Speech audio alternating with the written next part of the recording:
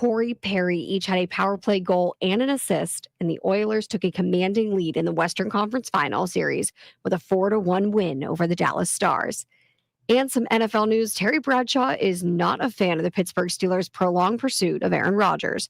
The four-time Super Bowl winning Steelers quarterback didn't hold back in his assessment of the seemingly never-ending flirtation between Rodgers and Pittsburgh. He called it a joke and also called the organization a failure for how it managed now Cleveland Browns quarterback Kenny Pickett. From the Crop Metcalf 5-Star Sports Desk, Savannah McCann on The Fan.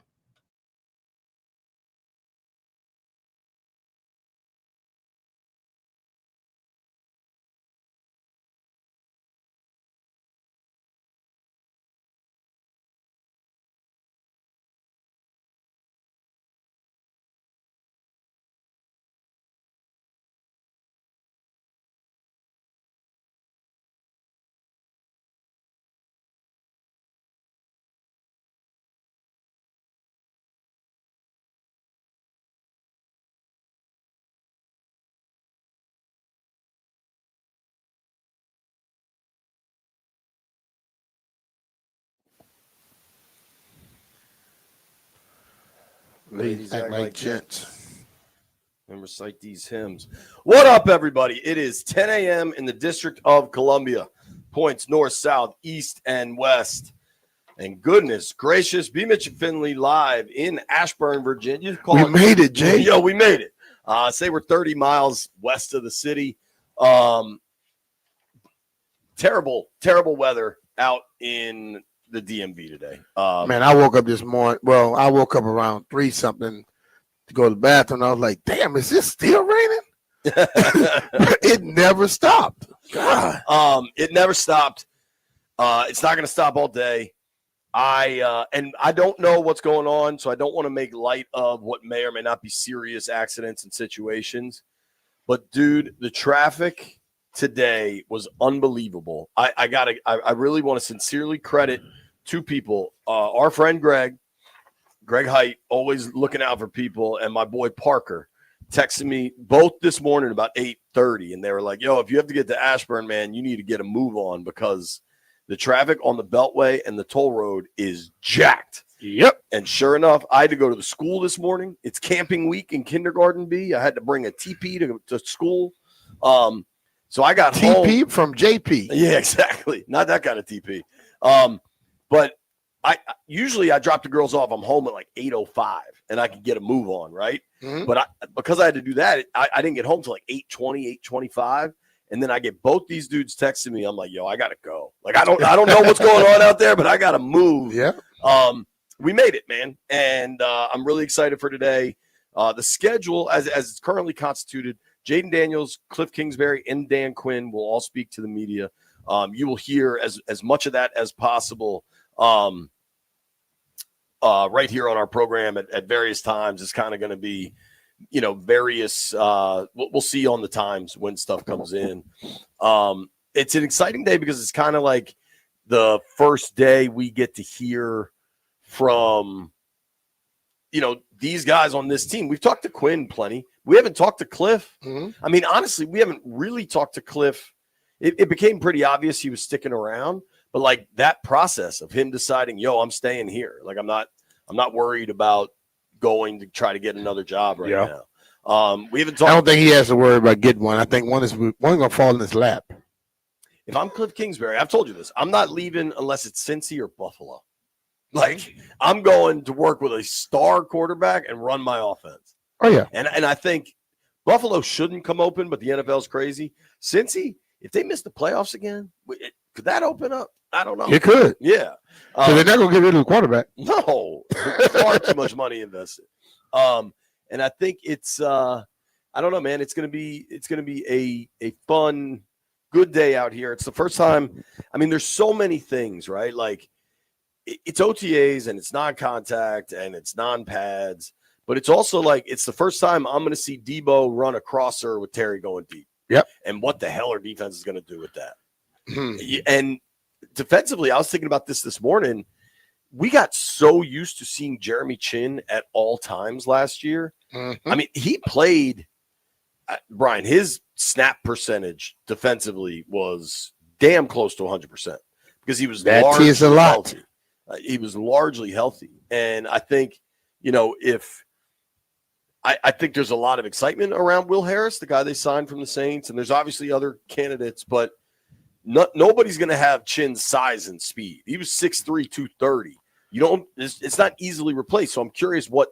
Well, when you don't have that size and speed, if you may have guys that may have a little bit more speed than him, but not the size. But I also think there are a lot of guys that are very, very smart on this team, and those smart guys get there a lot quicker.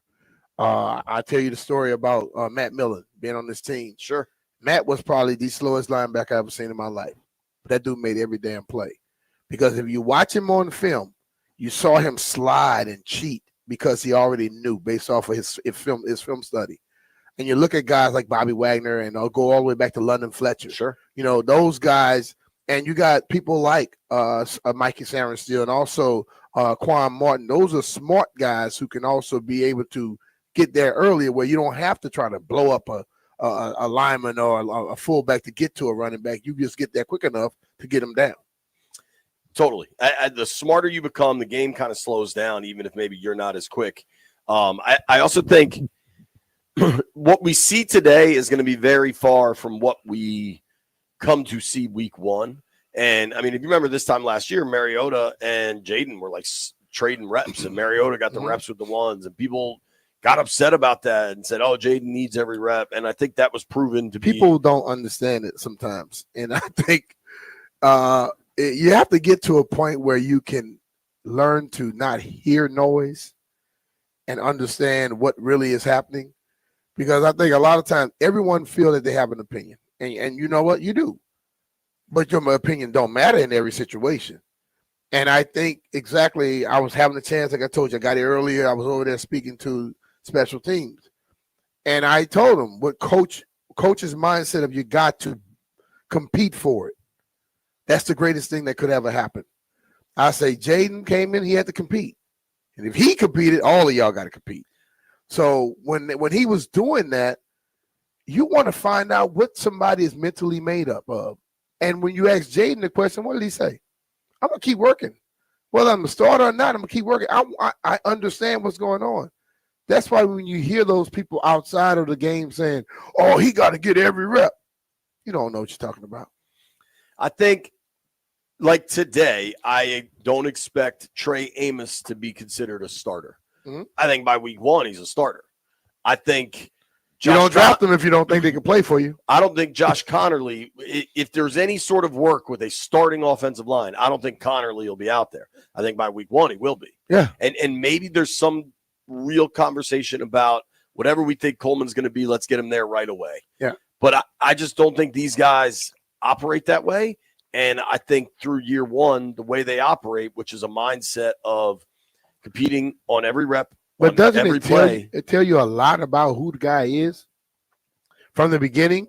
If you come in and you tell him, okay, well, this guy's been here a bit, he's ahead of you now, and he starts to pout and don't work. That's the guy you want to be your guy later on in life. You know what I'm saying? I think sometimes coaches are as big of psychologists, psychiatrists type people as they are coaches. They want to see what you mentally made of. I told you with Sharp Adonish how I used to go to him and do stuff just to agitate the hell out of him and see how he would react. And when he reacted in the way he did, I was like, oh, coach, I don't know if we need this guy out there on the field because he's not mentally tough enough. You know what I mean? Yeah. And coaches want to you finna put somebody on the field to protect your prized possession. You want to damn sure know that they can handle the pressure. Sure. So let's set it up exactly what happened this morning because it's pretty damn cool. And it's, let's be honest, a departure from maybe how some previous administrations have handled it. B and I were talking last week or whatever, and he's like, yeah, they asked me to come talk to the special teams. And it was Dan Quinn specifically that asked you. And you have a long relationship with Larry Izzo and maybe got in a fight on the field once upon a time. That's just how things go. But like, what was it like? You got there, they brought you in. You know, I'm not even sure that everybody knows they have a B. Mitchell Award. Yeah. Oh, yeah. Well, they started that award last year where they call it the Brian Mitchell Award, Commander-in-Chief, Special Teams Award every week. And coach had asked me would I mind coming over and talk to the returners and all like that. And I'll say, I don't mind. So I hit him yesterday once you solidified and confirmed that we were going to be here. I said, I'll be over there tomorrow. And he was like, he hit me this morning and said, we got 9:20 special teams practice and meeting, and we have practice at 12:15. Which one you want to just do practice or you want to come early? I say, I'll be there early and I'll slip out and come to practice for a little bit as well. So I went in and he asked me to talk to him a little bit. And, just basically, I can't tell them nothing they haven't heard already, but just letting them know, like, my journey. I started off, never returned a kick in my life, and look what I ended up doing.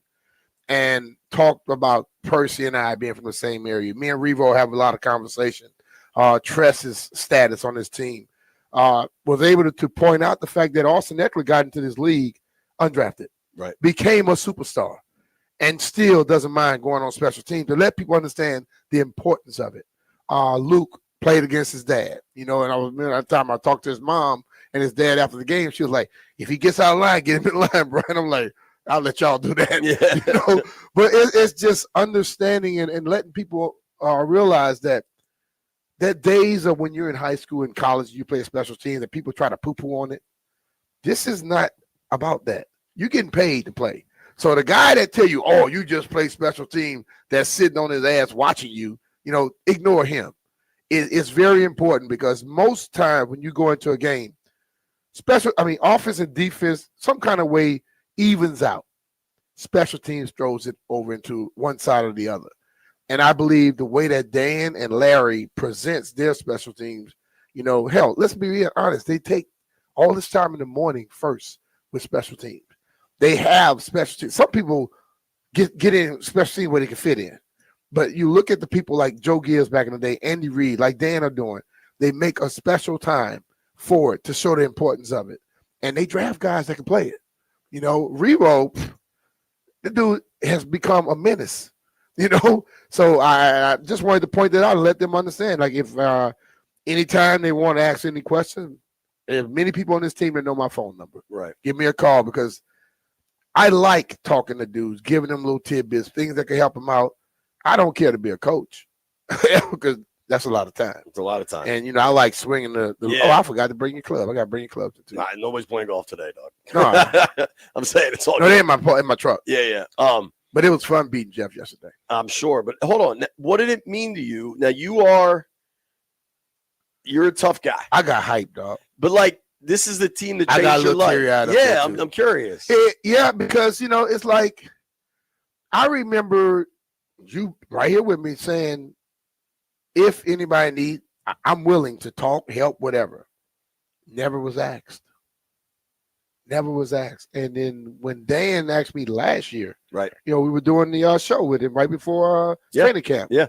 And I'm like, of course, I damn sure would do that because let's be real, man. The guys that have been drafted, even the guys that have been brought here on a undrafted free agent contract, they still understand what they're doing. But maybe one little word from somebody that was in their same position, a 5th-round draft pick, a guy, from a smaller school, whatever, and was able to play when Larry said this dude played 14 years in the league, they were like, whoa, because you don't hear that many guys playing that long. And to come into this league to play a position that I had never played and do something I had never done, to be able to get 14 years out of it while also playing offense, doing stuff on that. Like I told him, I think I might have played more positions than anybody in the history of the NFL. Seriously? Quarterback, running back, fullback. I lined up in slot. I played safety on a couple of plays. I returned kicks. I returned punts. I covered kicks. I covered punts. I was the holder. You know what I mean? So when you start looking at all those things, you have to dig all the way back down into what you did in Little League football and bring it back. And Coach Gibbs said, the more you can do, the longer you can play. And I tell guys like that now, if a coach is asking you to do something, coaches are guys who are kind of like guys who can foresee future. They see you, they know what you're capable of. You might have never tried it, but they want you to try it out. Don't ever say no to any of that stuff. I was a quarterback. I was in a position where you were pampered, you were favored. Right. And they asked me to go play something physical. Cool. I was always that guy, even at quarterback, like Gary Clark thought I was crazy. Like, man, he told Ricky, that dude never played no quarterback. He ain't no damn quarterback. Y'all lying. So Ricky pulled up some college stuff. He's like, I don't care. He said, that dude far jumping. He's not a damn quarterback, But it was very, very special, And so, hey, like you saw how I was last year, man. I finally was allowed myself to enjoy and be a fan. Right. And it's a roller coaster ride. Sure. But it was a damn good one. I mean, that's the fun of it, right? Yeah. Is the collective, the shared experiences, the exhilaration, and at times the heartbreak, right? Like all of it. I just landfill. Talk about the B. Mitch Award for the most truculent player of the week. That I believe. I'm really happy for you, and I mean, it's a little thing, but little things go a long way, and I think that's what this organization is about. That's what DQ is about. And this wasn't, best I can tell, there's no camera, right? No. Like there's no like social media posts coming about you and Jalen Lane walking down the field. No. Like it was just, this dude did it at a high level. Come talk to the players. And I know other players have been brought back. Yep. And I think that integration of the past and the current is just smart. And I think it's exciting. And on a personal level, I'm really happy it happened for you, because I think it matters, and it matters to you, and hopefully it matters to those young men. I think, there's a lot of folks. There was a long period of time here where special teams was largely considered an afterthought.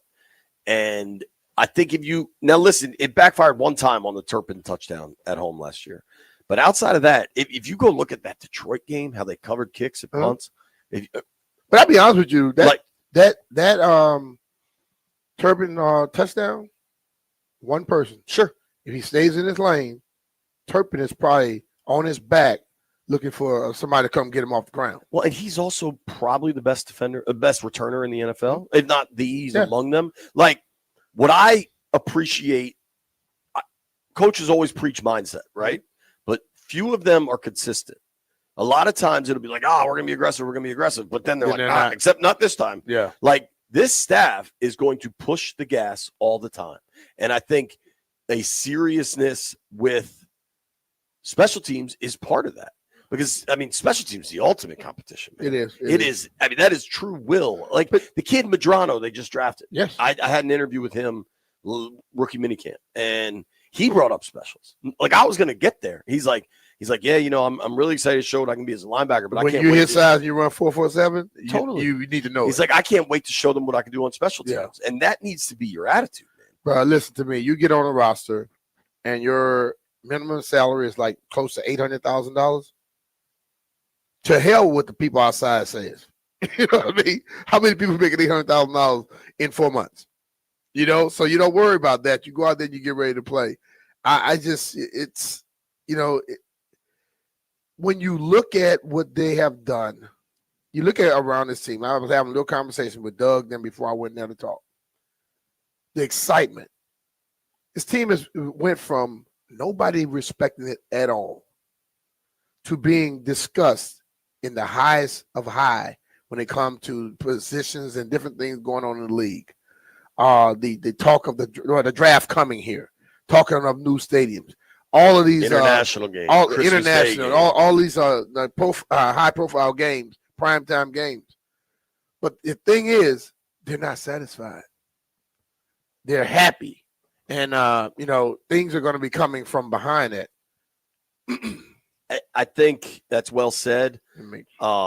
There's a lot of optimism surrounding this football team, and I think I think there is a ton of reason for just enthusiasm with this football team.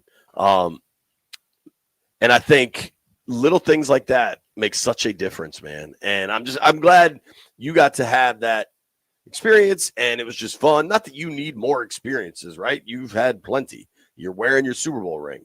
I know on days you wear that thing, there's a reason behind it, and certainly a great one today, and I'm glad it all worked out. I think as we kind of get into the day here, we got to talk about the hoops. last night I watched it. What Halliburton did last night was simply incredible. It was. I mean, that was a dude that to have a triple-double with no turnovers. We're going to talk to Chris Miles here in just a minute. Let me ask you a quick question because I know something coming up. Trends or dinger? All right, thank you. All right, here's what we're going to do. We're talking basketball with Chris Miles next. Neil Greenberg joins us at 11. You'll hear from Cliff Kingsbury at noon. We're live in Ashburn, getting everything going all morning, all day long. Commanders, OTAs, who's here, who's not. We'll figure it all out together. Hey, it's your boy Brian Mitchell here. FanDuel is the best place to find all your favorite player props, and now you can make the smarter play with new performance trends. Want to see if a guy's hitting that over consistently? Or maybe they've been flirting with a potential triple-double. Get the latest stats right inside the app and see who's heating up. And once the game starts, that's when things get interesting. You can combine live prop bets into a same-game parlay for a chance to win big. If you don't already have FanDuel, it's not too late to get in on the action. You'll get started with $200 in bonus bets if your first $5 bet wins.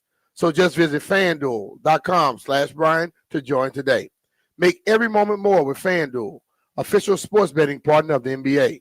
FanDuel Sportsbook is the official partner of 106.7 The Fan. You have to be 21 years old and present in Virginia. First online real money wager only. $5 first deposit required. Bonus issued as a non-withdrawable bonus bet, which expires 7 days after receipt. Restrictions apply. See terms at sportsbook.fanduel.com. Gambling problem? Call 1-800-GAMBLER.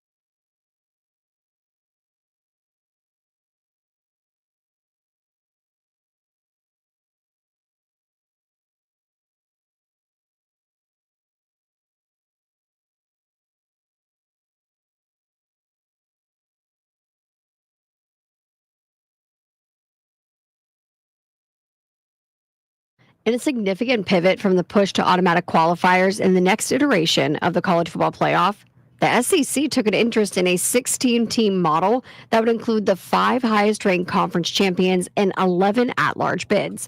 So the SEC needs to determine if they're going to stay with 8 conference games or change it to 9. Well, they had a meeting, and athletic directors are focused on 9 SEC games with 4 automatic qualifiers, while the coaches want a model with 5 automatic qualifiers and 11 at-larges. The FBF commissioners and Notre Dame's athletic director need to determine the playoff format for 2026 and beyond by December 1st. And it seems like right now they are really at odds. From the Crop MedCap 5-Star Sports Desk, Savannah McCann on the Fan.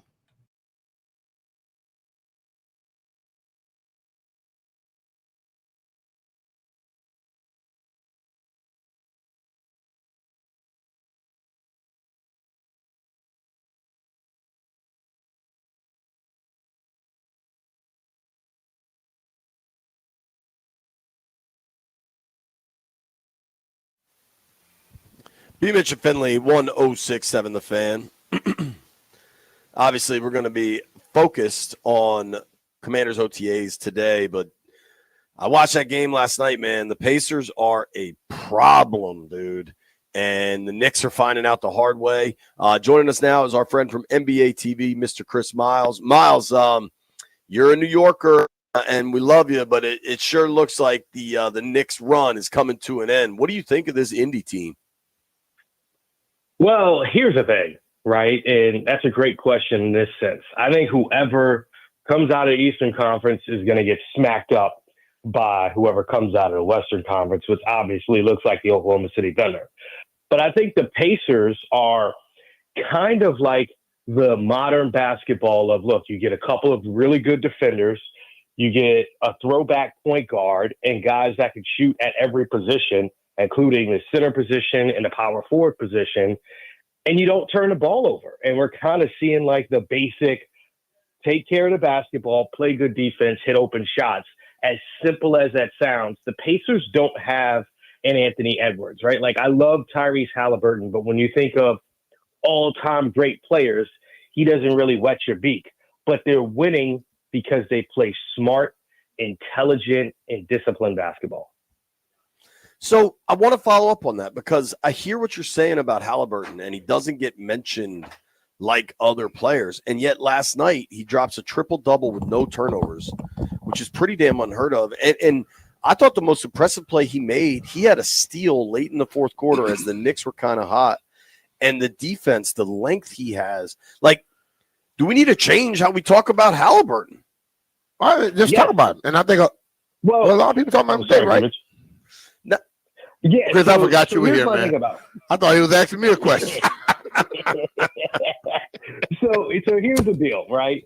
The way I look at Halliburton is he's a true point guard for today's NBA. But when you think of, like, let's say Shai Gilgeous-Alexander, right? Like, if he has 14 points one game, you know he's coming back the next game to give you 40 and 10. With Halliburton, if you're playing disciplined defense, and you're on your assignments, he's not having that kind of game. Halliburton takes advantage of your mistakes, and really, he doesn't make mistakes. You know, JP, it's like, imagine a quarterback that's the perfect game manager, and I mean perfect across the board. But you know he's not Jaden Daniels, right? Like, you know you don't have that guy. I feel like that's the way that players look at Halliburton. When I watch him, I appreciate him. Look, here's a stat for him. First player in NBA history. You know how we always have the caveats? No caveat here. First player in NBA history to 500 assists in the season before getting 100 turnovers. That means no player ever has done that before him. So that tells you how efficient he is at getting assists every single night without throwing the ball away. But so he's like, something, man. And I think they're really well coached. The whole deal is, like, that's one thing I've said, that they play as a team. They're disciplined, they're well coached. But, like, I think the whole star trend of how people look at them, like the guys that scores 30 every night per se, and then has a 15-point game, as you just stated earlier, they're going to come back and get 30, 40 the next night. He's not that type of player. And it's not that people don't respect his game. It's just Society talks about the flair all the time. Because he won the NBA MVP. I don't think Shea has talked about like a lot of other guys have talked about, just because he's quiet. Well, here's the thing, B. Mitch. I mean, it's wild to me because we interviewed Shea Gilgeous-Alexander, right? And you know how it is. You post something to social media, you're like, oh, this is going to blow up. And I'm saying, if I post something about Ant-Man, it's everywhere, right? You go places. Yeah. I asked Shea Gilgeous-Alexander, I think I may have talked to you guys about this, about being a face of the league. And he gave the Michael Jordan-esque, like, perfect answer. Like, hey, that's for others to decide. I'm just, happy about this award, and I want people to see what I do. And I feel like if Shea Gilgeous-Alexander was in 1995, he would be beloved. But because of today's three-point shooting, he's not a big three-point shooter. Crazy passes.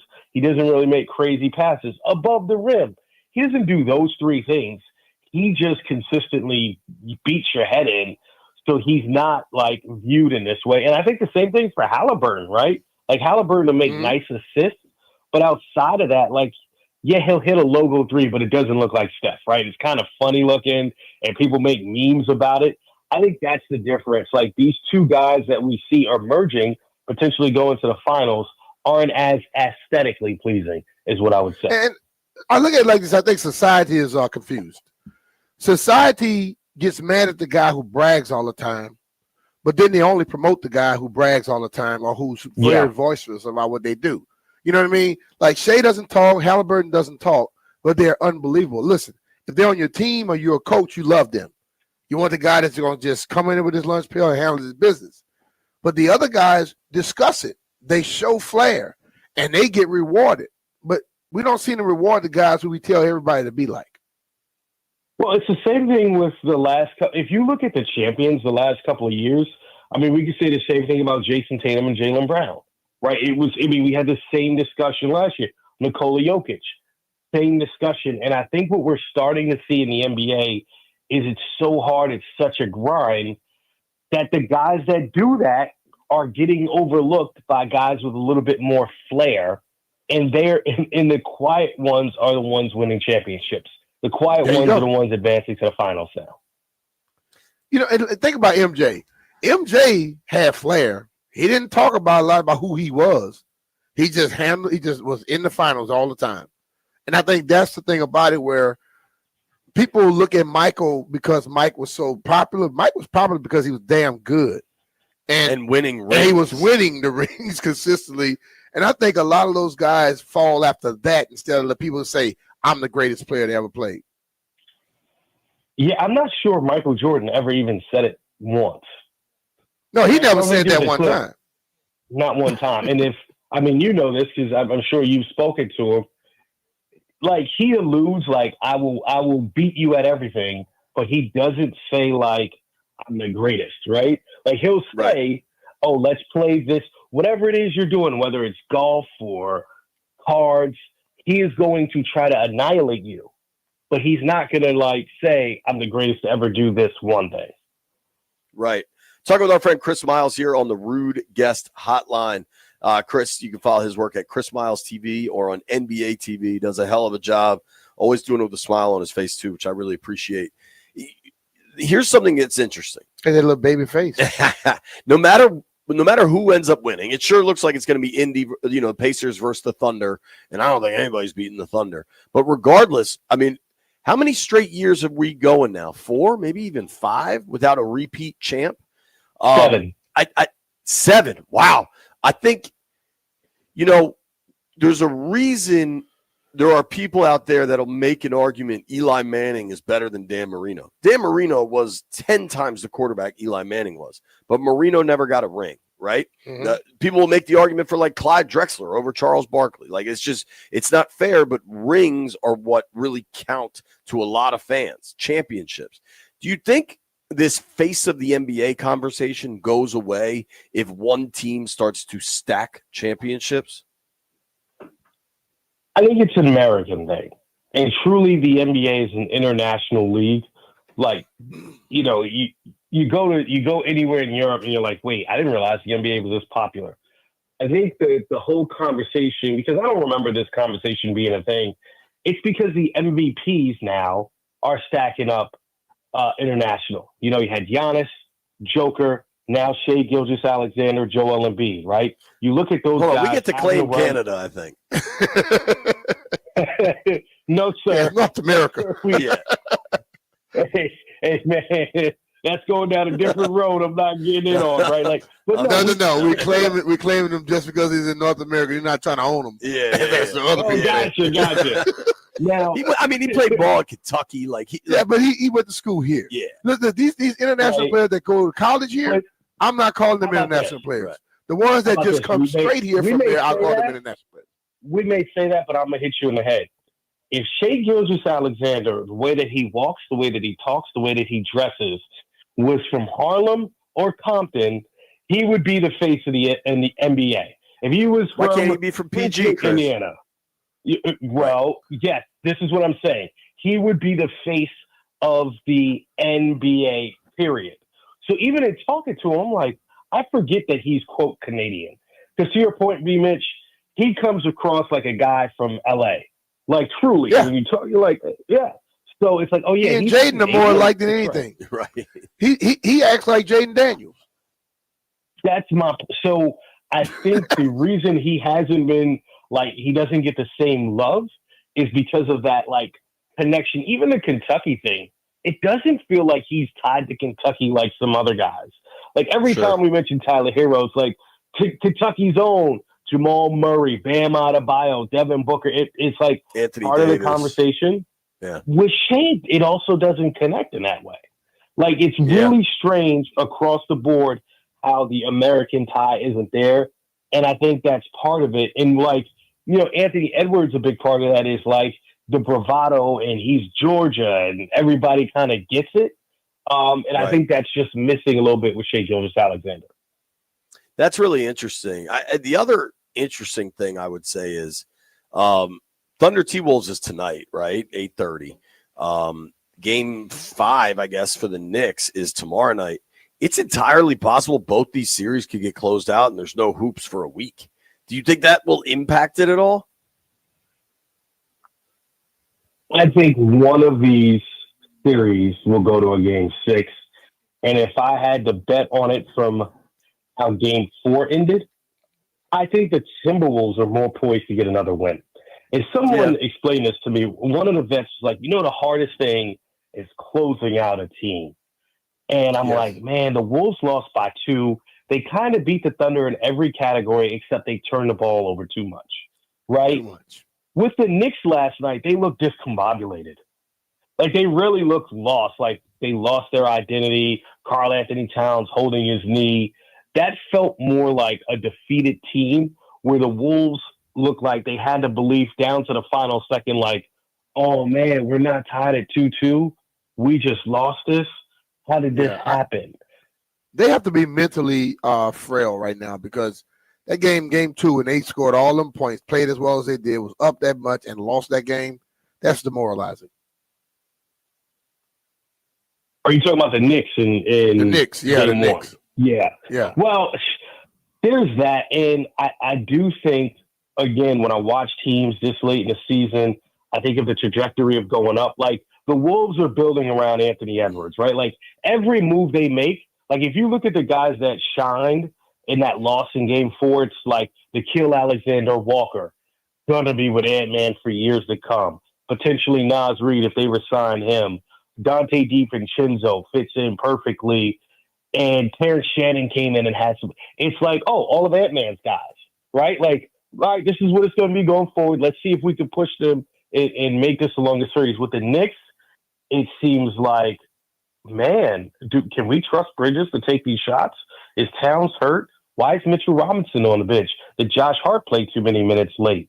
Like, all of these things are factoring into the discombobulation for the Knicks as opposed to the T-Wolves.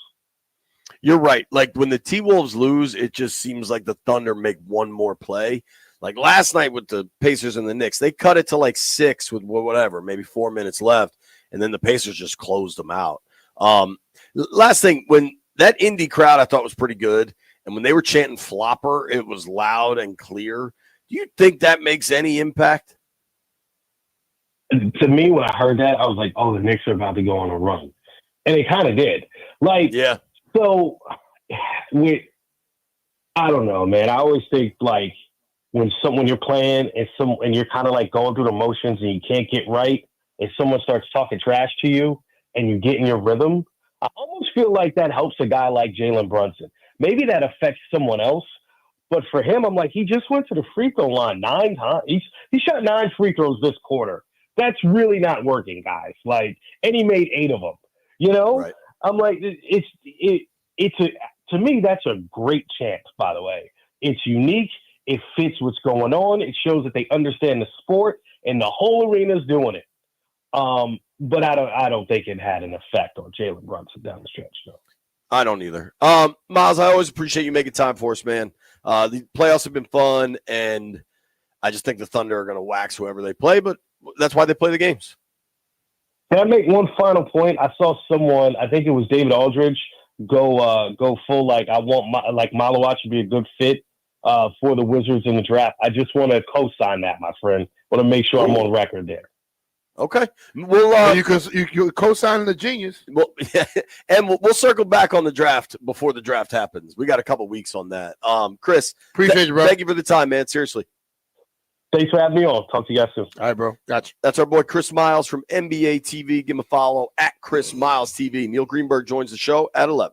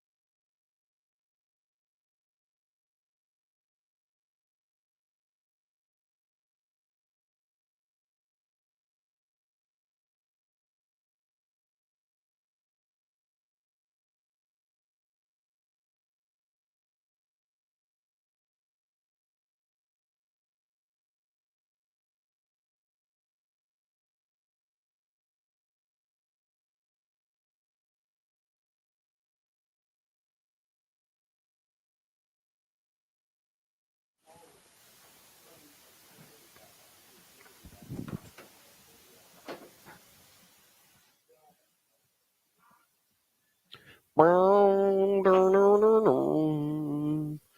know who I love is Mike Rizzo. Apparently this morning on the Junks, he kind of went hard on some analysts.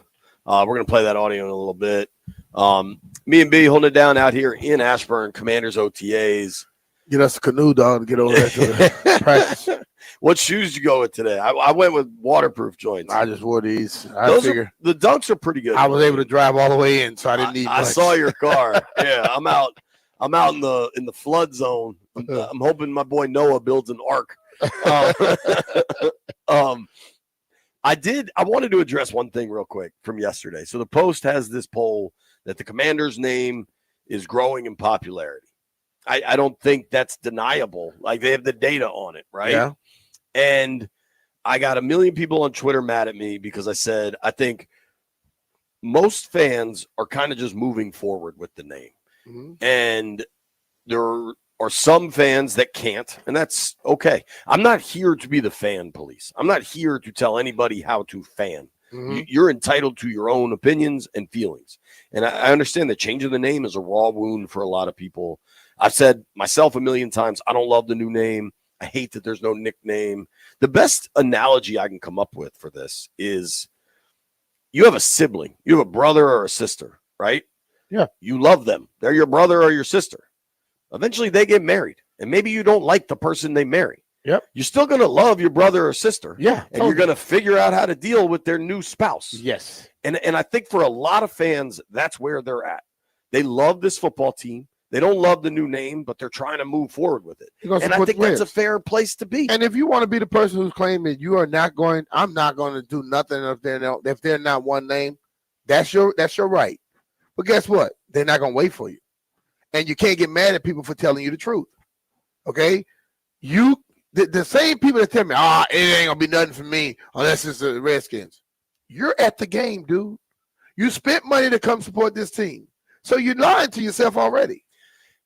Like, there's also data, and if you want to question the Post polling, that you're fine.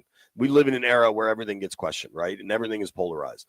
But Jaden Daniels is the most exciting player in decades for this team. Yeah.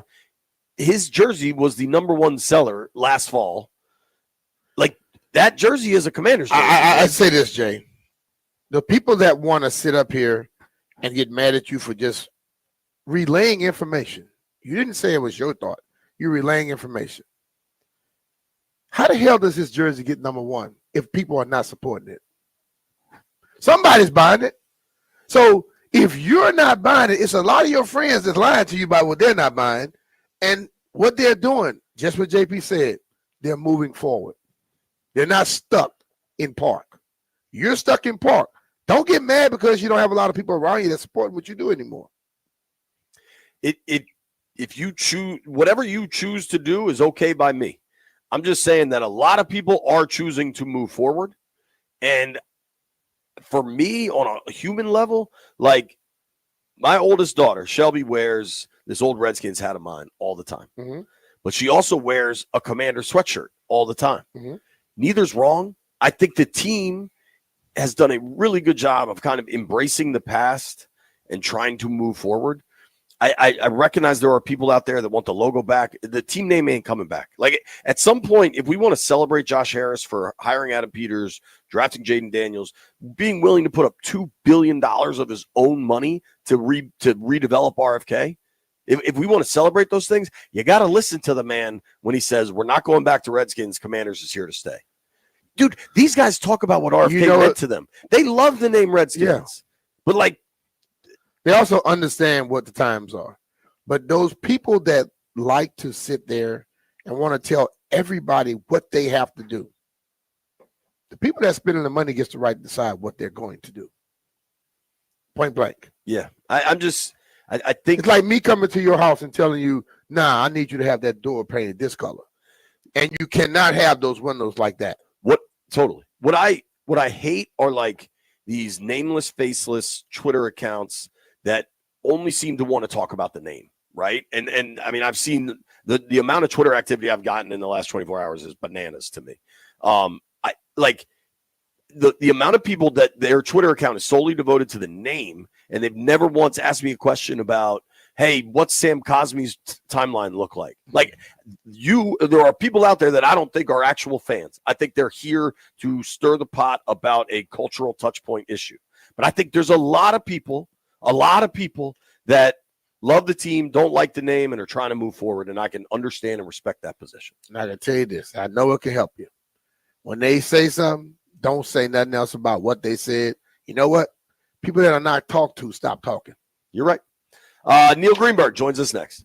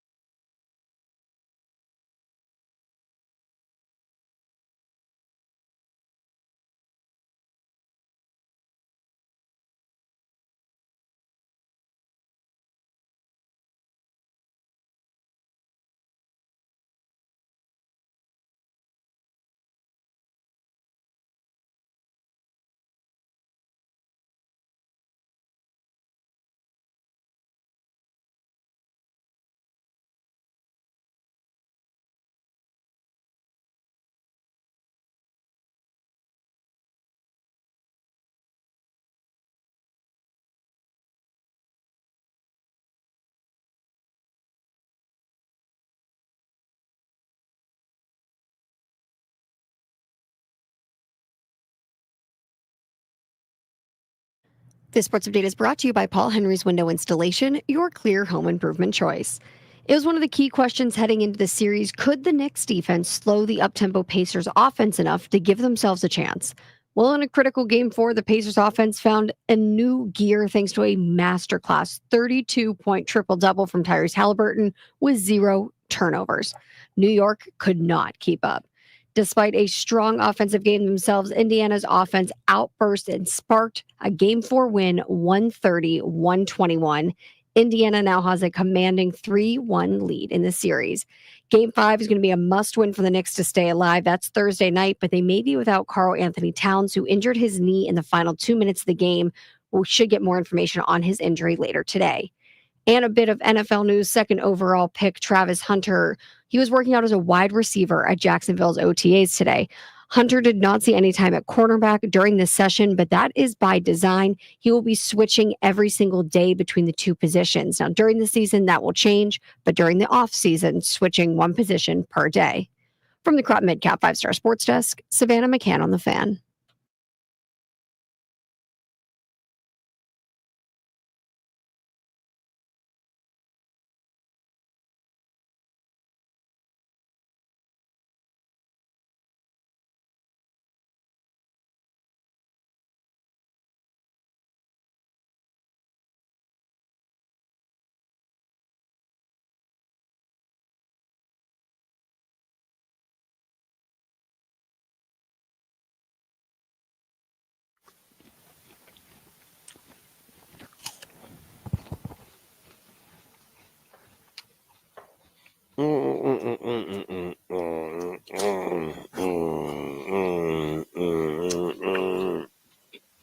B. Mitchell Finley, 1067 The Fan.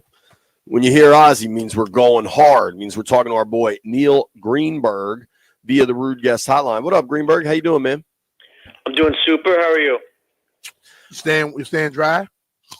I'm trying to. I had to get out of the car earlier today, and my little one was just kept asking for an umbrella. Dude, I had to walk the girls into school today. It was a scene. I want to start with hoops with you. What, if any, level of surprise are you by the Knicks Pacers series? You mean in how lopsided it's been? Yeah. I'm surprised, but I'm not completely surprised. I thought the Knicks would certainly be better, but I think obviously they were only a one win away from each other in the standings. So the fact that there should be some competitiveness there. The Indiana Pacers are a surprise, but they're making it happen. And I think especially when we're looking at like just win-loss records in general, I don't know how much you could take those at face value because you have the Hornets and the Wizards of the world that aren't really, and the Jazz that really aren't trying to be competitive. So that inflates some of the win totals. But I am surprised. I thought New York would play a lot better on home court, especially. I didn't think that they would be. I don't know if embarrassed is the right word, but there's certainly been some games that they should have won that they didn't. They're just getting out. Feels like just getting out. They're getting outplayed for sure, but out hustled and just overall losing to a better team that appears to just want it more, right? I mean, like that's. Yeah. I don't really know how else to say it. I mean, it just Indiana does not give up, and they just seem like they are completely focused on the task at hand. Where does the discipline and, like you said, the lack of turnovers play into some of the betting aspects? Because when I'm looking at these two series, I'm looking at two teams that are very disciplined and two that are not.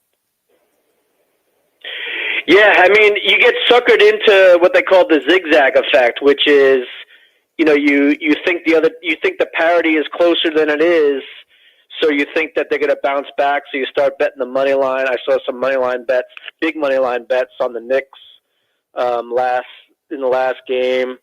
But at some point you have to look at what's happening on the court, and it's just hard for New York to to get their stuff together. So yeah, I think it's hard to bet on the underdog in the NBA in general. And I do think that you need to understand that even though the Knicks may have looked better on paper, I would say after the first, definitely after the second game, they were certainly the underdog in this series. Yeah, I think Halliburton's just so good too. I think the Pacers play like way more fluid basketball. I think the Knicks are almost trying to play like that late 90s, like John Starks and Charles Oakley stuff. Obviously, the game has changed a lot, but they just want to slow it down. Do you think anybody's touching OKC, though? Because I don't. No, I don't. I'm a little worried about what the finals are going to look like from a viewership standpoint. I mean, these are, Oklahoma City Thunder and the Indiana Pacers, while it's great for parity in the NBA, you get new champions, et cetera, et cetera. I mean, these are pretty small media markets. I think they'd be like the smallest in modern NBA history. The Thunder aren't really getting a lot of viewers. What was it, like 5 million in the Timberwolves series at one point, one of the least watched conference final games of the past decade. So yeah, I'm wondering how much buzz this finals is going to have if it is OKC and Indiana. Oh, dude, I think for the people that do the ratings discussion, it could be a field day for them because OKC and if the Knicks pull this out, could you imagine like the tinfoil hat conspiracy theories that's going to go about if like the refs are involved in any way? I had people call me last night and say that. Yeah, that that would be the worst case scenario, I think, just from an overall narrative arc. If somehow like the Knicks got any help in any way from calls, even if the refs, just completely missed it, honest mistakes, whatever, if they somehow squeaked their way in, that would be something we'll be talking about for a long time. Talking with our friend Neil Greenberg here on the Rude Guest Hotline. You can follow Neil Greenberg at N Greenberg. Check out all his work for the Washington Post. Greenberg, the Post came out with something interesting yesterday, the polling about the growth in popularity of the Commander's name. And I don't think it should be that hard to figure out. They won a bunch of games and have a star quarterback, so more people are into it. Can you help people, though, understand? I'm not saying you were a pollster on this, but you understand statistics and samples and stuff. Like, a lot of people are like, oh, man, they only talked to 1,600 people. That's not fair. How does polling work when you generate a sample to show a larger body? Well, they're just taking a subset, right? They're looking for a small subset that reflects the larger population. And look, I'm sure Emily Guskin and her crew would want to talk to literally tens of thousands of people, but that's just not practical. It would take too long. It's too expensive. So what pollsters do is they try to get a cross section, and then they give you a standard of a margin of error. What they're saying is, we acknowledge that these results are not absolute because of the sample size. Here is kind of like the error. So in this case, I think it was like 3 percentage points or so. And what that tells you is that it could be higher by as much as 3% or lower by as much as 3%, but it gives you a good idea of how people feel about the name. And, this is found in political polls, it's found in focus groups and, et cetera. I mean, this is how it's done. And the science behind it is that you have a good enough cross section that you can feel comfortable sharing the results and also letting people know that it's not perfect. But I think the results are pretty overwhelming in favor of winning cures a lot of what's wrong with any franchise. And the fact that people were kind of down on the name and now they don't really care as much about the name. The only thing that really changed was Jaden Daniels came in here and did what he had to do, and the team started winning some games. I totally agree. Are you surprised by some of the pushback, or do you just think when it comes to this name discussion, it's just chaos at all corners? No, I think that I even said as much. I was saying that if this team starts winning under the new ownership, people are going to care less about the name. Like, there's just, when you're losing, you you just find something to latch onto that you don't like, and it just gets magnified. And, let's face it, I think the rollout of the name with the logo and everything was underwhelming. And in hindsight, I think, they probably do it over. I'm sure if there was a quick fix, Harris Group would have it changed. But, again, I mean, there's just bigger fish to fry. And, now everyone's concerned about how does this team take the next step in the accelerated rebuild, not so much what are we going to call this team. Agree with that, man. So, as kind of football is heating back up here, at least OTAs, and fans are getting excited, and it inevitably kind of drives the conversation. Where do you think Washington is at going into this phase, and knowing they've really tried to beef up their O-line and knowing there's still real questions on the D-line? I think they're a top 10 team in the National Football League. I think that they deserve to be considered in the top third of the league at the very least, an above average team until they show otherwise. They've made some improvements. We're not going to know exactly what the product's going to look like until they start playing for real. But I do think that the optimism that a lot of people are showing, both fans and the betting markets, is warranted. Right now, it looks like they have Washington as a 3 points per game better than an average team on a neutral field. The only teams ahead of them are Detroit, Kansas City, Buffalo, Philadelphia, and Baltimore. That's some pretty heady, I don't think you can necessarily make a case that they would be ahead of any of those teams, but those are legit Super Bowl caliber teams. The only thing that I'm really looking forward to seeing is how they acquit themselves with a tougher schedule. And, as I said before, I think 10 wins against this schedule is an improvement over 12 wins over last year's schedule. And I think as of right now, you have to look at them as one of the contenders in the NFC for the Super Bowl. If you were to look at this team and think anything that could make them that's going to be tough for them and make them have a tougher season than people think, what would that be? Well, can defenses figure out the offense? Right now, it's going to look a little bit different with Deebo Samuel, but I think Washington did a great job of camouflaging what they were trying to do. There was a lot of deception at the line. Jaden Daniels obviously makes defenses think twice as to what's going to happen. If they can continue that, I think that's fine. If defenses are able to counteract that, then I think Washington will have a little bit of an issue because the defense isn't as good as the offense is, and they do have to make up for the defense.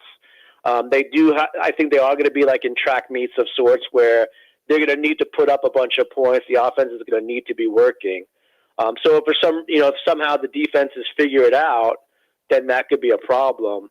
But I think that, aside from injury, I feel pretty comfortable with Washington going in and, letting them build on what they had last year. Talking with our friend Neil Greenberg here on the Rude Guest Hotline. If it ain't rude, it ain't right. Check out their HVAC equipment, the most reliable in the DMV. You can follow all of Greenberg's work at the Washington Post. Dude, I did want to switch it up a little bit. When you look at B-Mitch and I, we've been going around the NFL a lot this time of year, kind of talking to different teams. And yesterday we had a Falcons reporter on. It's clearly Michael Penix's show down there. Where do you think Kirk Cousins ends up? I think that he's going to be like the reliable backup, right? I mean, and You think he stays? Well, someone's got to want him, right?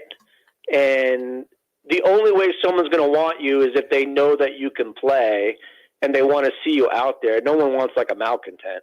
And I think after what we've seen with like Aaron Rodgers in New York, I think, that's going to kind of, that's going to cloud some of that. But I will say this, I've been looking at the numbers on this. I think the QB2 on teams have become a lot more important because they play more games. So whether that's because the guy that you have gets injured or doesn't work out, et cetera, like you can't afford to go from a QB1 that's really good to one that's really poor, because we've talked about this before too. Like an average quarterback in the NFL is worth a lot to get average quarterbacking.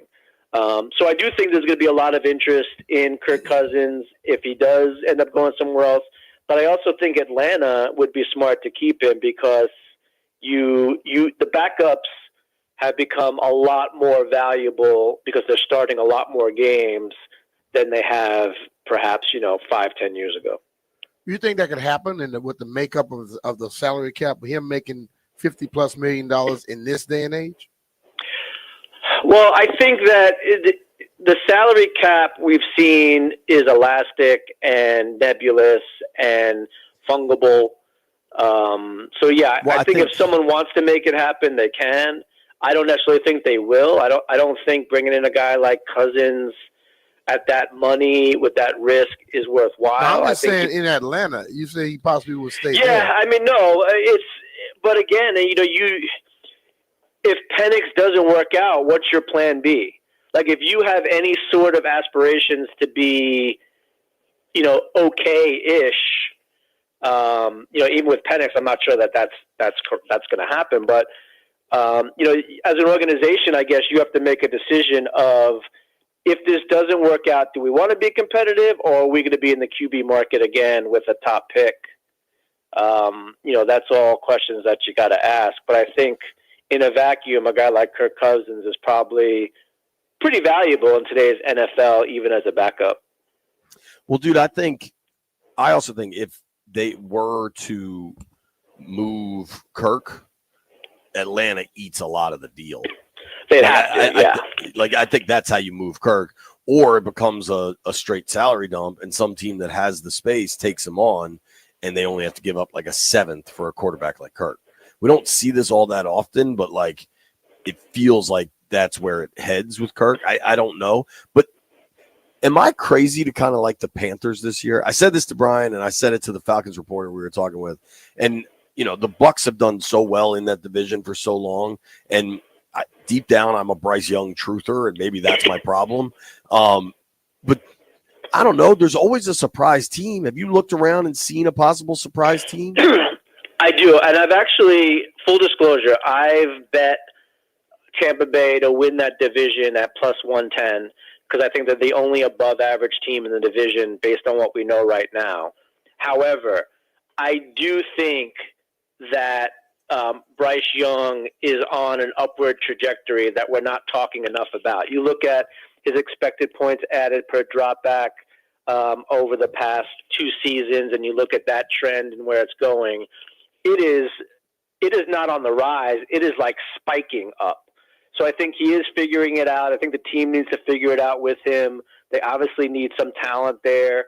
But I think, we talked about this before, right? Having a capable quarterback can solve a lot of issues. So, yeah, if I'm not going to be leaning towards Tampa Bay in that division, I absolutely will be leaning towards the Carolina Panthers to surprise, based largely because I think Bryce Young is going to be a really good quarterback in this league for a long time. Yeah, and you know what? Maybe it's just a win total bet, and just thinking. I imagine their win total's 6.5 or 6 or something. They're not expected to be very good. Right. That'll be interesting to watch. Real quick, I'm rooting for Edmonton. It sure feels like we're going to get an Edmonton, Florida rematch in the Stanley Cup Finals. Does that sound right to you, or do you think one of these? It does. I mean, I don't think we're breaking ground there. I do think, though, having Edmonton in the Stanley Cup Finals is huge for the league, and not that he necessarily needs it, but it really does add some credibility to Connor McDavid. Because a lot of people feel like, not making it that far, not winning a Stanley Cup somehow delegitimizes your individual contributions to the sport. So, yes, I absolutely think having Edmonton in there is going to be fantastic for the NHL. And a complete opposite of what we were talking about the NBA in terms of market share, like all of Canada will be watching these NHL finals. Totally. I think everybody will root for McDavid, especially. Hard not to, especially Florida just got a cup last year. I think that'll be a knockdown, all-out war of a series. Greenberg, man, we appreciate you making time for us every week. All right, love you. I'll talk to you next I week. agree. Take care, brother. All right. That's our boy, Neil Greenberg. You can follow him at N Greenberg or check out his work in the Washington Post. Greenberg joins us via the most reliable heating and air conditioning products in the DMV. That would be rude. When we come back, a little bit of baseball, because one thing I love about Mike Rizzo is he will respond to the critics. Mm-hmm.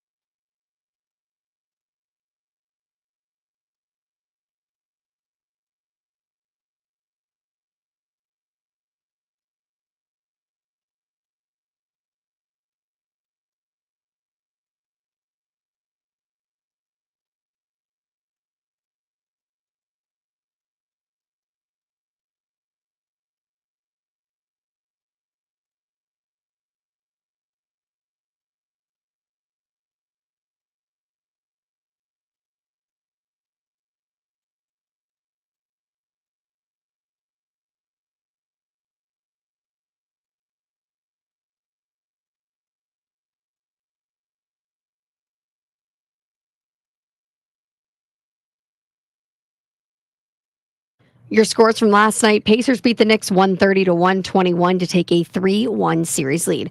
Tyrese Halliburton, he scored a historic triple-double, 32 points, 15 assists, and 12 rebounds, all of that without committing a turnover. And the Oilers are one win away from reaching the Stanley Cup Finals after beating the Stars 4-1 last night. And over in Major League Baseball, your Washington Nationals lost to the Mariners 9-1. Now, the good news: James Wood did smack his 14th homer of the season. Bad news: that was the only offense for the Nats last night. Mitchell Parker, not a great day on the mound for the pitcher. From the Crop Medcow 5-Star Sports Desk, Savannah McCann on the Fan.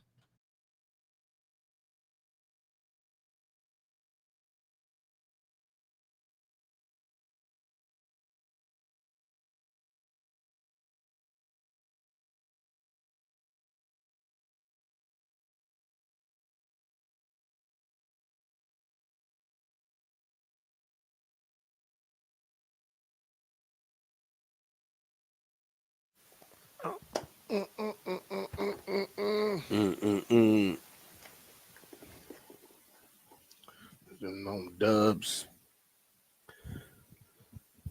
Show me some love. B. Mitchell Finley, 1067 The Fan.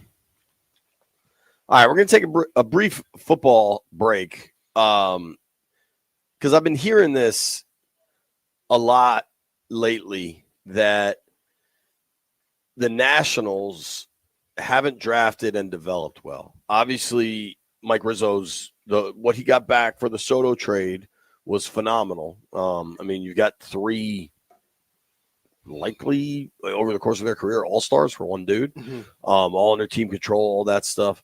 But you know, a lot of people want to hear about Elijah Green, right? There's these draft picks that just haven't really hit. We'll see if maybe Hassel hits. There's a lot of guys down in the minors. Apparently, you know, they're on the upswing, but so Ken Rosenthal's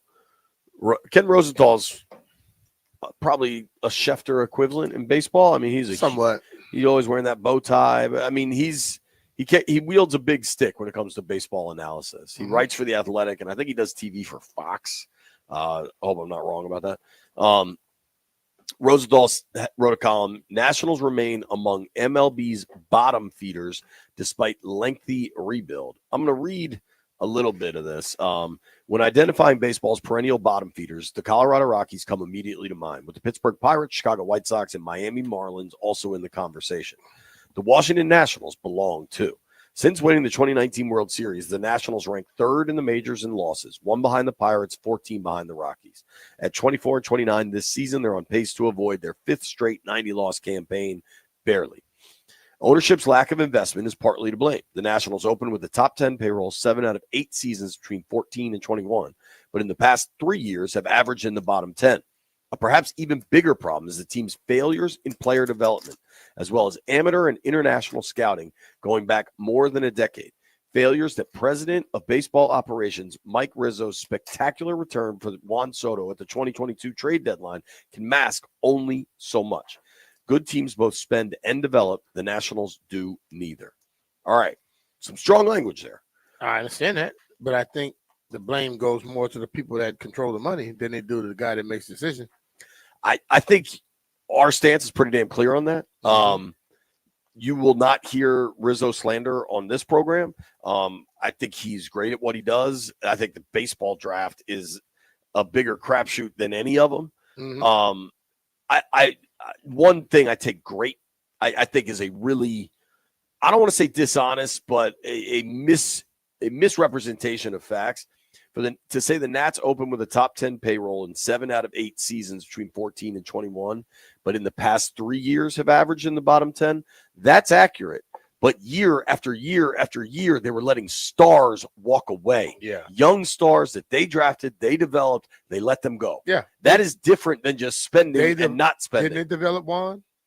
Certainly. Didn't they develop Bryce? Yeah. So Trey Turner. Yeah, and then with Steven Strasburg was damn good. Unfortunately, they just kept, that was the one dude they kept paying. Rendon, they let go. So to say that they don't draft well and develop, it's a lie. Because those guys are on other teams and they were developed on this team. They traded for Turner, but developed him. They drafted Bryce. They signed. I think with international guys, it might be different that you sign them rather than draft them. But I just think it's a little disingenuous to just say, oh, they used to spend, now they don't. They also let their own guys walk. And at least Rizzo had the balls to tell the learners, yo, we got to trade Soto because I know you're just going to let him walk. Yeah. Like if they had here's the reality. If they had traded Turner and Harper and Rendon, they would have had a way better farm system. Yeah. But they were trying to chase a title. Then the learners pulled the plug on spending. Yeah. So I think that is a very, very relevant facet in all this. But let's let Mike speak for himself. Mike Rizzo on with the Junkies this morning, number 2 landfill, where he directly addresses the Rosenthal column. I mean, ownership is shown that when they feel that we're ready to win, they spend, and I've never had a problem with that. Hopefully that continues, and I think that the day's coming that we're going to be in a position to win, and to show support. That means buying some free agents and that type of thing. But it's also we went for it in a different way back in the first rebuild, and let us not forget we've done this before. Ken and the other journalists can point out, the flaws of how we're doing this rebuild. It's taking too long and that type of thing. But the one thing they can point to us and not point to hardly any other teams around is we've rebuilt from the bottom up when MLB owned this thing to winning a championship. And we did it in 13 years from start to a championship. And we're, unfortunately had to rebuild again, and we're rebuilding now. It's taken, it's since the Soto trade, it's been 2-3 years of a rebuild, which is painful, and we all know that. But if Ken or anybody else can't see where this organization is as far as talent base and that type of thing, then I don't know what to tell anybody. The fans see it, the players see it, the opposing team, the opposition team sees it, and they see the talent and that type of thing. What I take from that, look, now I'm with Rizzo, but the problem is you don't build a team one way. Okay. There are a lot of teams in all sports that may go with nothing but free agents and trades. There are teams that only really care about the draft.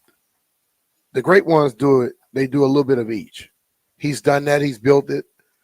But when you're handcuffed by your ownership, that's going to be a problem.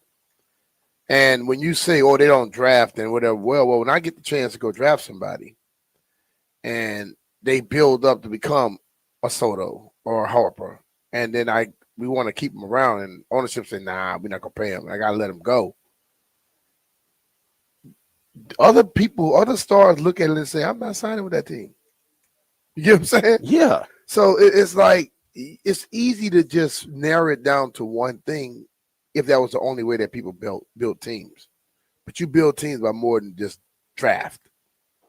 It may be the best way to do it, but it's probably the toughest way to get it done, especially in baseball. Well, and because they were good for a while, a lot of those draft picks were not top 10s. They were kind of middle of the road. Yeah. Rizzo defended his draft record as well. This is Rizzo number 1, Landini.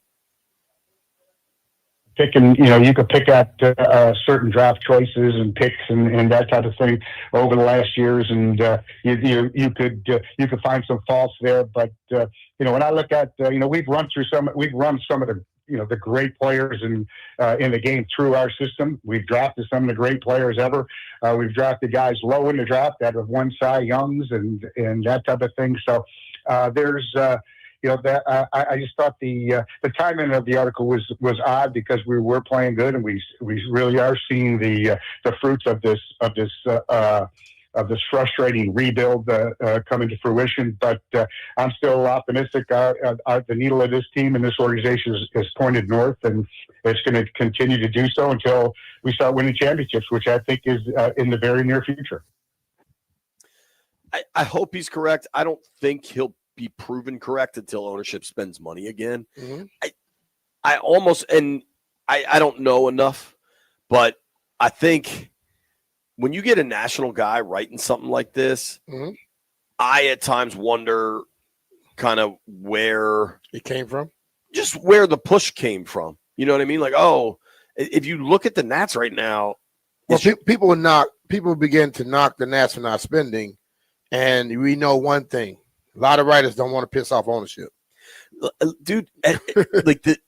To possibly equate the Rockies with the Nats right now, the Nats are 6 games below 500. Okay, they're 24-30. The Rockies are 9-46. Like, is that really worth pointing out similarities over the last 4 or 5 years? Not only that, but the Rockies have looked far more haphazard in whatever it is they're doing. Mm-hmm. It seems oddly direct. It's like I pointed out when there was that. It was like a hit job. The first article I saw, I think it was Mike Silver out in San Francisco, pointing out how Kyle Shanahan was the one that wanted to sign him Brandon Ayuk, and that the front office wasn't exactly sure.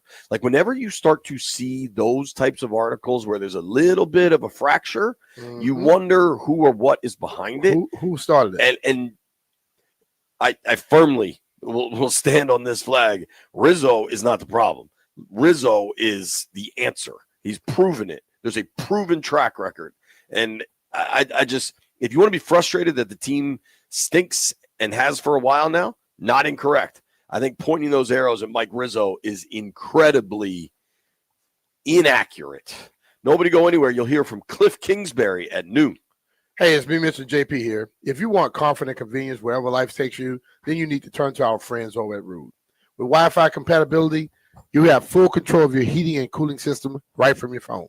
If you forgot to turn down the heat before vacation, you can adjust it in mere seconds. Plus, you'll get alerts if something's not right. These guys are the best. They've installed 3 systems in my house, and I felt the difference instantly. Dude, you really do feel the difference instantly, especially on a day like this where it's going to rain and be terrible all day. The way they could control the humidity inside your house has so much value. The systems are whisper quiet, no more noisy interruptions, just peace of mind. And that variable speed compressor ensures precise temperature and humidity control, operating efficiently even in extreme conditions like today's monsoon. Comfort and performance perfectly balanced. B, you got to tell the folks about the cash, man. You can qualify for federal tax credits up to 2 G's on heat pumps through 2032. Visit rude.com/federal incentives to learn more. As I said, they put 3 systems in my house, and that was $6,000 I was able to write off on my taxes. We're talking about Rude, R-U-U-D, the most reliable heating and air conditioning products in the DMV. And remember, if it ain't Rude, it ain't right.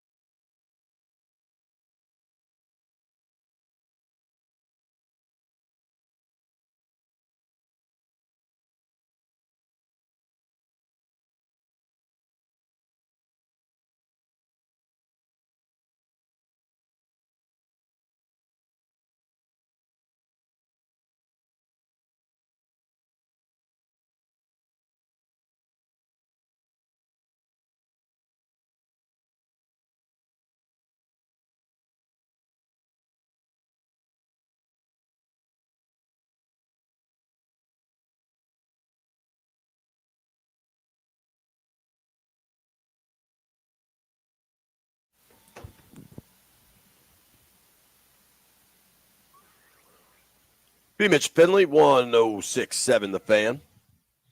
Coming up in a few minutes, you'll hear from Cliff Kingsbury. I thought he had a pretty awesome presser, honestly.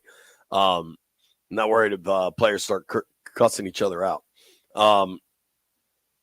Landville, you're the seam head of the program. I did want to let you react to Ken Rosenthal and then kind of what Mike Rizzo's response was, because I just think if you view what has happened with the Nats as anything but ownership's inability to spend money or unwillingness to spend money, I think you're just creating your own fan fiction. Yeah, to me it seemed like a hit piece from Rosenthal. I think it's pretty obvious that the reason the Nats are bad is that the owners just aren't willing to put the money into the team. They weren't re-signing guys. The one guy they did resign was, unfortunately had a career-ending injury, and then they're just not going out and signing free agents. And obviously, when you're, I think, what did they spend $5 million on a free agent, and they deferred some of the money? When you're in a situation like that, obviously your team's just not going to be very good. And despite that, though, they have some of the most exciting young players in the sport. So I don't know. I think they're doing kind of well. I agree with you there, Landy. Dude, I totally agree. Like, writing the hit piece now with James Wood ripping the cover off the ball, he had another home run last night. Like, it doesn't track to me. See, the thing, it immediately makes you wonder who can benefit from Rizzo. People questioning him. No, who on the team can benefit? Owners. Nobody else can. Maybe agents that are mad they're not spending the money. But still, a hit piece on him would not be the right thing because he don't control the money. Yeah, I might be able to talk to you and negotiate with you, but I have to go to them to get approval and confirmation that I can spend this. Right. One of the criticisms was that the Nats weren't drafting particularly well. And okay, they didn't draft James Wood, but they went out and acquired him. Like, when it came time to trade Soto, there were multiple offers, and they specifically said, we want that one because it's got the players that we want. They clearly scouted well, and they went out and made it happen. And by the way, it's not like that guy was a major leaguer when they traded for him. It still took a little while to get him to the bigs. So to me, that's development. Right. Right. Like, that's what I was trying to say earlier, Landy. Like, you don't just draft players to build a team. You do it in free agent signings, you do trades, you do draft. So if I go out and trade for a player, then I don't have to really draft one this year because I got this unbelievable player who's already ahead of the game. Right. So why do I have to go draft this particular person? But my history tells you we damn sure develop people. And I know somebody that say, well, Bryce was developing, he got here. No, he still had to learn. And he became a damn good one. Right. And, like, is anybody upset that they didn't draft Trey Turner, but they traded for him? Like, it's just I feel like there's just fatigue on the Nats not being good. And people – honestly, we saw it here. And I'm not comparing the Lerners and Dan Snyder. I'm not comparing that. Obviously, the off-field world is incredibly, incredibly different.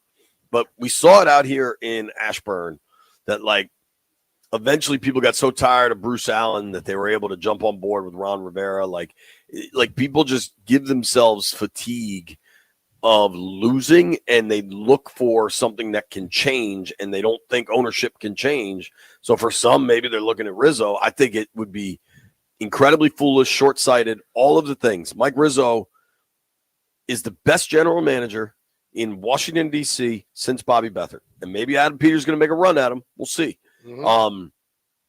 Rizzo's the reason, honestly, the Rockies are 9-30, whatever I said they are. Rizzo's probably the reason this team will finish the year flirting with 80 wins, 75, 80 wins. Yeah. And I'm just, I don't know. I just found this so stupid and disingenuous, man. I think it goes down a disingenuous path. One dude that did not go down any sort of disingenuous path, Cliff Kingsbury, spoke with the media earlier, and Cliff ain't worried. You'll hear from him next.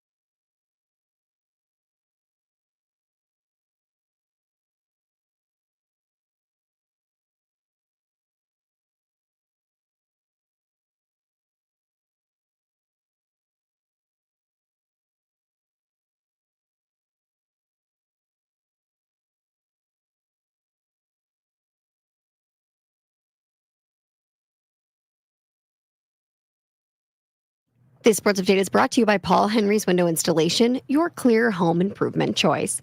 The New York Knicks are in a 3-1 hole in the Eastern Conference Finals, and they might have to attempt a series comeback without Karl-Anthony Towns. New York's big man was injured late Game 4 loss to the Indiana Pacers last night, just 2 minutes remaining in the game. The Pacers forward Aaron Nesmith was diving towards the basket when Towns attempted a closeout. The two players just absolutely collided, their knees bumping into each other. Towns immediately grabbed at his knee, went down to the floor. He was in visible pain. Now, he was able to get up, but he did have a noticeable limp as he walked back to the bench. Despite being slowed down by the injury, he remained in the game. He finished with 24 points, 12 rebounds, and 3 assists. Now, the team said they are not sure the extent of the injury, but he will be examined before Game 5. He does have a history of knee injuries, so no word on what the extent of this injury is. However, if they're going to have to try to do a comeback without him, it might be tough. From the Crop Metcalf 5-Star Sports Desk, Savannah McCann on The Fan.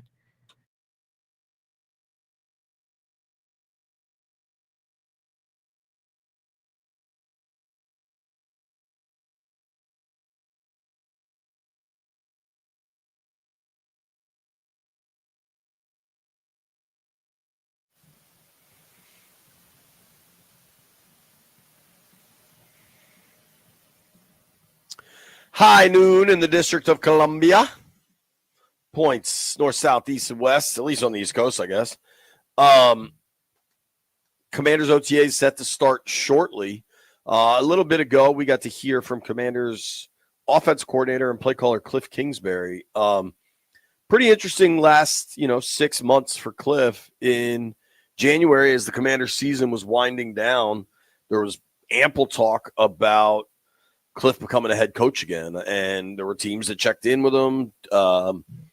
Multiple teams wanted Cliff, and then eventually he pulled his name out of the running for what became the final open job in New Orleans. That New Orleans job probably wasn't a good one. The Derek Carr situation at that time was murky at best. He has since retired, making it murkier.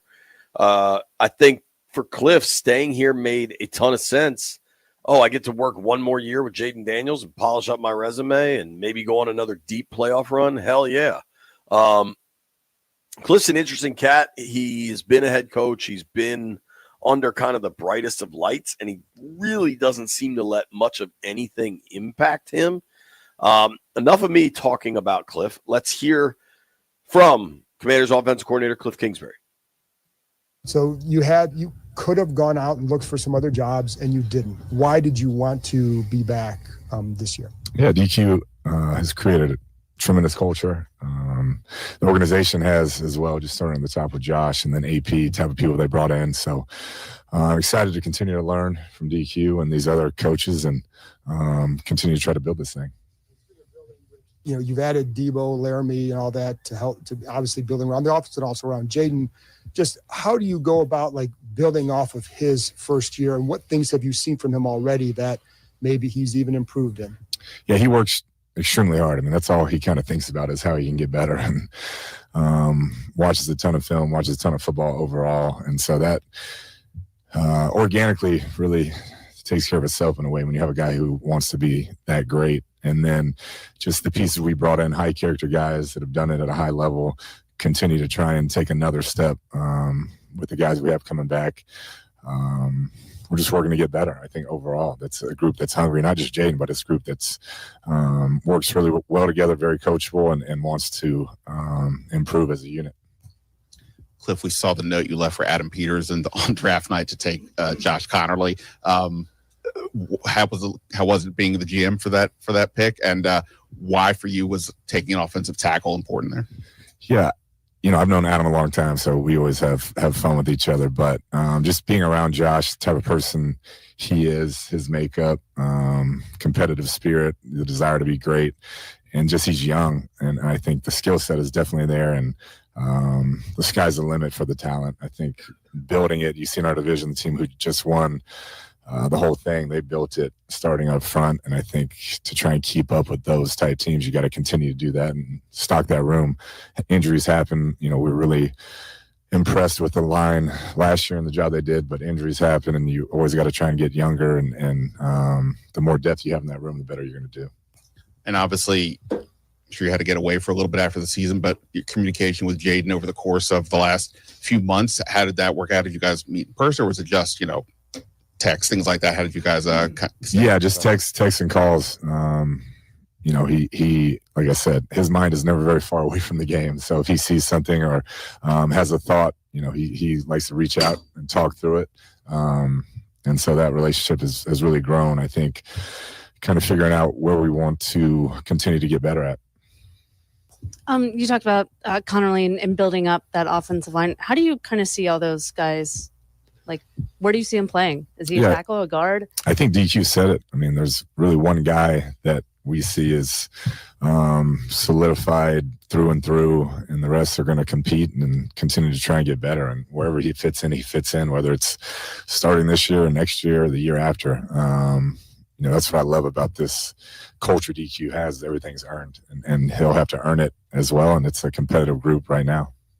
And when the season ended with Jaden, was there anything you really emphasized to him going into the offseason that you wanted him to work on? No. He's a guy, like I said, organically it's going to happen as you continue to work with each other, and he continues to figure out his game and this offense and master the offense. So it was more just get some rest, because he wanted to get right back into it. So get some rest, get away from it, and then attack it. And he's done that. I mean, he is very highly motivated to be as good as he can be, and that's always exciting for the organization. Regardless of where they end up, how will a bulked up offensive line affect you as a play caller? That's where it all starts as a play caller. So the ability to have the entire playbook open and feel comfortable with whatever you call. I think it is always made easier on that group is really good. And I thought last year they were tremendous for what we asked them to do, and playing with the rookie quarterback and really helping him along. And hopefully the pieces we added this year will just make him that much better. What roles do you imagine for Jalen and Ja'Cory specifically this year? I mean, it's a pretty loaded group, so they're going to have to kind of get in where you fit in with this group, and there's not a ton of footballs to go around. So both guys have really attacked it. Great athletes, bring a lot of speed, dynamic players, and so we'll kind of see how this progresses throughout the offseason. You coach quarterbacks in their first year under your system, the second year. How much does it make a difference when a smart kid like Jaden, when he gets to stay in the same continuity of offense and have that muscle memory? Yeah, it's huge. I think you look traditionally through the NFL, the guys who've had a ton of success have been able to stay in those long-term, the all-time greats, and just the comfort level, and then you being able to take the ownership of it and understand it inside and out, where now you're correcting people. You don't even need the coaches, and he's kind of getting to that point. We haven't seen Jaden yet on this offseason, but there's been some speculation over some pictures online that maybe he's put on a little muscle. Does he look different physically? Yeah.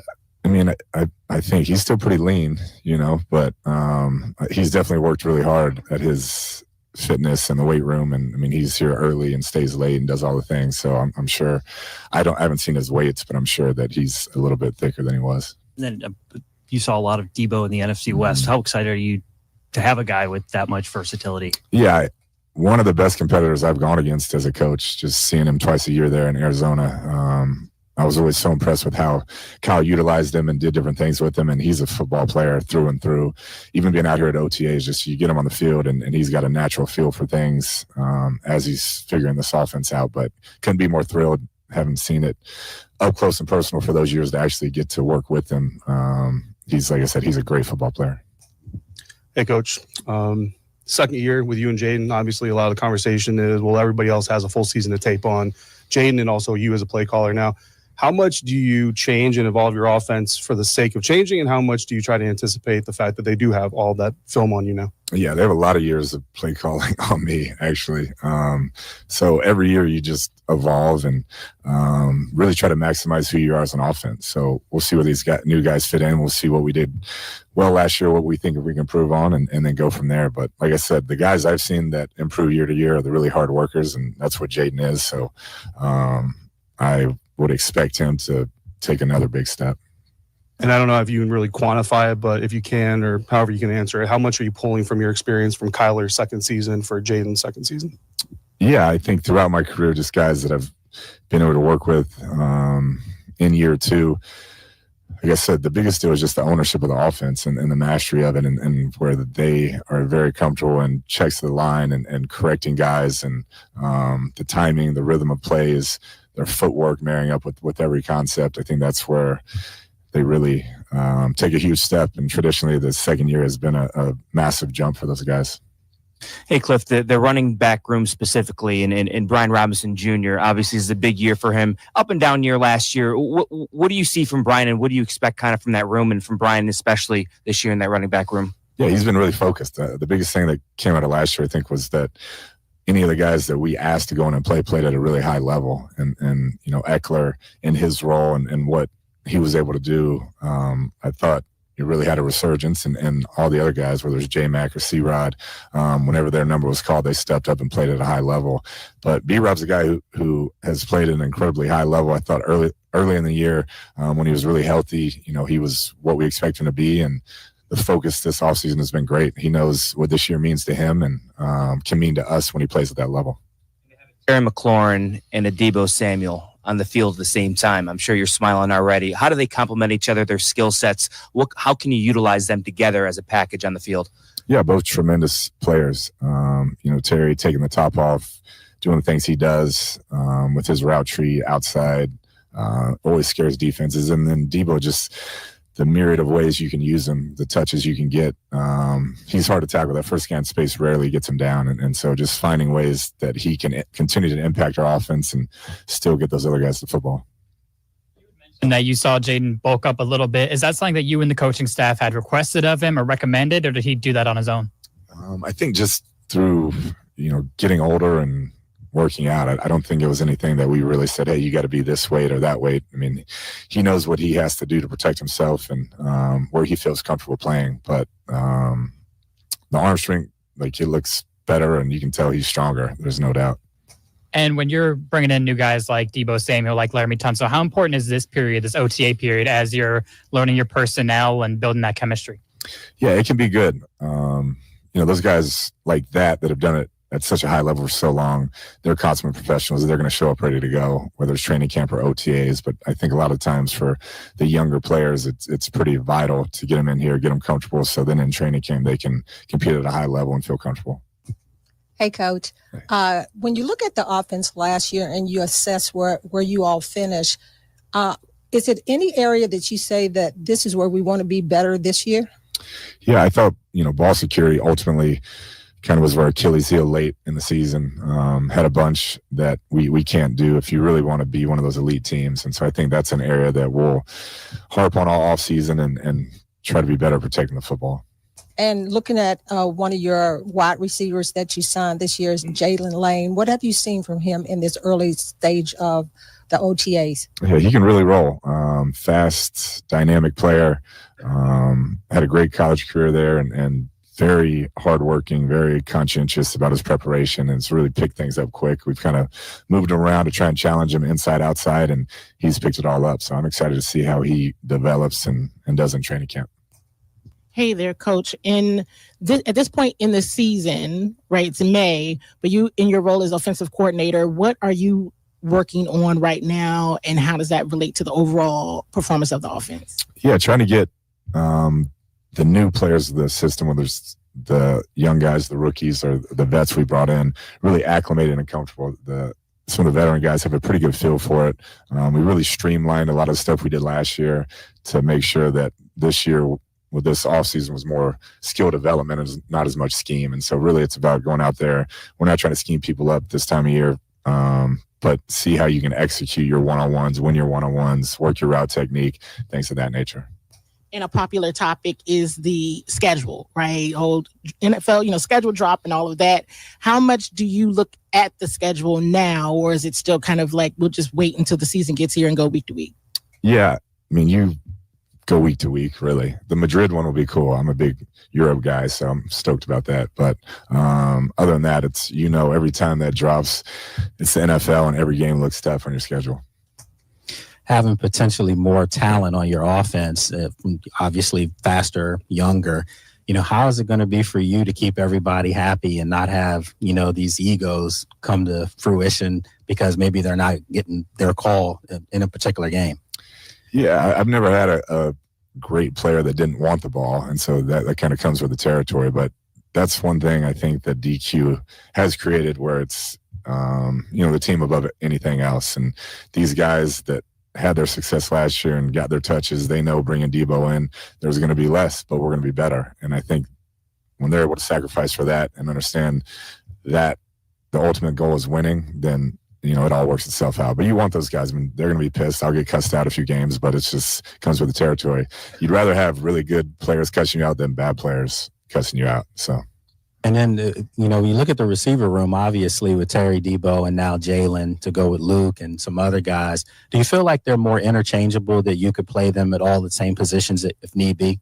We're working towards that. And Noah Brown being back, I thought was huge to get him back. We got to get him healthy, but a lot of guys who understand the system now, played at a really high level, played great in critical situations last year, and so that'll help the young guys come along. But most of those guys can play their inside or out, which is really what you're hopeful of. Just one more quickly about the schedule. When you see all these primetime games, do you get excited about the opportunity to be showcased on, national TV, or do you look at it more as it screws up my typical week of preparation? Yeah, I get more excited for the players. This is why they do it, to be in those moments and play in those games and work that hard their entire lives to get here. So to have their friends, family, everybody get to see them in that showcase, that's really exciting for those guys. So preparation is always going to be tough in the NFL. It's going to be a busy year. I think it's more you got to appreciate when you get to an opportunity to play on those stages. Dave, you got last one. Coach, talk about this time of year being more about developing a player than it is about getting the schemes for Luke McCaffrey. Where do you kind of want to see this?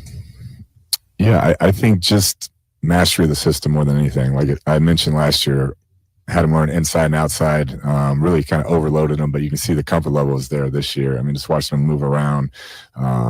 He's not thinking as much. He's playing fast and letting his natural gifts kind of take over, and that's what we want to see. So I expect him to take a big jump. All right, thank y'all. That is Commanders offensive coordinator Cliff Kingsbury addressing the media. A lot to unpack there. I love Cliff's understanding of having elite football players, and he didn't name any names, but I'm gonna get cussed out on the sideline because guys are gonna want to know why they're not getting the football, and I'm okay with it. I know that's going to happen. And specifically the line, I've never had a great player that didn't want the ball. They're going to be pissed. I'll get cussed out a few games. You'd rather have really good players cussing you out than bad players. I couldn't agree with that more. I think I think about a dude like B. Mitch and the way he's talked about Gary Clark, who was an absolute stud. These dudes want the ball because they want to believe they're going to help you with it. And they think they can help their team and give them the damn ball. I think Kingsbury is such a unique dude and so grounded that it gives Washington just something they wouldn't normally have, man. And I think the way he operates and his calmness combined with Jaden's calmness, obviously there's going to be moments of intensity, but those dudes, he got asked have you talked to Jaden? He's like, yeah, we text and we talk. Those dudes are probably texting all the time about plays, about receivers, but also about NBA playoffs or a dope meal they had or some inside jokes we don't know about. There's just real relationships out here. And I think, when Kingsbury talks about, I love what we're building here. I love what DQ's building, what AP's building, what Josh Harris is building. It's true. And to me, it really, really resonates. I want to open the phone lines up. 800-636-1067. 800-636-1067. There is plenty going on in Ashburn. When we return, practice just started. Who's there? Who's not there? We got the updates. Nobody go anywhere.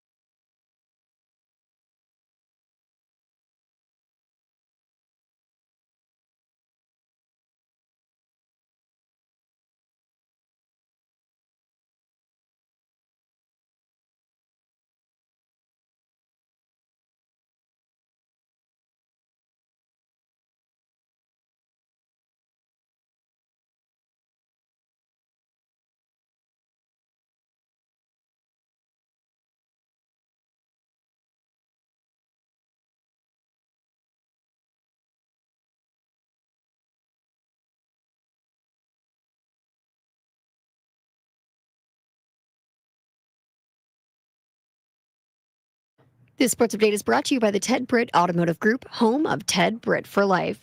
NFL OTAs are underway, and a number of players are gathering with teammates to get ready for the start of the 2025 season. Now, attendance is voluntary at this point in the offseason, so there are some players who have decided to skip the first day of workouts. Atlanta Falcons quarterback Kirk Cousins is among one of the biggest names not present at OTAs beginning yesterday. Cousins is seeking a trade after he was benched in favor of Michael Penix Jr. last season. Another name, Buffalo Bills running back James Cook. After 2 straight seasons with over 1,200 scrimmage yards, he wants a new contract. He's currently entering the final year of his rookie contract and is hoping to secure a long-term extension before hitting the free agent market. So we'll keep you updated if any other names decide not to come to OTAs, but those are the 2 biggest as of now. For over 65 years, Ted Britt has set the bar for the best car buying experience in the DC area, hands down. Ted Britt Ford Fairfax, Ted Britt Ford Lincoln Chantilly, and Ted Britt Chevrolet Sterling, all home to Ted Britt for Life lifetime vehicle coverage, and all of it is just a click away at tedbritt.com. From the Crop Medcap 5-Star Sports Desk, Savannah McCann on the Fan.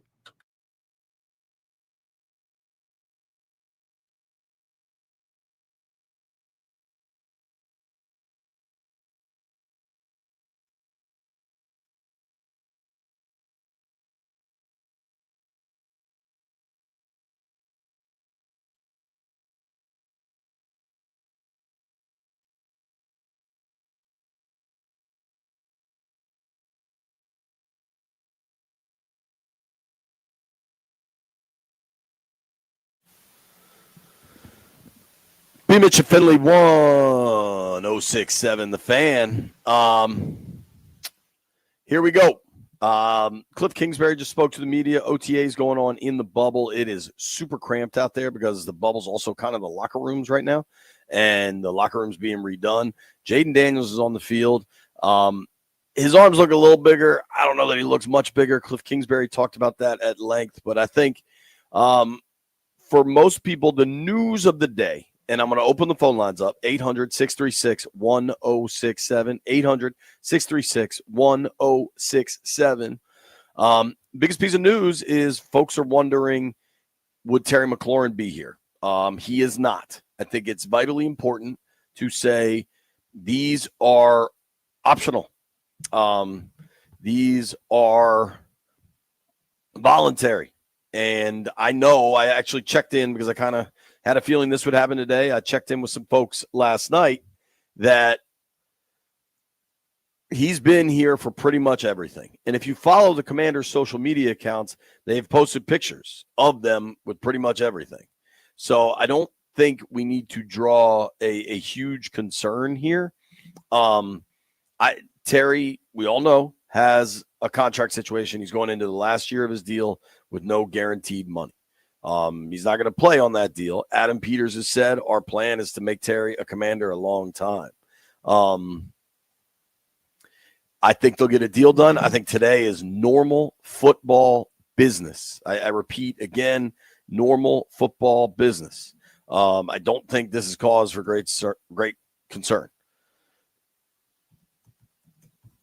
I think if folks want to flip out, they can. But Terry's been here throughout most of camp, most of OTAs. The team's been putting photos of him up. I'll open the phones because I guess there are people that are torn on paying Terry. I think that's a little nuts.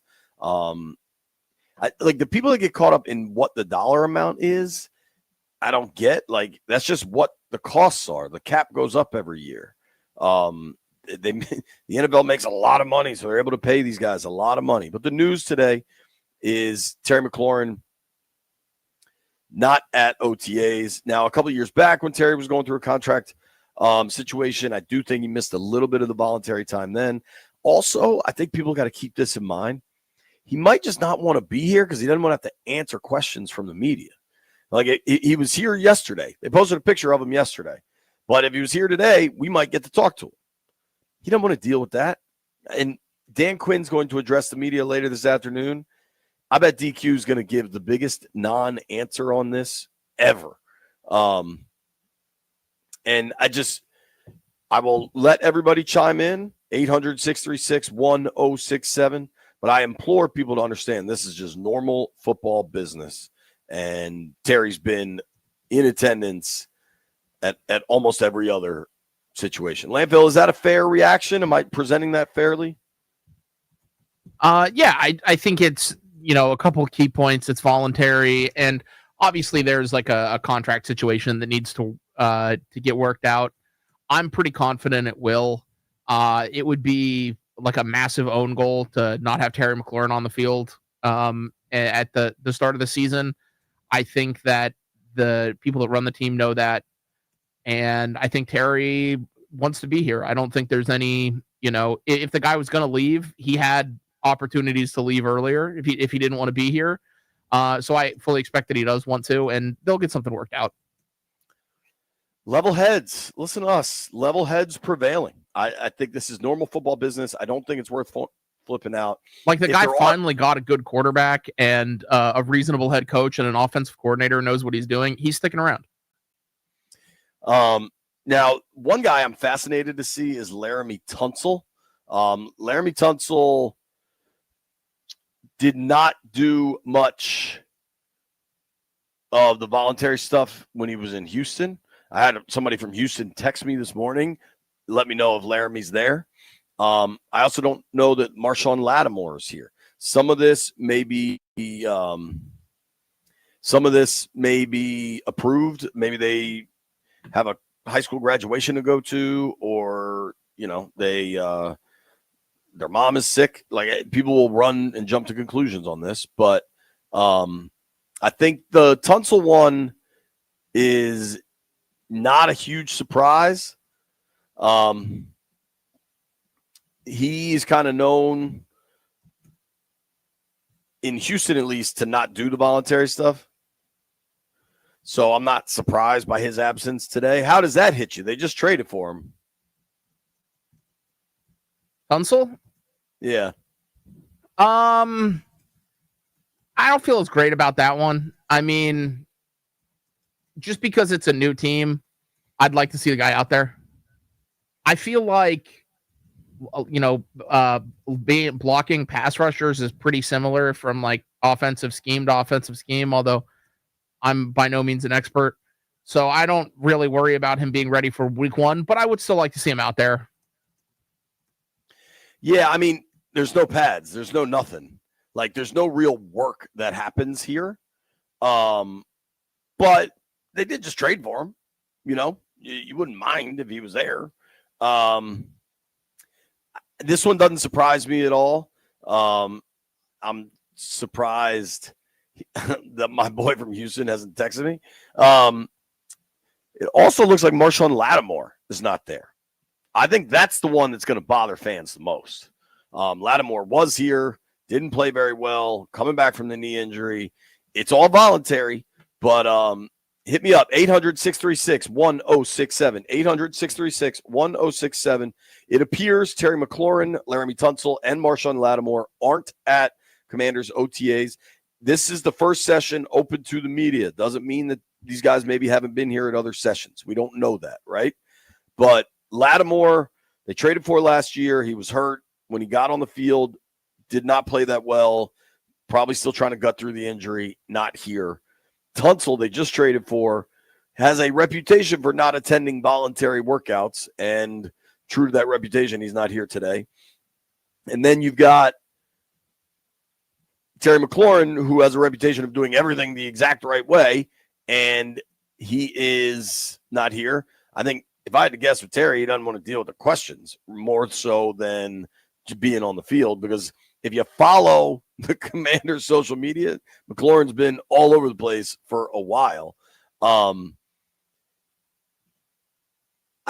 think if folks want to call in, they can. Landfill, I can't tell if the call sheet is updating, so just let me know. Folks on Twitter are going to have a field day with this stuff. I think the Lattimore and the Tunsil things will have more of a reaction. Now, it is voluntary. It's incredibly important to point that out. You wonder if you'd like to have a more immediate presence, but pro sports, man, when you've been doing it as long as Laramie Tunsil, I don't think their interpretation of this stuff versus fans and analysts' interpretation are the same thing. Tunsil's he's played 9 years, 125 games, a 5-time Pro Bowler. Honestly, he might not be the exact same level, but I think of Laramie Tunsil kind of on that Trent Williams level. And if you go back in time to when Trent was here, he often missed a lot of this voluntary stuff. I don't think it's that much of a surprise. I do wonder the Lattimore one, though.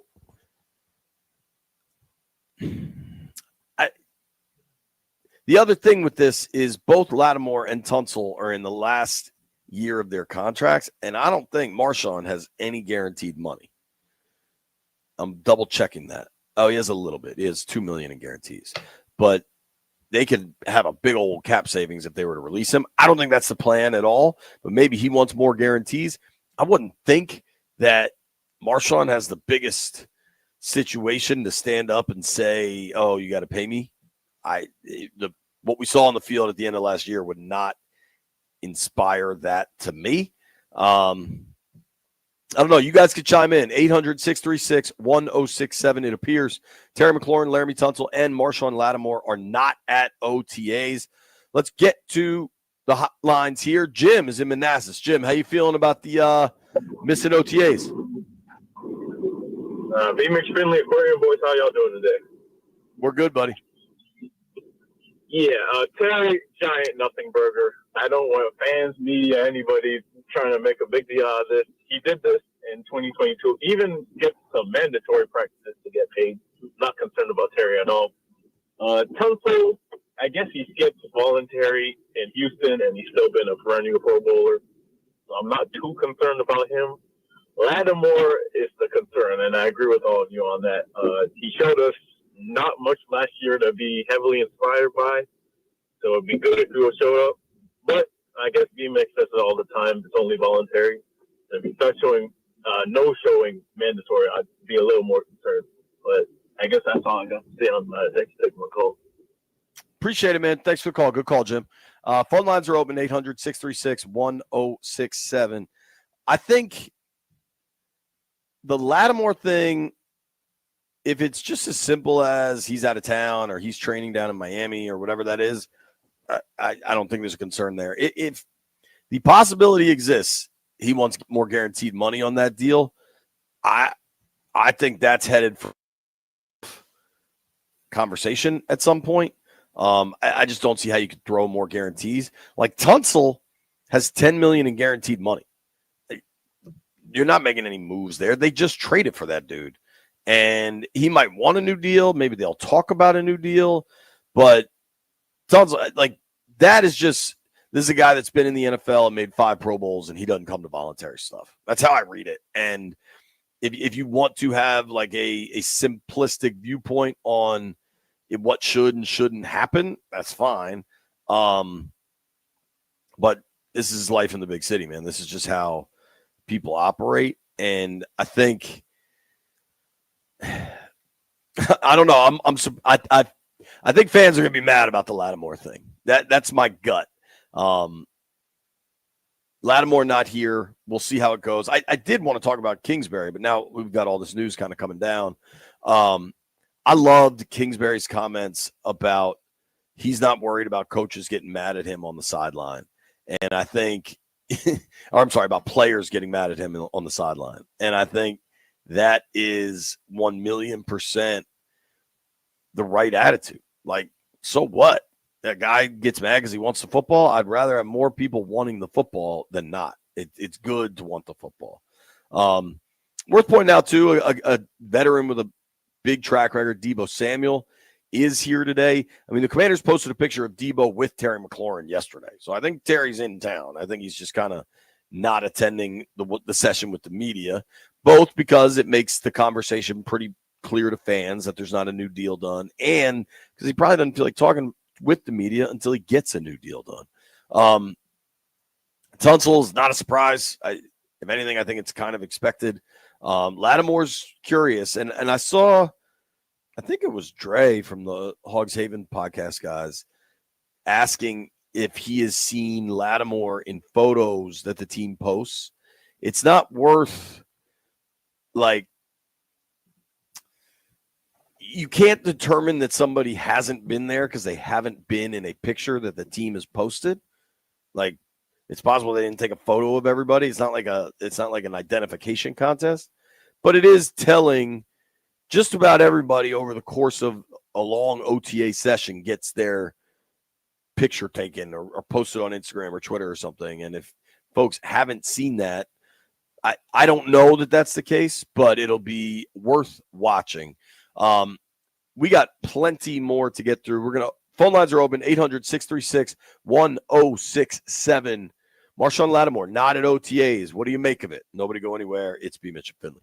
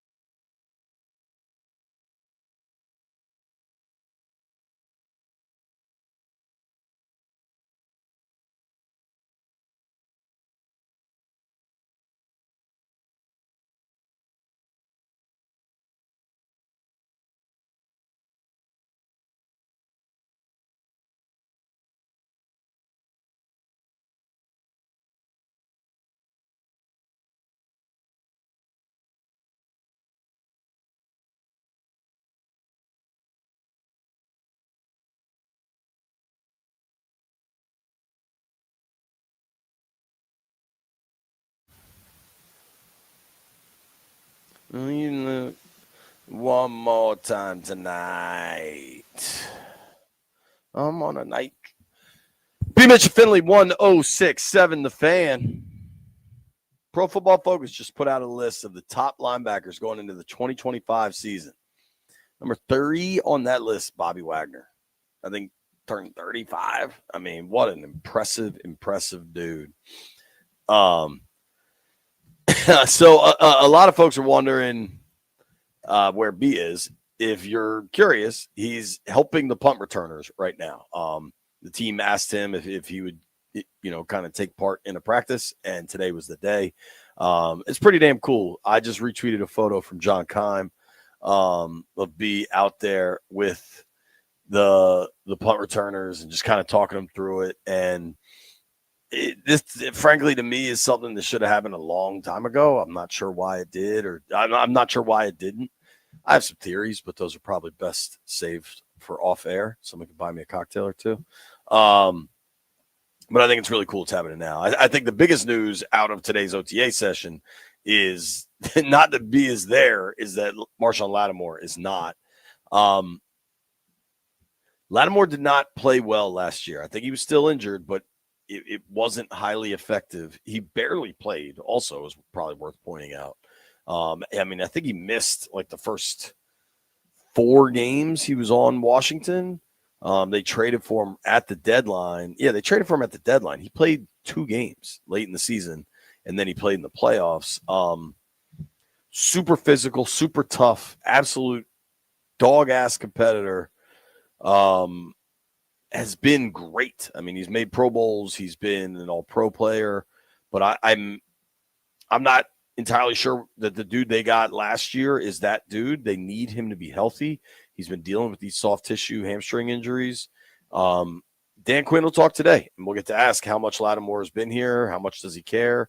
Yeah, I don't think I can understand if folks don't. I think folks are going to be mad about that one. I can understand why DQ and AP won't be worried about it. My only qualification on this is as long as he's not looking for a new contract. Like if this is I'm training down in Arizona, I'm not going to be able to make it. Okay, no worries. These are optional. But if this is I only have $2 million guaranteed and I'm a free agent next year, I need some cash. I guess he's not a free agent. He's under contract, but there's no guaranteed money next year. I can't imagine Adam Peters is looking to throw more guaranteed money at Marshawn Lattimore. I just don't see how that should happen. Landy, if this is just standard NFL kind of voluntary, whatever you want to call it, whether that's BS or that's just how it's written, with Lattimore, how much do you care? It's an issue. Like you said, the guy didn't play particularly well. If this is just, dude pulling the kind of vet move, I'd rather stay close to home or train with my own, my own guys. Okay, fine. If he wants additional money, adios. If this is about cash, I think there's a problem. I don't know that it is. I don't want to suggest that it is, but I cannot imagine they'd be looking to add money to that deal. And I would think Lattimore's not looking to add money either, but money's money. People get funny. If you're looking at his contract, $2 million guaranteed, $18 million cap number. He's got a $16 million base salary. Next year, no guarantees. I don't think it's about that, but I don't know. I know that B's out there trying to help punt returners, talking to young Jalen Lane and Austin Eckler. I think B and Eckler would get along very well. I'm really curious about Eckler's role this year because he was so great last season before the injuries started piling up. And you just wonder about head injuries with a player like that has so much to offer, but he's a really smart dude. I think he developed his own app to interact with fans. Like, that dude probably has a lot of business ideas for later in his career and kind of has to, like, has to balance what exactly he thinks he should do. The very cool video of B. Mitch talking to the punt returners and saying what's up to guys. I'm going to retweet this now from NBC4. I'm glad he's getting this opportunity, and I'm glad the staff understands he should get this opportunity. And I'm happy for our guy. I'm sure it means a lot to him. As we continue, though, we still got to run the program here. We are going to talk to Daniel Popper in a few minutes. Oh, Landfill, we didn't get to do this. I want B to react, and maybe we'll do that a little later. How about Bradshaw just going all in on Aaron Rodgers on how Pittsburgh should not sign him?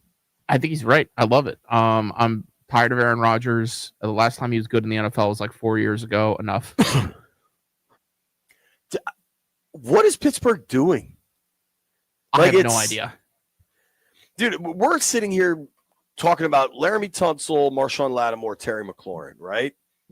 If you don't have a quarterback, none of the rest of that matters.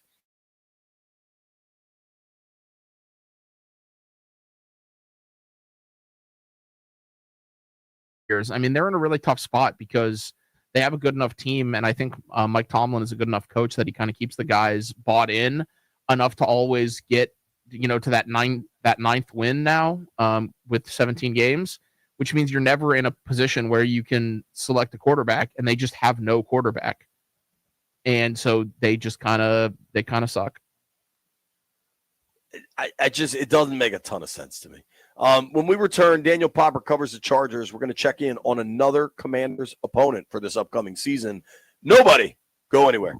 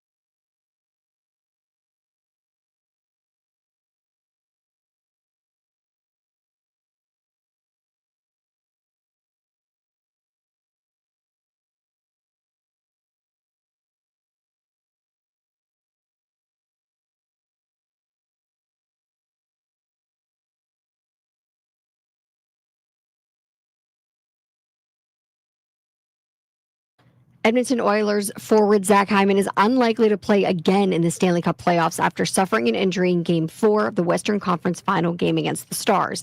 The winger was clipped on the blue line, immediately left the ice while favoring his right arm and wrist. He did not return to the game.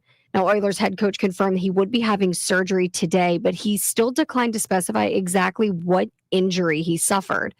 But Hyman's absence will leave a significant hole in the Oilers lineup at a very crucial point of their season. Edmonton has a 3-1 series lead in Dallas at the best-of-7 series following their victory last night 4-1. Now, the Oilers do have a chance to advance to their second straight Stanley Cup final with a win in Game 5 that's in Dallas on Thursday, but they're going to have to do it without a very significant player in their lineup. Tonight on TV, you can watch as the Panthers try to close out this series over the Hurricanes, and over in the NBA, OKC is up 3-1 in their series over the Timberwolves. Will either of these be forced to a Game 6? Time will tell. From the Club MedCap 5-Star Sports Desk, Savannah McCann on The Fan.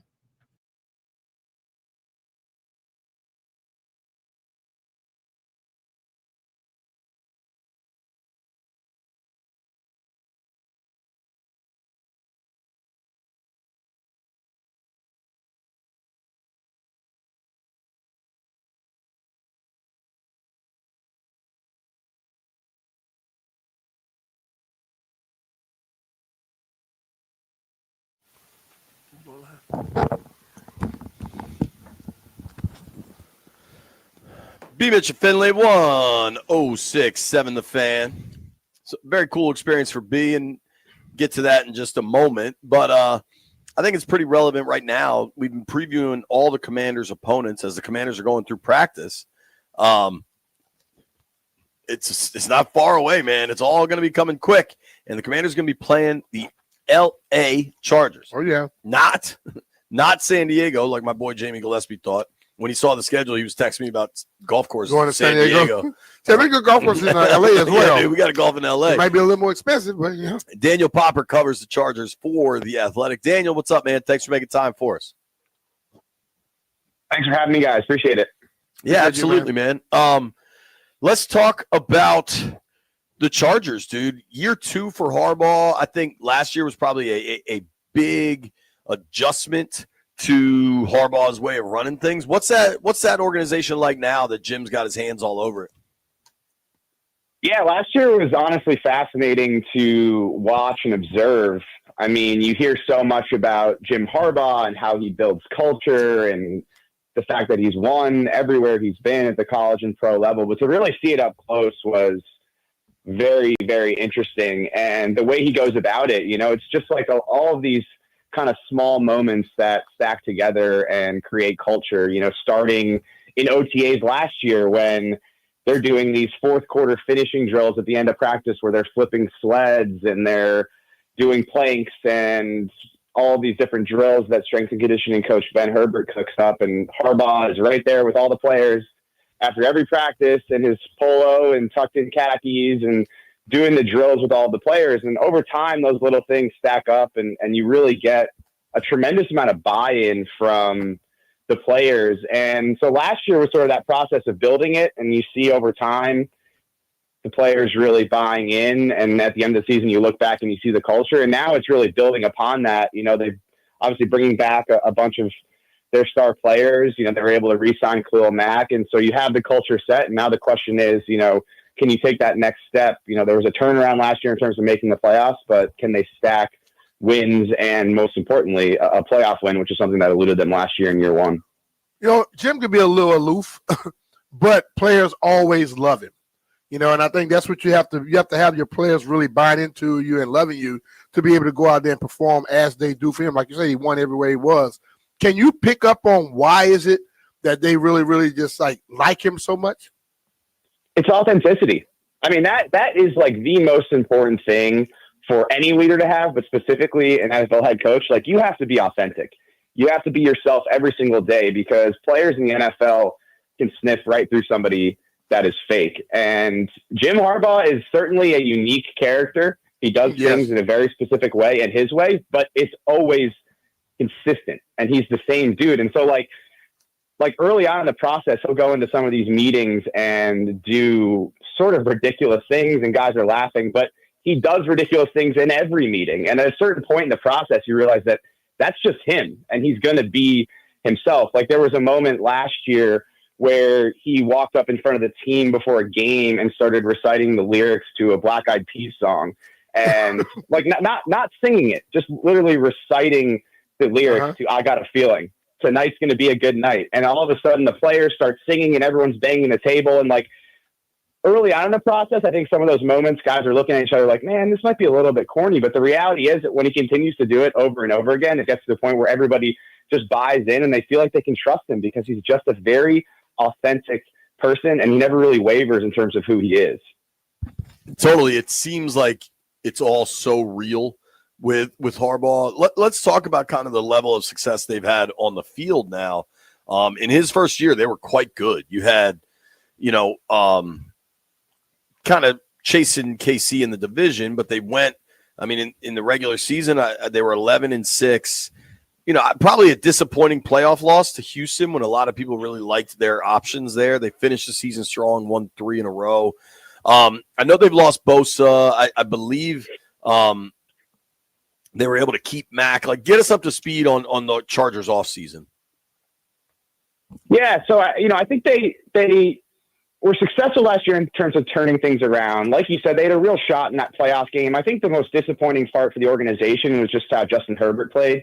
Obviously, you're paying him like a franchise quarterback at this point. He threw 4 interceptions and played one of the worst games of his career and one of the biggest moments of his career. So I think that left a sour taste in the team's mouths. But last offseason when Jim Harbaugh was hired and Joe Ortiz, the GM, was hired, they had very minimal cap space and they kind of pieced it together. I think this year, they went into the offseason with more cap space and they were able to add a little bit more talent and be a little bit more flexible in the team building process as compared to last year. I think the big question for me is, offensive line wise, did they do enough? Because Justin did not play well in the playoff game, but they also really struggled to protect against a really good Houston front. And so they did make one signing in free agency in Mekhi Becton, who obviously won a Super Bowl with the Eagles last year to try to shore up the interior, but they didn't really, add much else along the offensive line. They have the 2 great tackles. They drafted 1 player in the 6th round in Branson Taylor, but a lot of the guys that are coming back to fill potentially center and left guard are returning from last year. So that's sort of one question I have. I think they really need to improve offensively.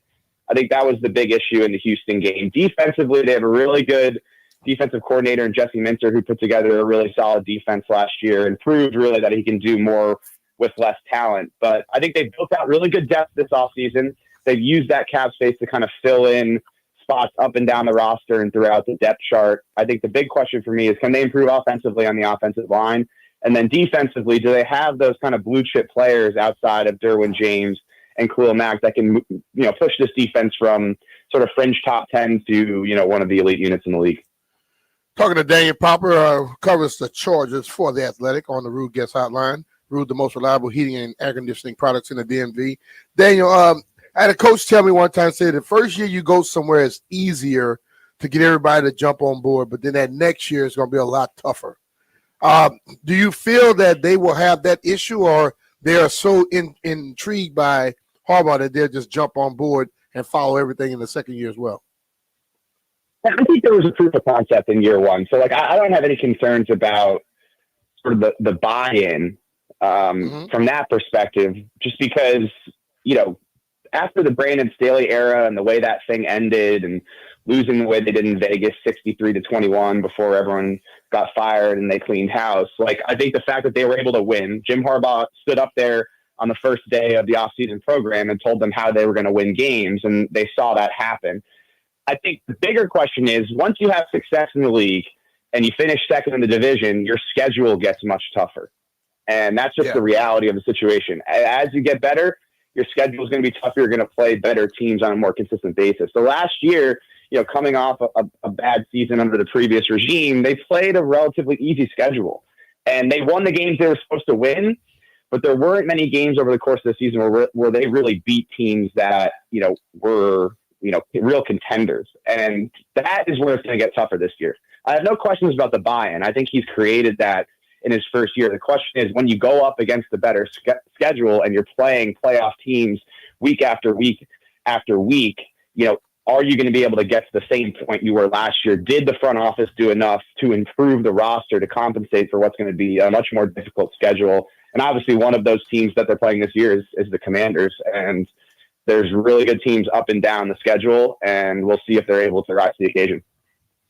Talking with Daniel Popper here on the Rude Guest Hotline. Daniel covers the Chargers for The Athletic out in Los Angeles. It's funny with the scheduling stuff because when you get just a rotational schedule, like the fact that the NFC East, which is pretty loaded all of a sudden, between the defending Super Bowl champs and the Eagles, the Commanders going to an NFC title game, the Cowboys, if Dak stays healthy, are a well-built team. And then the AFC West is a 3 playoff team division with a Chiefs team that lost in the Super Bowl. There's going to be heavy-duty matchups. One of the things with the Chargers, since Harbaugh's taken over, is a real intentional run game. Yeah. I know they drafted and signed guys. What's the running back room look like for the Chargers this year? Yeah, so they really overhauled it. I mean, last year, like I mentioned, because of cap space concerns, they were kind of, shopping at lower levels of the market and trying to piece it together. So they signed J.K. Dobbins, who's coming off a couple significant injuries. They signed Gus Edwards, both former Baltimore Ravens. The GM, Joe Ortiz, came over from Baltimore. But the run game never really got going to, where they anticipated it. Greg Roman, their offensive coordinator, has developed a lot of great run games in his career. And he said when he first got the job, imagine Justin Herbert with a really good run game. That vision never really materialized. We never got to see that. And I think, some of it was injuries at running back. Some of it was the offensive line. Some of it was that Justin Herbert was banged up and they couldn't get fully into the playbook until about halfway through the season. But I think the way that they've approached the running back room, signing Mekhi Becton, I think it's all an indication of what they saw from the run game last year and how, determined they are to improve it this year. Najee Harris, they signed a free agency, and then the first round draft pick, Omarion Hampton, is a baller. I'm very excited to see what he looks like in the NFL because his college tape was absolutely sensational. So, can they get the running game to be a little bit more successful on a down-to-down basis? I think that's the issue. They had some explosive runs in there that I think elevated their, some of the statistics I look at, like EPA per play, but on a down-to-down basis, they were in the bottom third of the league in terms of success rate. So, can they improve in the run game, take some of the load off of Justin Herbert and really be the type of physically imposing team that they want to be? I think they're trying to get better in that area. They didn't quite hit the mark last year, but some of these signings they've made, I think, are leading them towards being a much more consistent run game. How's the receiver room looking? Because yes, I know they want to run the ball. That's what Jim Harbaugh loves to do. But this league is about passing. Last year was kind of McConkey or bust. Mm-hmm. Yeah, no, you're 100% right. It was the Lad McConkey show. I mean, by the end of the year, it was very obvious they had one guy that could consistently beat man coverage, and that was Lad McConkey. And so, I mean, he was getting doubled and even triple covered. The most amazing part is that he was getting triple covered in that Houston game, and he still went off for 197 yards. So they have a star there. I think the big thing with their receiver room is Lad McConkey is really most effective operating out of the slot. And I think last year they were really missing the element on the outside that could attack down the field, win in 50-50 ball situations, stress defenses vertically. And that was really the number one priority in terms of the receiving core and the passing game this offseason, was bringing in guys who could attack vertically outside the numbers and create some more space for Lad McConkey over the middle out of the slot. And so they go get a friendly face in Mike Williams, who they cut last off season. He ended up signing with the Jets before being traded to Pittsburgh, but they bring him right back on a $3 million deal, cheap 1-year deal. He has a built-in rapport with Justin Herbert, and you can go look up countless highlights of Justin Herbert throwing the ball up to Mike Williams down the field in those 50-50 ball situations. They use a second-round pick on Trey Harris, another outside X-type who can win in contested catch situations and attack vertically. In the 5th round, they draft Keandre Lambert-Smith out of Auburn, 4.3 speed, outside Z-type receiver who can attack vertically. Even at tight ends, in the 5th round, they draft Rondé Gadsden the 2nd, contested catch monster down the seam. So you can sort of see how they're trying to build this thing, right? Like, get more vertical threats who can attack down the field in different ways and create more space over the middle for Lad McConkey to be at his best. So I think they're in way better shape than they were last year. But a big part of this is like, how are the rookies going to play? You know, I think Mike Williams has a little bit of an injury history. He's over 30. You know, I think Trey Harris, Keandre Lambert-Smith, some of these young guys they brought in, can they provide that element down the field to A, take advantage of Justin Herbert's arm, and B, you know, create more space over the middle of the field for Ladd McConkey? What is LA is such a unique town in that there's so much to do and the weather's almost overwhelmingly beautiful. Like, what is the Chargers fan base now? Because I know a lot of the San Diego people were pissed. They moved. You know, I think they were playing in that MLS stadium for a while, but now they're at SoFi. Oh, yeah. They're good. They've got Harbaugh, who's a legit star. Like, how is that all settled? Yeah, I mean, I think the thing is it's never really settled, right? I mean, you move a team to a different city, especially a dynamic like this where you go from San Diego to LA. It's 2 hours away. There's like a little brother, big brother dynamic between the two cities. So obviously that creates some vitriol, you know, down in San Diego. But they knew when they moved in 2017 that it was going to be like a long process to build this thing up. And it's different than the Rams. The Rams played here for decades and decades and decades before they went to St. Louis and then came back. With the Chargers, there isn't that built-in fan base here. You're hoping you retain some of San Diego, but it really was a ground-up kind of approach to building the fan base. And so they've done a lot of great stuff, right? Like the social media game is great. They do a great job with their content in terms of connecting with younger fans. The jerseys are awesome. Like everyone wants to wear the powder blues. They got a great, exciting quarterback. They got an exciting head coach who's a proven winner. You know, the stadium is beautiful. Like, I think over time you're seeing this sort of build gradually, which is always how it was going to be. But the one missing element that you have to have, especially in this town, is you got to win. And what the Rams have done versus the Chargers is they went out and they won a Super Bowl in the building. They won it at SoFi Stadium. So that is what's missing. And you talk to people in the organization, they all know. Like, they're like, we've done everything we possibly can to build this fan base to where it is now. But ultimately, people want to follow a winner. And if you're not winning in crunch time in January and then into February, obviously, it's going to be really hard to win that battle. So I think they made progress, but the big step is obviously being successful in the postseason. That's going to get them to where they want to go in terms of the fan base.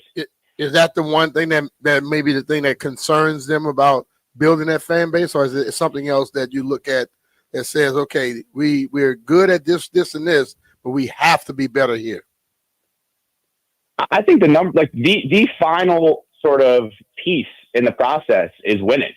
You know, I think like if they were able to make like a real run deep into the playoffs and potentially, you know, win a Super Bowl, that's going to be a gravitational change in terms of the fan base, and especially in this town, right? Like, it's different elsewhere where there's one NFL team and like this is who everyone follows. Like in LA, you got the Dodgers, you got the Lakers, you got the beach, you got golf, you got all this different stuff that you can do. And, you know, the Dodgers win and the Lakers win and the Rams have won. And, you know, I think winning is the last piece of the puzzle for them, and winning significantly in the postseason. What is required to win that division? I mean, the Broncos are quite good, and I don't think they're going anywhere. I think they're on the upswing. And then you've got Kansas City with just such a freight train. Even though they lost in the Super Bowl last year, I mean, they've been great for seemingly a long time. 9 division championships in a row for the Chiefs. That's crazy. So it's crazy. Yeah, they're about they could potentially win for an entire decade, which is mind blowing. And you mentioned the Broncos, and then you got Pete Carroll coming in to coach the Raiders. So you know, it's difficult. I think when you talk about the Chargers and the Chiefs, the one thing that I always keep coming back to when I think about the rivalry, so to speak, I mean, they've lost 7 straight to the Chiefs. So, you know, rivalry is a term that we can throw out there lightly, but like, they really have had so many opportunities late in the fourth quarter to make the plays that would lead them to a victory against the Chiefs. And like, the guy that plays quarterback on the other side always makes those plays, And I think that's the most difficult part, is you have the best guy of a generation in terms of rising to the occasion in those moments. And you have to find a way to match up with him defensively. And somebody has to step up and make that kind of play. Like, I can go to the second game against the Chiefs last year. You know, the Chargers have the lead. Chiefs are driving down the field, 3rd down and 7 in the red zone. Mahomes scrambles to his right, and Deion Henley, their rising star linebacker, has a chance to sack Mahomes and end the game and misses the tackle. Mahomes hits Kelsey first down, and then they doink the field goal in to win.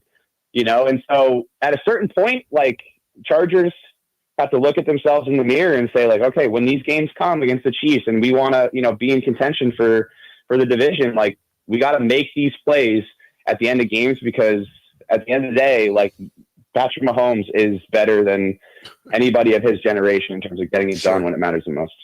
It's like Pat Mahomes is a Michael Jordan against people like Pat Ewing and Karl Malone. All those guys would have had championships if Mike wasn't there. Right. Exactly. Daniel, last thing, obviously Jaden Daniels isn't from LA, but he's from Southern California. He's from inland, San Bernardino, I believe. But do people pay attention to Jaden out there? I mean, is there some love for him knowing he's a SoCal kid? Yeah, I mean, there's always love for players that grew up in the area. I think, like any football fan, frankly, loves Jaden Daniels. He's such a joy to watch, the way he plays, how exciting he is, the way he was able to win last year. But I think I'll probably get a better sense of that, like, as the game is coming up and people are hitting me up being like, oh yeah, I went to high school with him or that sort of thing. Right. But there's always you always get that sort of sense that, like, kids that are from the area, there's a little bit more of a vibe about them with the fan base. Like, Deion Henley's a good example. I just brought him up, but I mean, he grew up in Crenshaw and is an LA guy, and he definitely, like, connects with the fan base in a way that maybe guys that aren't from SoCal don't. Daniel, this has been great, Daniel. Really appreciate your time, dude. Thanks for having me, guys. Really appreciate it. All right, man. Thank you. Give him a follow at Daniel Popper, Popper. Great work covering the Chargers out in Los Angeles for The Athletic. I told you when Harbaugh got that job, I thought they'd get to an AFC title game within the first 3 years. So 1 year down, 2 to go for me to be proven correct. A lot going on here in Ashburn. We're going to hear from a number of players. Dan Quinn eventually, Jaden Daniels eventually. Nobody go anywhere.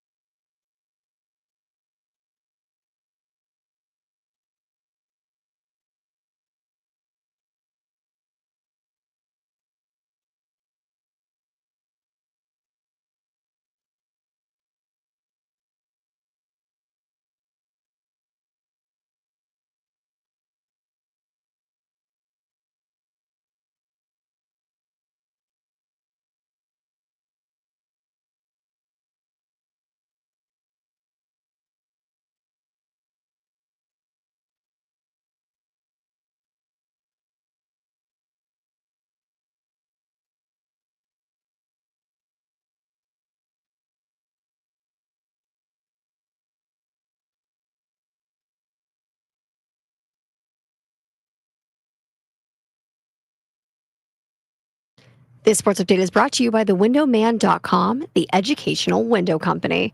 The Florida Panthers are getting some key reinforcements back just in time for Game 5 of the Eastern Conference Finals.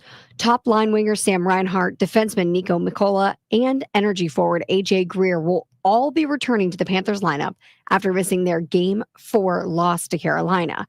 So head coach Paul Maurice, he said that these three are all healthy enough to play. None of them will have their minutes limited in Game 5. That's tonight at 8 p.m. If you want to watch the Carolina Hurricanes lose, tonight might be your chance. They've got the chance today, the Florida Panthers, to close this series out, getting some guys back at the right time. From the Crop MedCap 5-Star Sports Desk, Savannah McCann on the Fan.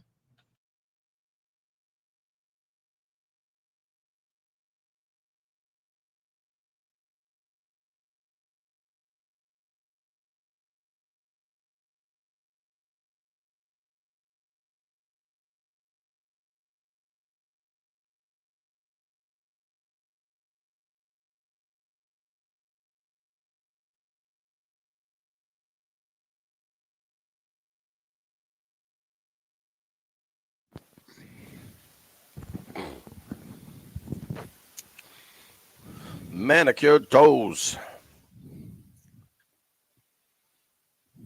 B. Mitch Penley, 1067 the Fan. All right, there was just something really cool to happen. B went over there for practice, and you thought you got to just stand around, and then what happened? Well, Coach Quinn told me he didn't bring me here to just stand around. He bring me here to work. So he said he wanted to get me to talk, like give little tidbits and stuff that could help the returners out. And I sat there with them and told them different little things, and probably will, when I get chances, I'll talk to the guys and help them out a little bit more. And, certain guys I know, like guys that were already here, like Kaz Allen, I know some things that he can help, that can help him out. He walked straight to me and started asking me questions. So it felt good, just to be out there being around them. And, I always say, you remember here, every time you say, man, you want to coach? I say, nope, the time. But then when you get out there, if you know this game, and you want to give what people gave you, it's kind of hard not to actually, in a sense, be a coach, So it felt good. You want to do more of it? I don't know about that, Jeff. But, I can say this here. If I were to do it, I'll do what I did. Anything else in life, I'll put everything into it. Because, like I was telling them out there, like, I saw a lot of them catching the punch squared. And I say, nah, try to catch it with 1 foot back so you can step right into it. And KJ Osborne was like, oh, he said, yeah, Indy, they taught me to catch it like this. I said, well, catch it like that, then you do this as a second, right? And they just gained 10 more yards.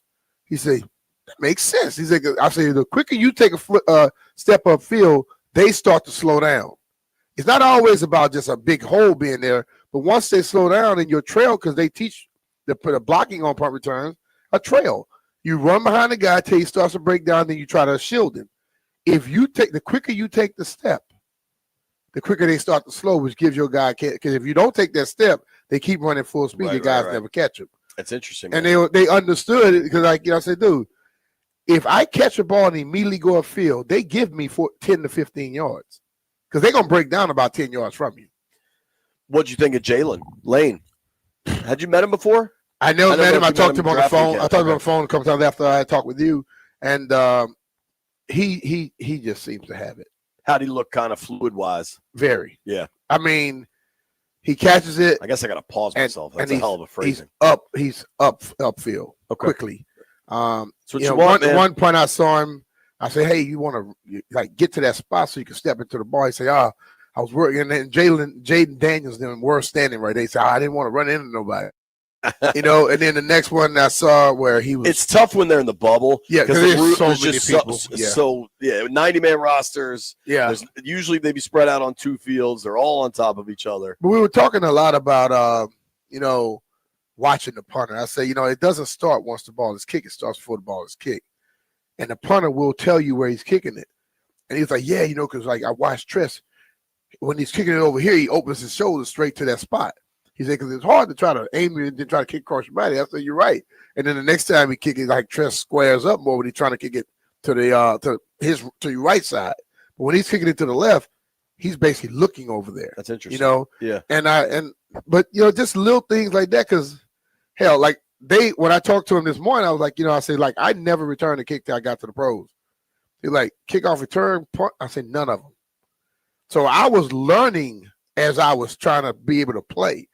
They come in already ahead of me, right? And I had to learn quickly. And I say I had great Wayne Sevier, Pete Rodriguez, LaCharles McDaniel, straight to John Harbaugh, and then the idiot in New York. I forgot his name because he wanted me to change everything I did for 13 years, and I was like, dog, this old dog right here, right? It's not changing what he did because every time I played against your team, I got you. So the news of the day, if you will, Commanders OTAs today. These are voluntary, optional practices. I don't know what you noticed in there because you had a lot going on. Terry McLaurin was not in there. Mm-hmm. We know he's going into the last year of a contract without guaranteed money on it. My reaction is I'm not surprised and I'm not concerned. I'm with you. I'm with you on that, but it's like people are going to get confused and worry about things. But when you get to that position and it's voluntary, it's not, and he was here like you said Monday. I mean the first day of all this stuff like that was last week though, wasn't it?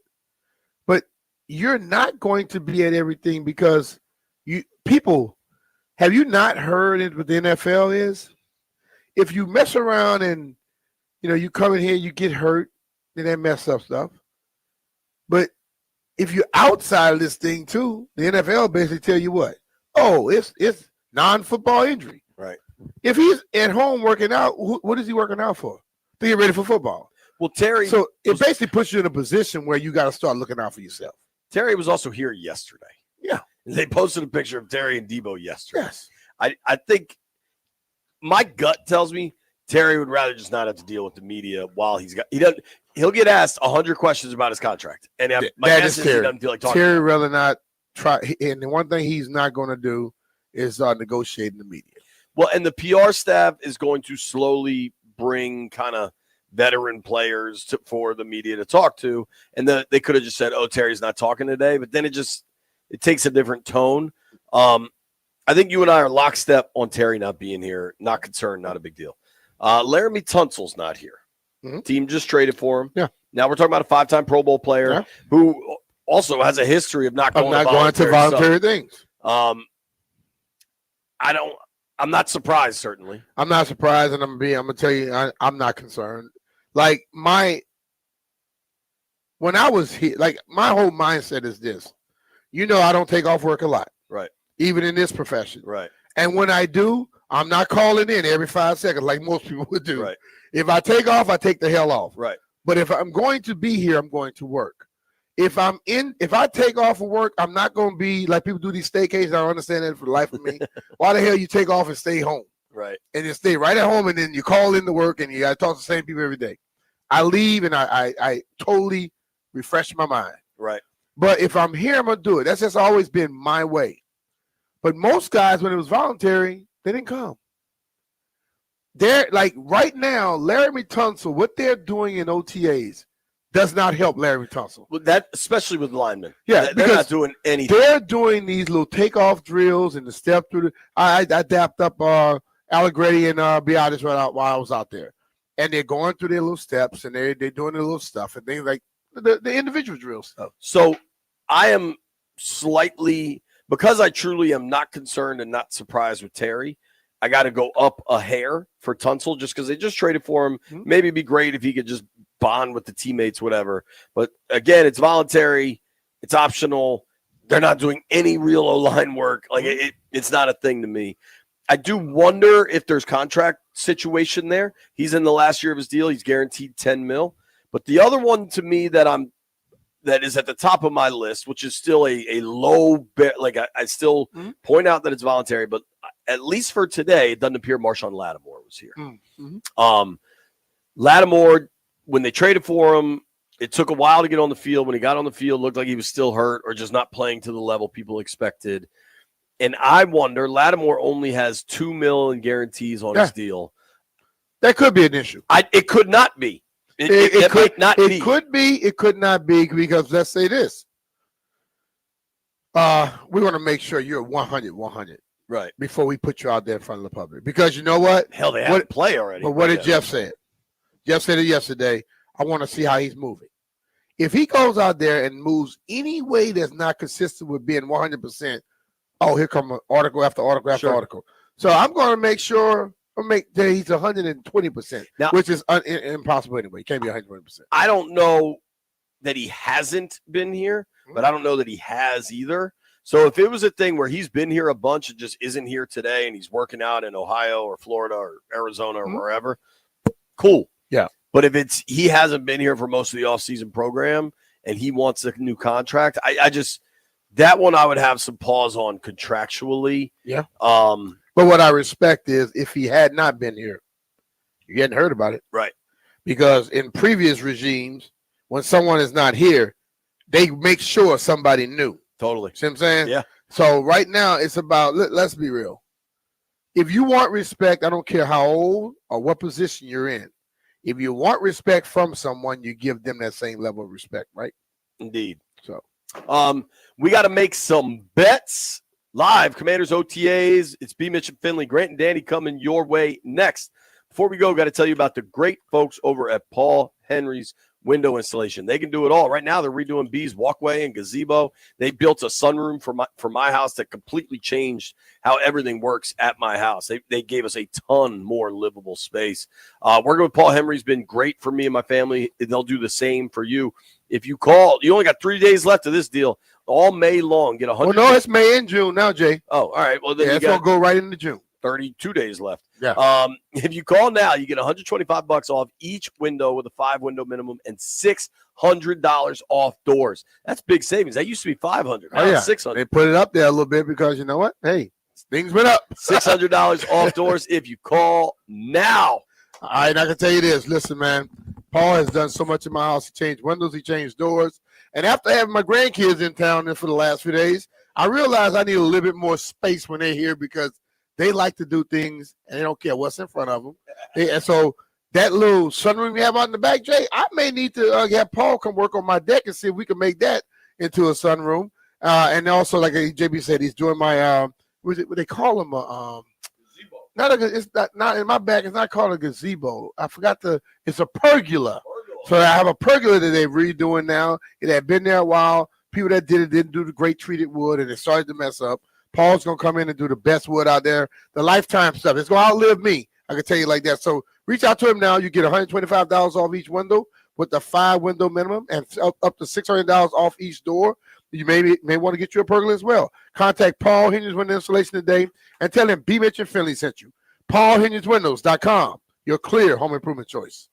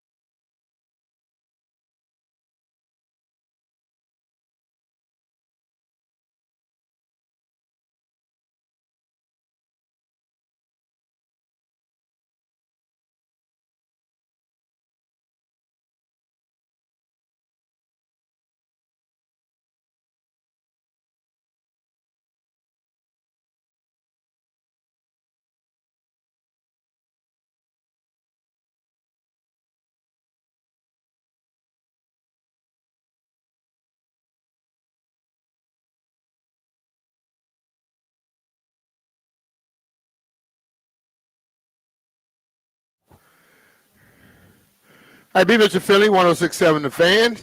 Coming to you live right here from Commanders Park out here in Ashburn, Virginia. It's been a rainy day. It was a rainy night. I mean, I woke up at 3 to go to the bathroom. It was raining. I woke up this morning to go downstairs to work out at 6 up. It was still raining, and it's still drizzling out there now. And I think this thing is going to keep going a long time. As I told JP, to get to the bubble, we probably needed to get us a canoe. Didn't necessarily need it, but it's a lot of rain. And no, a lot of people been asking for it. And right now, I want to know if you all are satisfied. But, it's OTAs out here. The guys out there putting in some work. And just like last year, I was excited watching certain people, and I'm still excited because I really believe that they're moving in the right direction. I love the coaching staff out here because I see the guys. We were just talking to the guy from L.A. for the Chargers, and he was talking about how people have bought into what Jim Harbaugh does. Well, they have bought into what Dan Quinn does here as well. So if you're out there and you're wondering, like Daniel Pop is his name. If you're wondering, things are going well. This is the time of the year when we start to get a little excited, start to get hype. Next thing we know, there'll be a training camp, and then the season will be coming along.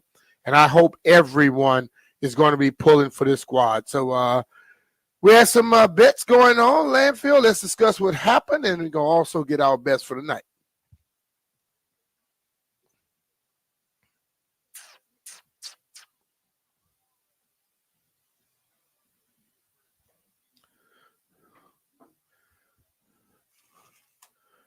All right, so Jeffrey is 0-1 because he wasn't here, and he won't be putting the bet, so that means he's going to be 0-2. I'm right. I'm on that. Jeff actually won last night. He did? Yeah, he had the But he's Pacers. not here. And we always say if you're not here on the next day and you're not here when we make a bet, you lose. So he retroactively loses a bet because he's not here Yeah. today? Yeah. All right. That's how we always did it. They held me to it, so that's how we always do it. All right, Jeff's that one too then. All right, yeah. Come to work. Hell. What happened last? Everybody else lost? Me and Landfill lost, and you and JP won. Oh, good. Yeah, that's good. That's perfect right there then. So what kind of bets y'all have for the night? I'm taking the Pirates run line. That's Pirates plus 1.5 because Paul Skeens is pitching. He's good at pitching. And they're playing against who, Landfill? They're playing against the Diamondbacks. Oh, yeah. They're not that good right now. I'm going to take Francis Tiafoe in the French Open. Who he's playing? Who is Francis playing for you to be taking him? Not sure, but the Americans are doing I hope they well. don't have the same thing going on last time he was there. Remember last time Francis was playing a kind of a tennis match that had some people doing the whoopee and stuff out in there. Remember that in Florida? Tiafoe is playing Pablo Carreno Busta. That's a name right there, bro. That's his All right, opponent. well, I'm going to take the Minnesota Timberwolves tonight with the plus 8.5. And I'm also going to take Ant to score over 25. And I think that's going to be what I'm going to do. Cool with that? All right, so you're taking Minnesota plus 8.5, but do you think they actually win the game? I think I'm hoping they win the game tonight. I can't say yes. Because I've already said that I feel the most disciplined teams in these playoffs have been the Thunder and also the Pacers. I think that Minnesota, just like New York, they play some bad basketball. They make too many mistakes, but they also have the wherewithal and the talent to go out there and just blow it away. Like you saw in what was Game 3, they put 143 points up on Oklahoma City. Minnesota did. So I'm still pulling for that aspect of it where hopefully, I know Ant Woody don't want to be, but I hope he does have, that something inside of him that says, I don't want to lose like this. You know what I'm saying? Yeah, you don't want to lose 4-1. That's just I hope he has that in him to where if he is a superhero, as many people think, be that tonight. Come out and show me. And then again, I don't want to see a series end so damn soon and we ain't going to have no sports for 9-10 days? Because I think the Pacers are going to win that in the next game. Definitely, yeah. So I don't want to see us sitting around looking for stuff to watch. I mean, baseball, yes, I watch baseball, but it's kind of hard to watch baseball every day. It's also kind of hard when the Nats are on the West Coast. Yeah, because it's a little late at night, and Yeah. your boy, and when it's raining, you know what I do real quick, landfill? What's that? You take a little nap? I pull a landfill. I'll take a nap. I go to hell to sleep. Do you need me to call you at 7 o'clock? Say good Nah, night? do not call me and tell me about you trying to make me tell me good night and all that stuff. I don't want to deal with that. I might have to. Well, I will not answer your phone from now. Dagger. All right, so you take care of yourself, man. We want to thank you all who joined us today on the show. We thought it was a very good one. I want to thank our guy, Chris Miles, also Neil Greenberg, and Cliff Kingsbury came in and talked, as he does anytime. And we want to definitely thank Daniel Popper from Athletic for joining us, talking about the Chargers. We've been going around the league with all the people that we're going to play, and we will continue doing that. But most of all, appreciate you all for joining us. You all make us what we are. Be Richard Philly. We'll check with you all tomorrow. Take care of yourself. Good night, and God bless you. Peace.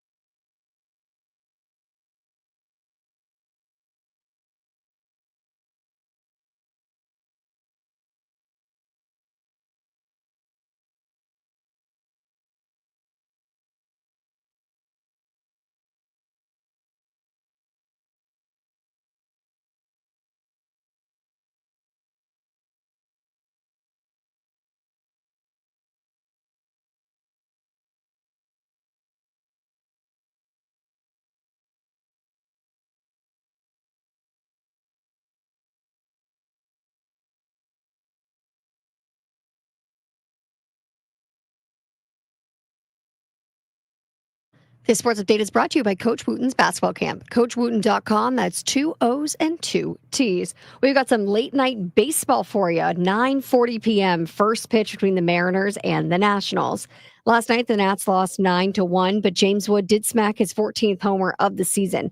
Trevor Williams is on the mound for Washington, while the Nats face off against George Kirby, who missed the first 8 weeks of the season with injury.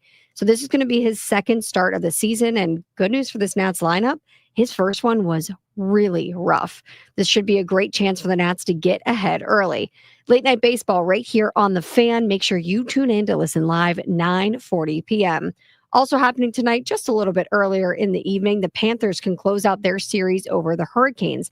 Florida is getting back 3 massive players. You got top line winger Sam Reinhart, defenseman Nico Mikkola, and forward AJ Greer. Over in the NBA, OKC is up 3-1 in the series over the Timberwolves. The Thunder could clinch the series and be headed to the NBA Finals for the first time since 2012 with a win tonight. Coach Wooten's basketball camp, they instill a love of the game by teaching kids how to play, the values of the game, and having fun. Join the rite of passage for beginners all the way up to the rising high school star and experience the legacy of the Wooten basketball camps. From the Crop MedCap 5-Star Sports Desk, Savannah McCann on The Fan.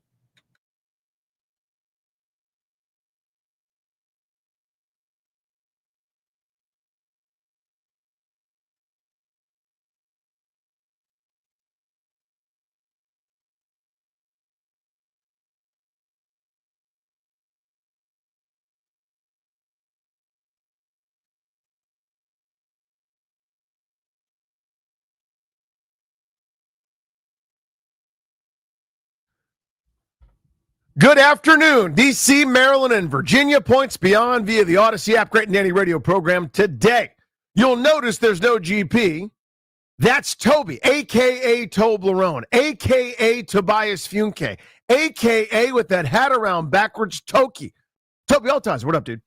Going great, man. It's a little bit dreary outside. Is it going to rain at all today? Yeah, I was telling you that I had all the jokes ready to go today. I'm wearing a Fred Nats hat, so it's got a nice F on the front. I said it's for the Fred Nats. Also, the grade I gave the Nats hitters last night. I was saying that we sent the Nationals out to Seattle, in turn, Seattle sent their weather out here. I had all the jokes ready to go today. See, I think you do it. See, those are the kind of things where they're obviously dad jokes. Mm-hmm. And we don't think you're a dad just yet. Yeah, I'm not. That we know of. Yeah, correct. Right. I think you lean in.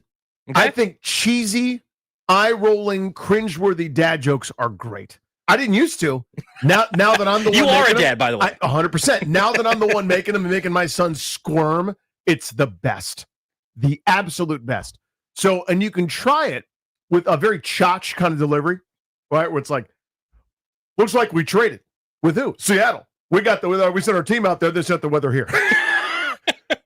You see what I'm saying? Like and the key is that laugh to seal it. Yeah, they're like, at least someone found it funny, kind of thing, right? It's like I tell you, you know who thinks my own jokes are funny is me, like that kind of guy. Yeah. Oh, I love that guy. We got plenty to do on the radio program today. Cliff Kingsbury spoke. A couple guys didn't show up to OTAs. Always fun. Mike Rizzo returned serve. He responded. He was on with the Junks this morning. They did an awesome job of asking him all the right questions. We've got some of that audio. We'll play for that for you in the 4 o'clock hour and kind of go through kind of what we learned and what we know from OTAs. First, let's pit stop real quick. Eastern Conference Finals last night. Tyrese Halliburton was unbelievably good. That's one of those, and I hate that I'm doing this right now, but just offering a window, right? This is what we do in sports talk sometimes. This is a little bit too shouty show, but bear with me. So you have a moment a couple nights ago where Anthony Edwards, who is great, who's an all-NBA caliber player, who's a star, superstar, whatever you want to call him, made Team USA, was a contributor, has a put your team on your back opportunity and doesn't. Now, OKC deserves credit for that to a lot of degree. The way they were defending him, running multiple different options at him, double teaming, tilting everything that way. He was passive. It wasn't they couldn't score. They scored almost 130 points. But still, I can't have you be outshot by Jaden McDaniels in that game, right? So we all know the lesson. Now, flip side, a young ascending star coming into his own who's had an unbelievable postseason with a chance to put a foot on the throat. And Tyrese Halliburton damn near has a triple-double in the first half last night. Toby, he was tremendous. So good. And I think it's funny that now over the last 2 years, two prominent examples of players voting anonymously in a poll and voting who the most overrated player in their respective leagues are. We saw this in the NFL. Who was named most overrated? That's right, the guy that won MVP this year, Josh Allen. Who was named most overrated in the NBA by the players this year? Tyrese Halliburton. The guy that last night had 32 points, 12 rebounds, 15 assists. Oh, by the way, without turning the ball over. Something that's never been done. Absolutely incredible to see what he's done this playoffs. And I think it's really cool to see these markets that everybody talks about with the NBA. Let's get Giannis out of Milwaukee and send him to New York. Let's get so-and-so out of this city and send him to LA. You know who's going to end up left at the end of this thing?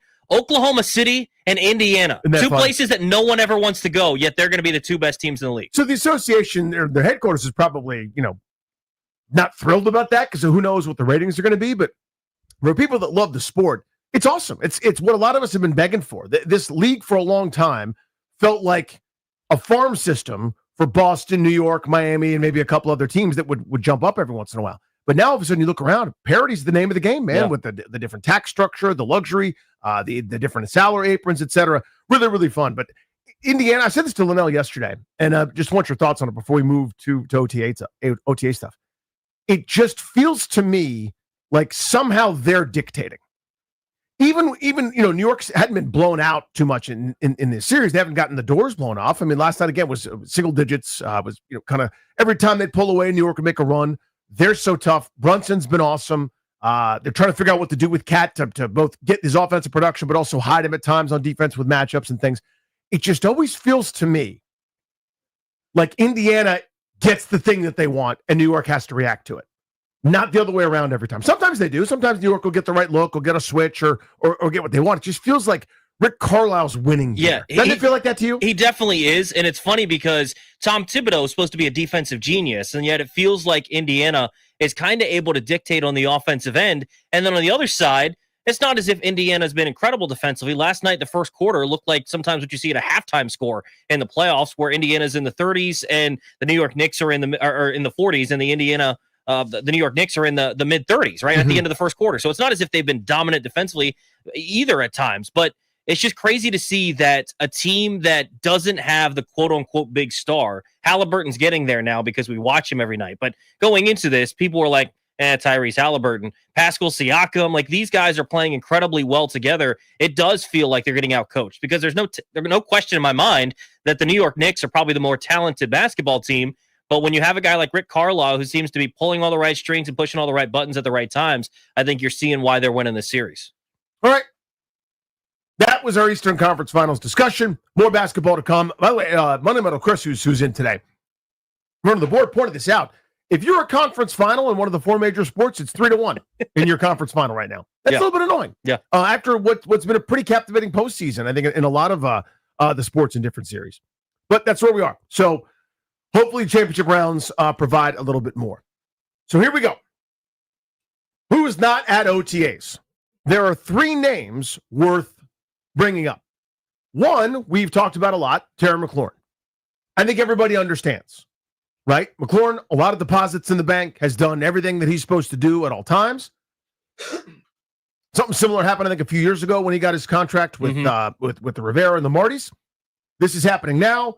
It's business. I don't love that it's happening. It's one of the things that I'll always be frustrated by, just in general, that why can't we do the business before these sorts of things happen? But it's just the run of events in the NFL. It's how it goes.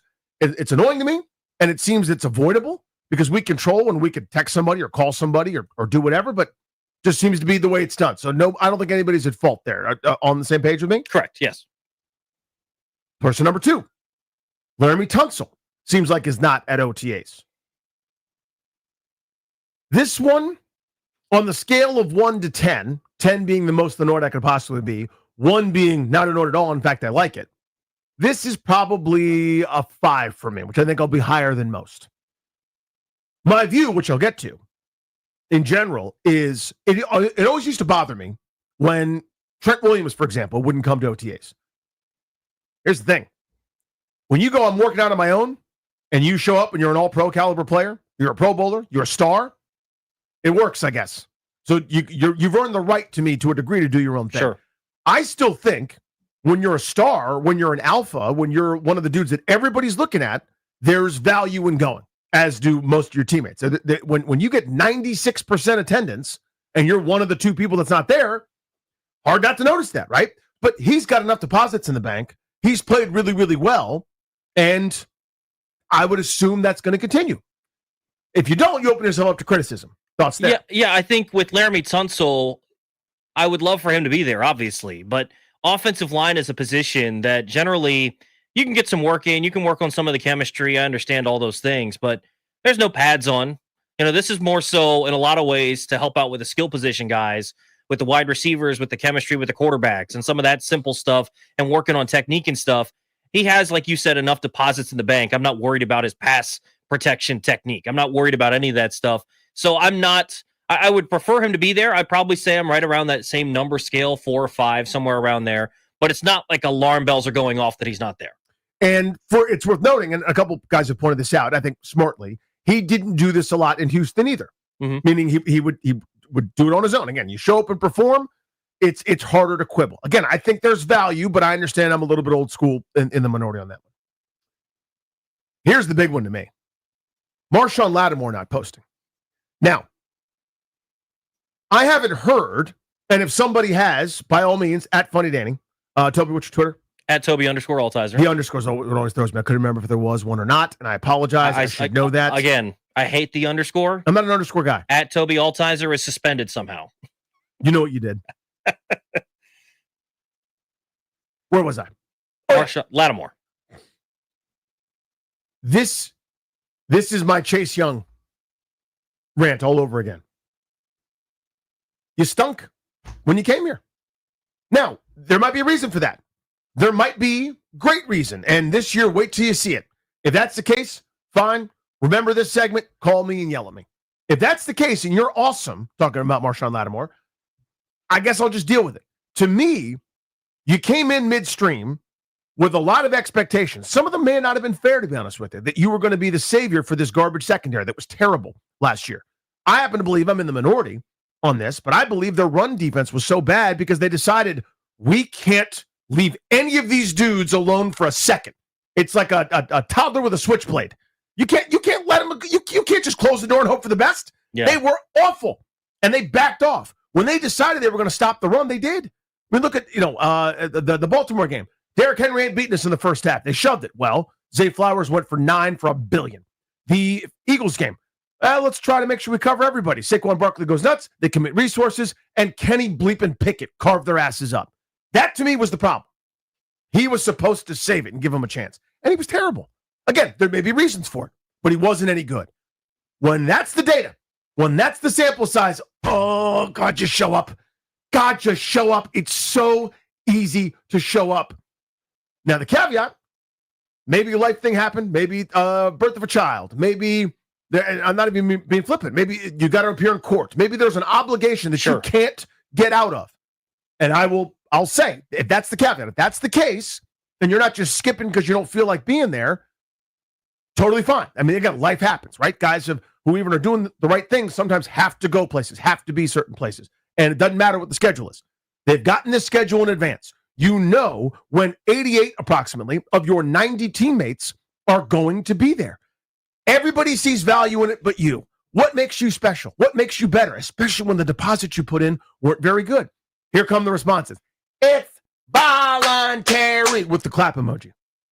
Volunteer to get better at football. How about that? How about have a desire where it's more important to you than it is to me, fat zilch, whose happiness is derived from your play, to be great at football. Show up and get better at football immediately at all times. Second, at your job, if something was voluntary, would you go? Number one, not for my thing and not for your thing. That's why we're zilches.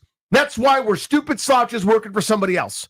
If millions of people gave a damn about what you were doing on a weekly, daily, hourly, minute-by-minute basis, and you had that kind of investment, and you're a millionaire with expectations, you post like 88 other people did. Yes, those guys should go. If I have voluntary whatever, hear about the cool corporate things that we're doing, I'm not going to that, right? But there's a reason I'm just sort of a schlub that's stuck right here. I want you to be a star. Do you want to be a star? Do you care? You have a hard way of showing it. That it. Yeah, I mean, he doesn't have any reason to feel like he needs to prove his name to us here. I know that because he's played so long in this league, so he's probably not worried about what thought process is. He's probably not worried about what we're saying here on the radio. He probably doesn't care about any of that. But the reality is, if you show up, you at least make it so that you take away one of the things we can talk about, Danny. If he shows up to all the voluntary stuff and he's there for the mandatory minicamp and he goes through the whole offseason program and then he sucks, you go, well, that's on Adam Peters. But if he shows up now and stinks, we're talking about, yeah, it's on Adam Peters because you don't love the trade, but it's also on Lattimore for seemingly not showing up to do his job, right? And if it's a contract thing, he's guaranteed $2 million this year. He's not guaranteed anything next year. If it's a contract thing, I'd point to him and say, Bud, there's a reason why you were traded from New Orleans for what you were. There's a reason why when the team got you here, they didn't immediately do it. You want to know why? Because there were probably questions in their own mind. Is this guy going to be able to get back to it? Because guess what? Part of the reason we talked about when this trade was made, that it was a decent one or something that maybe you had an out. 100% I would have made the trade. But there was an out, right, Danny? Right. Like, you could immediately say, all right, after a year, he stunk.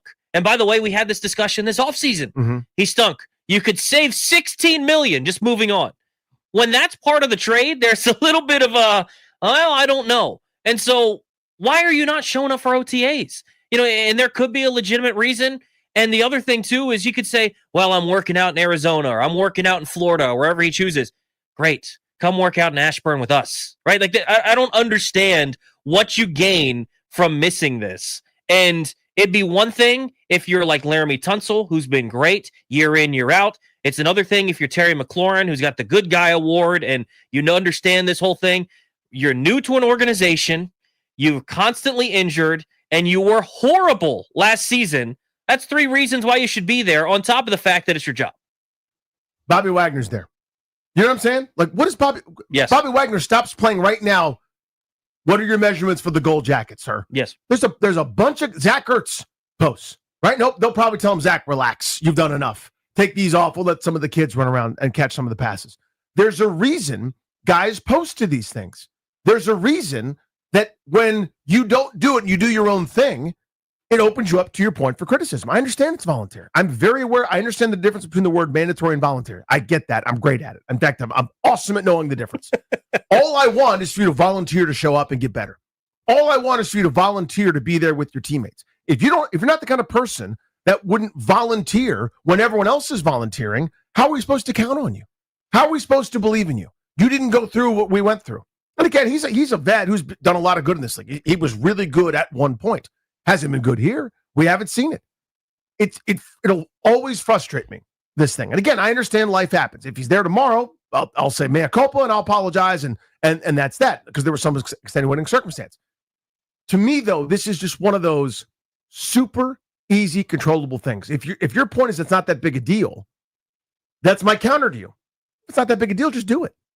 Right? Nobody's saying you got to show up and do an Ironman. Nobody's saying you got to show up and push a boulder up the hill. Go be with your teammates. Even if you don't intend to do anything, just cut it up in the lunchroom.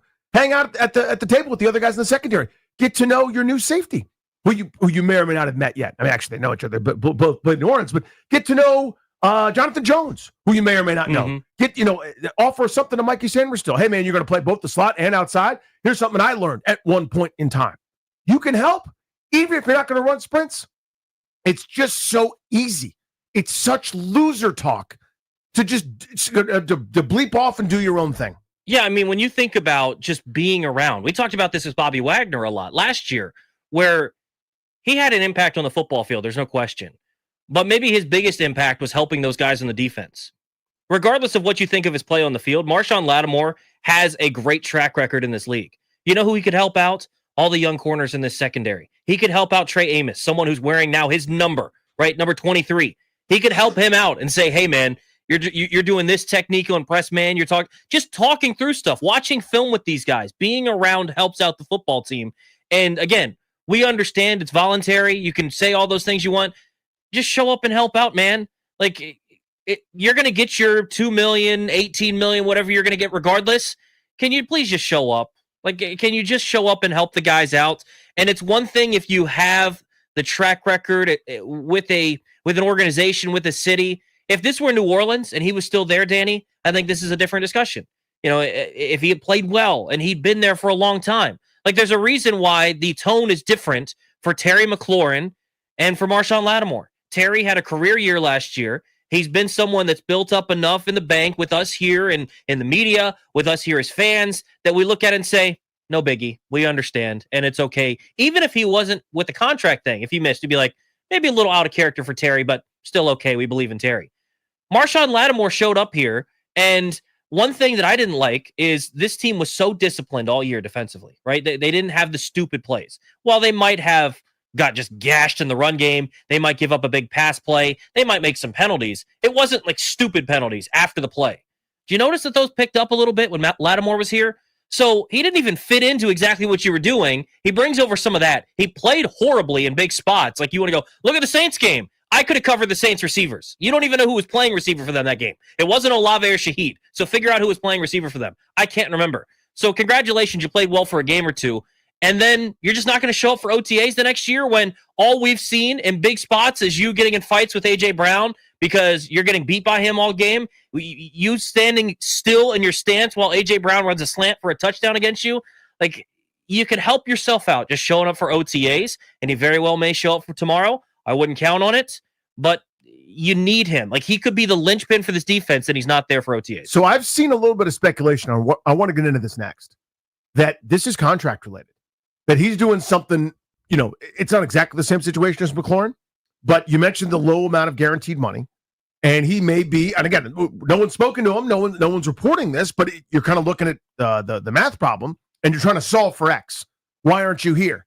Well, the variable might be contract related. I want to jump into that in a second because of what they gave up for him. We'll go through that. And also want to get your reactions. 800-636-1067 is the number. 800-636-1067. You heard us go through it. McLaurin, Tunsil, Lattimore, not at OTAs.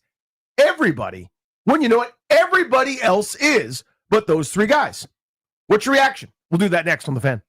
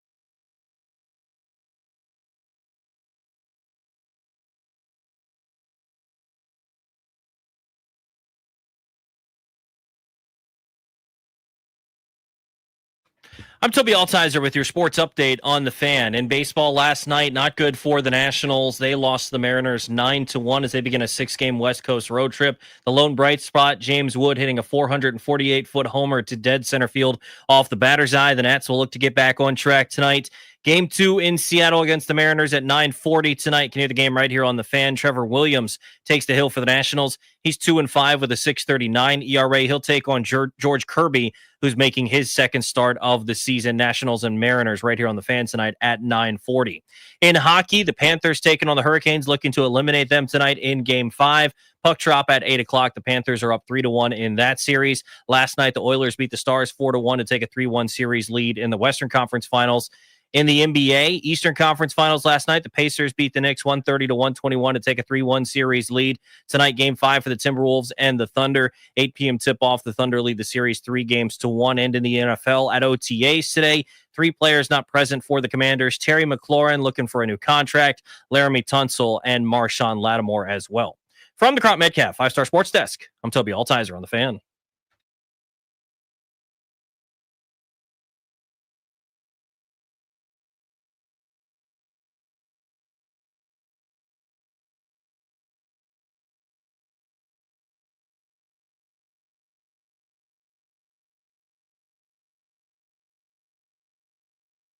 Now, stay here, Toby.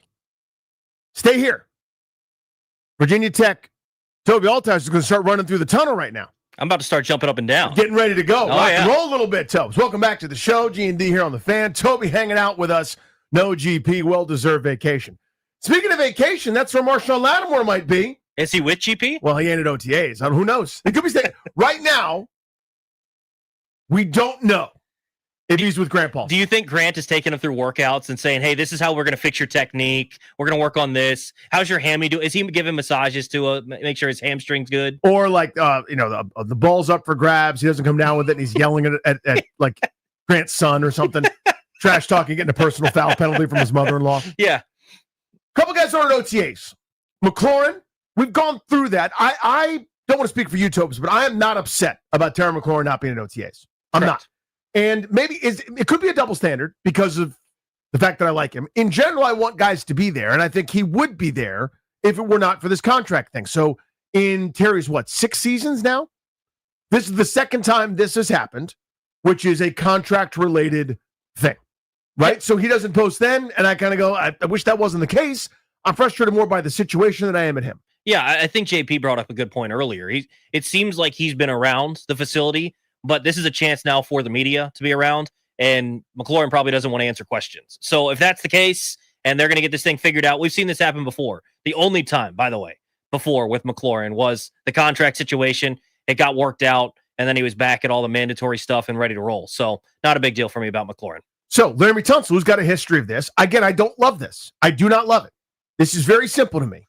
Your teammates are doing it. This is the thing we're trying to establish. The story I've told a million times over, Tobes, that I'm sure everybody's bored by. But for all these years, and I know you've gotten to go a couple times now, Grant and I have had the incredible privilege of going down and getting unbelievable access at Nat spring training, right? For so many years, you're watching this first division club, this World Series caliber team on paper, go about their business to try to get ready to go win a World Series, right? And you've got stars up and down, whether it was Bryce for a time where the whole world's looking, Strasburg, the whole world's looking, Max Scherzer, a Hall of Fame pitcher, et cetera. And Scherzer's the name I always bring up. So one of the things that I would do as an executive, and I shouldn't be an executive, not saying I should be, I'm not doing the thing where I know more than somebody, okay? But one of the things that I would do is I would tell every teenager, I would tell every 21-year-old at A-ball, every kid that's trying to make it, every guy that's hanging on at AAA, you see that guy who's grunting and pissed off because he didn't execute a changeup in his first bullpen of the year? Do you see that guy with the dark heart who never stops competing? Do you see that guy who's going to outwork every single one of you? Do what he does. Do what he does. You eat what he eats. You lift what he lifts. You run what he runs. You throw what he throws. You follow Max Scherzer around like you're a rabbit and he's got a carrot up his tuchus. Do that. That's my example. Follow the best. Follow the Cy Young winning, no-hitter throwing, stalking madman that's going to pitch a couple of decades in this league and go to the Hall of Fame when he's done. If you care. If you don't, go through the motions, do your PFPs half-assed, and then just go about your business, and you can wear another uniform in a couple seasons. Yeah. Follow him around. Washington's got a couple of those guys.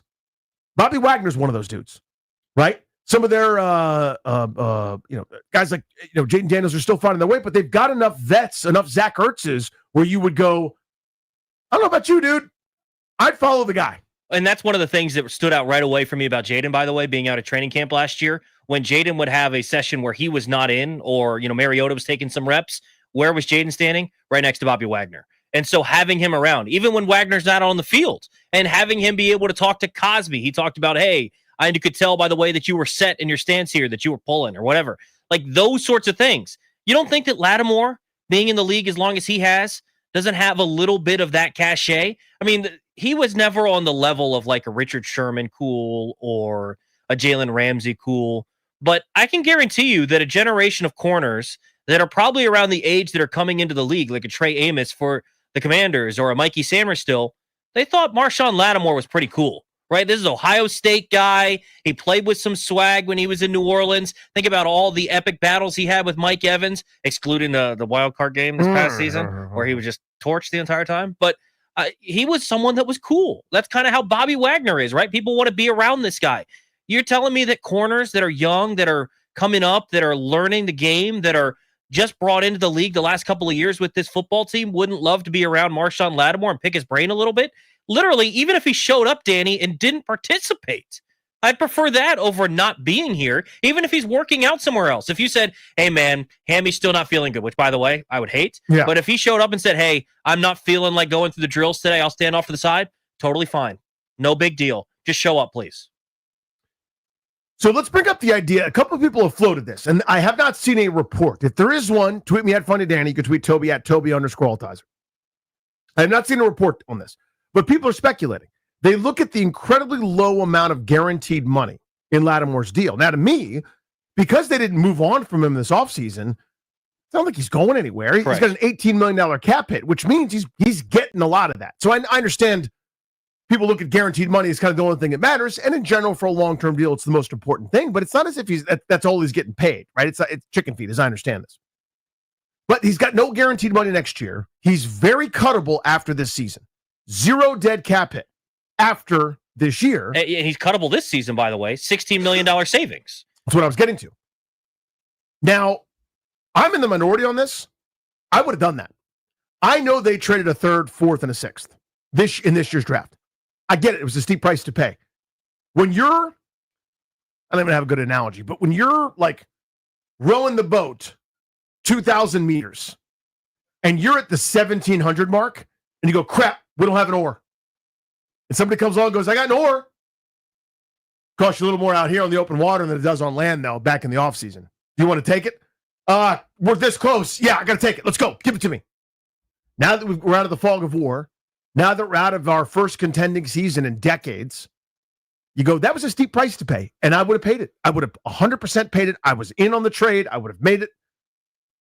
Maybe not knowing what I know now, would I have made it, but at the time, 100% I was on board. Here's also what I would say. Nope, that's it. I'm saving my $16 million. That money is going towards one of the high-profile free agent corners, Carlton Davis, Reed, or a number of guys that I thought could have been massive upgrades that they said, no, we got one in-house. So here's what I need.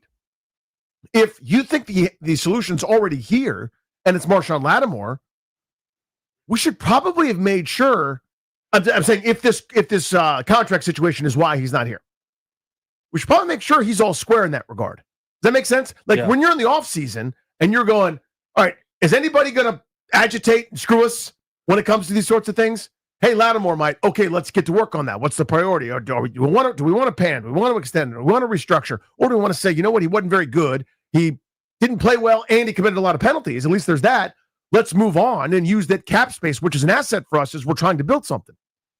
That's what I would have done. I would have cut bait and lost my 3rd, 4th, and 6th round pick.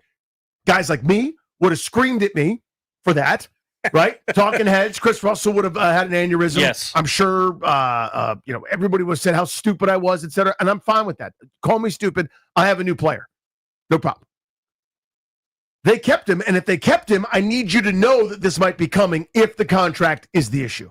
I know I went a lot of places. Does that make sense? Yeah, I think, if the issue is with the contract, then I don't, from his side, I can understand it, right? He has a long pedigree. He was terrible last year when he got to Washington. So the reserves he has in the bank here are not good, but the reserves overall throughout his career have been good.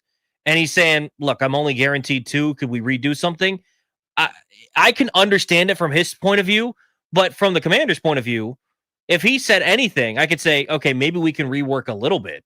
But without telling him this, part of the reason you're attractive to us right now is if you suck again, we can say adios and actually gain from it, right? Like they can literally move on from a dude and say, you know what? Instead of feeling bad that we lost a corner, we feel great that we gained $16 million in cap space. The question I have, Danny, for you off of this is Dan Quinn, and I don't think Dan Quinn's got good at bluffing with us here and kind of not saying anything. Yep.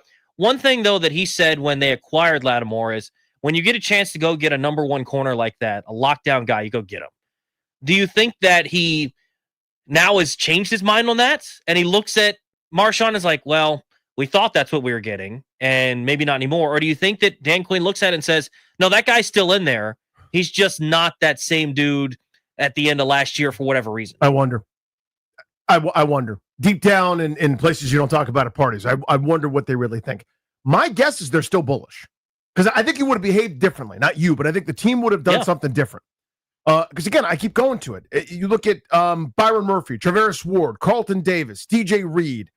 Just thinking of the guys that signed just this offseason. Some of the really good corners that were out there on this market. That was one of the couple spots. Defensive end was not there. There were no real good in their prime defensive ends. That's why everybody kept getting all the steamies for Trey Hendrickson.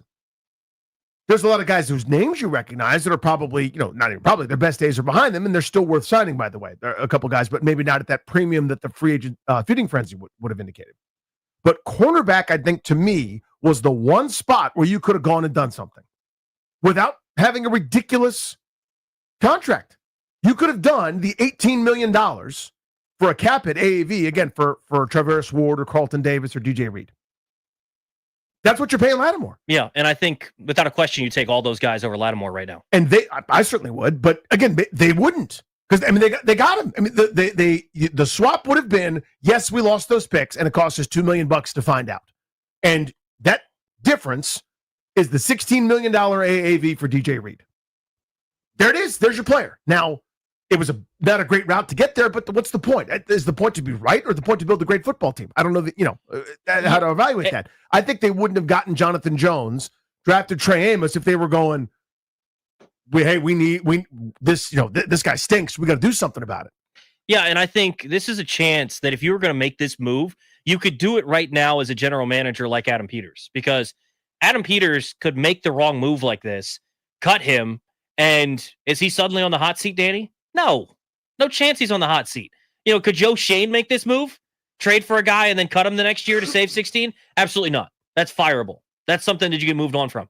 A guy in Adam Peters' position could make that sort of move. So it makes you believe that either Adam Peters is trying to prove that he's right as an early general manager, or he truly still believes that this guy can get back to that level. I'm hoping it's the latter. I'm hoping it's that they believe he can get back to being a number 1. Because I think if he is a number 1, Danny, then you could look at this defense being a totally different animal. It's a game changer. We've talked about this as one of the forks in the road for this team and this defense this year. There are two to me. Javon Kinlaw's one, and Lattimore's the other. If they're right about both guys, A, egg on my face, and I'll be happy. Yes. I'll order it sunny side up. And B, this is a different defense. I think that's an instructive point. Speaking of instruction, somebody that we know was put to work today, was very busy with the local 53. We will tell you about that when we come back next.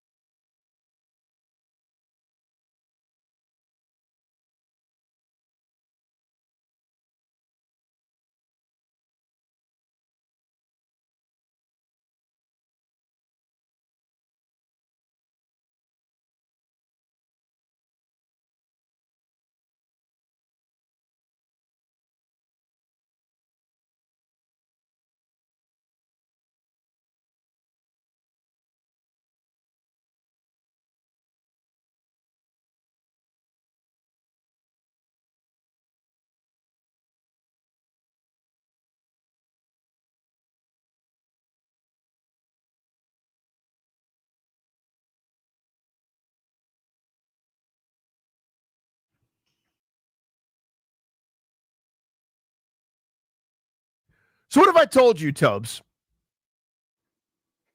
The greatest, I don't know, the greatest afternoon drive DJ in human history was right down the street. And he was available to come by and chat with you for a couple of minutes. You don't have to do anything. You just show up to work, and this guy's going to come by and chat with you and listen to your demo and give you a couple pointers. Be pretty cool, right? Yeah, it'd be great. Something you would do. How about Brian Mitchell, the number 1 all-time leader in punt return yards? Is that it, Danny? No. How about the number 1 all-time leader in kick return yards? How about the guy that's second only to one dude, maybe the greatest football player ever, Jerry Rice, in all-purpose yards? How about Brian Mitchell being asked by Dan Quinn and company to be a guest lecturer, to be a guest coach, to be a guest, I don't know, extra set of eyes at the Local 53's little OTAs here today, working with punt returners? Isn't that wonderful? 2 things. So cool. So cool. So good. Smart. Yep. Things that you should have been doing for a long time. 2, finally, right? Like, at least they're doing it correctly. It was so cool driving in earlier, listening to B. Mitch and Finley. And JP's like, by the way, B. Mitch, you're worried where he's at. He's actually helping the punt returners right now. Immediately got fired up. Immediately, he's like, you know what? This is what they should have been doing all along. Anybody that it came in the building that was going to work as returner should have said, hey, here's Brian Mitchell's number. Give him a call. Ask him for pointers. Have him work out with you. Whatever. And do it that way. The fact that first day of OTAs, Jalen Lane, a guy that when Adam Peters gave him a call, he said, you were the number 1 punt returner on our board. You were the number 1 returner on our board.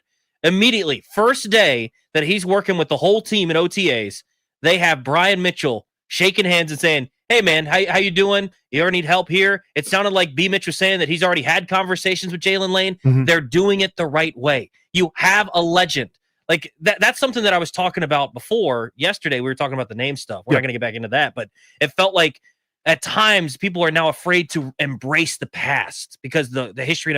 Forget that. Embrace the legends that you have. Like, as soon as you draft a dude, like when they drafted Emmanuel Forbes, you know who should be calling him immediately? Darryl Green, right? Like, dudes like that should be always incorporated. You have some great players for this organization, and especially in a position like returner that's a little more niche, where there's not as many guys that can give you the insight like a Brian Mitchell. You have that guy on your side. Use him. He would love to. Yeah, Brian Mitchell will talk to you.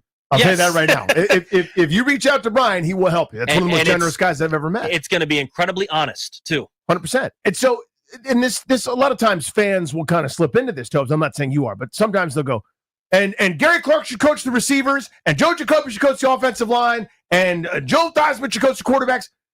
Not ripping any of those guys. They're all great players, and they're legends, and they've earned that. If you're not on the grind as a coach, then that may not be the right career path. But to the point of being able to pick somebody's brain, yes, of course you do.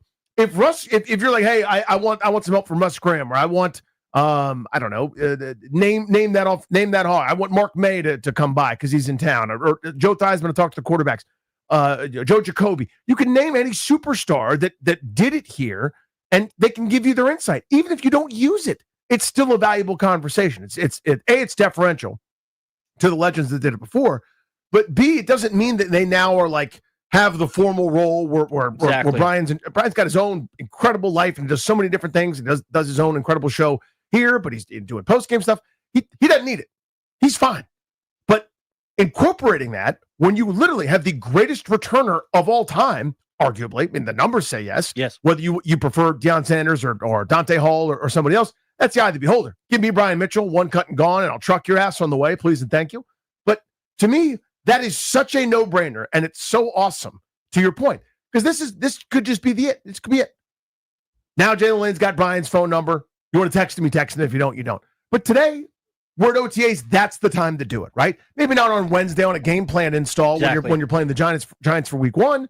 This is the time to go, here's what I did. Here's why I did it. That's what coaching is for a lot of people, for a lot of ex-players. So I work with a lot of kids, and I'm not putting myself on the same level as Brian Mitchell. I'm not a guy that has a Hall of Fame football resume. George Washington Hall of Fame, though. Well, thank you. It's nice of you to say. Just put the compliment out there. Just threw it out there, see if someone would just put it back in the boat. But one of the things I always say is you're going to have a different hitting coach. You're going to have a different person who has a totally different philosophy.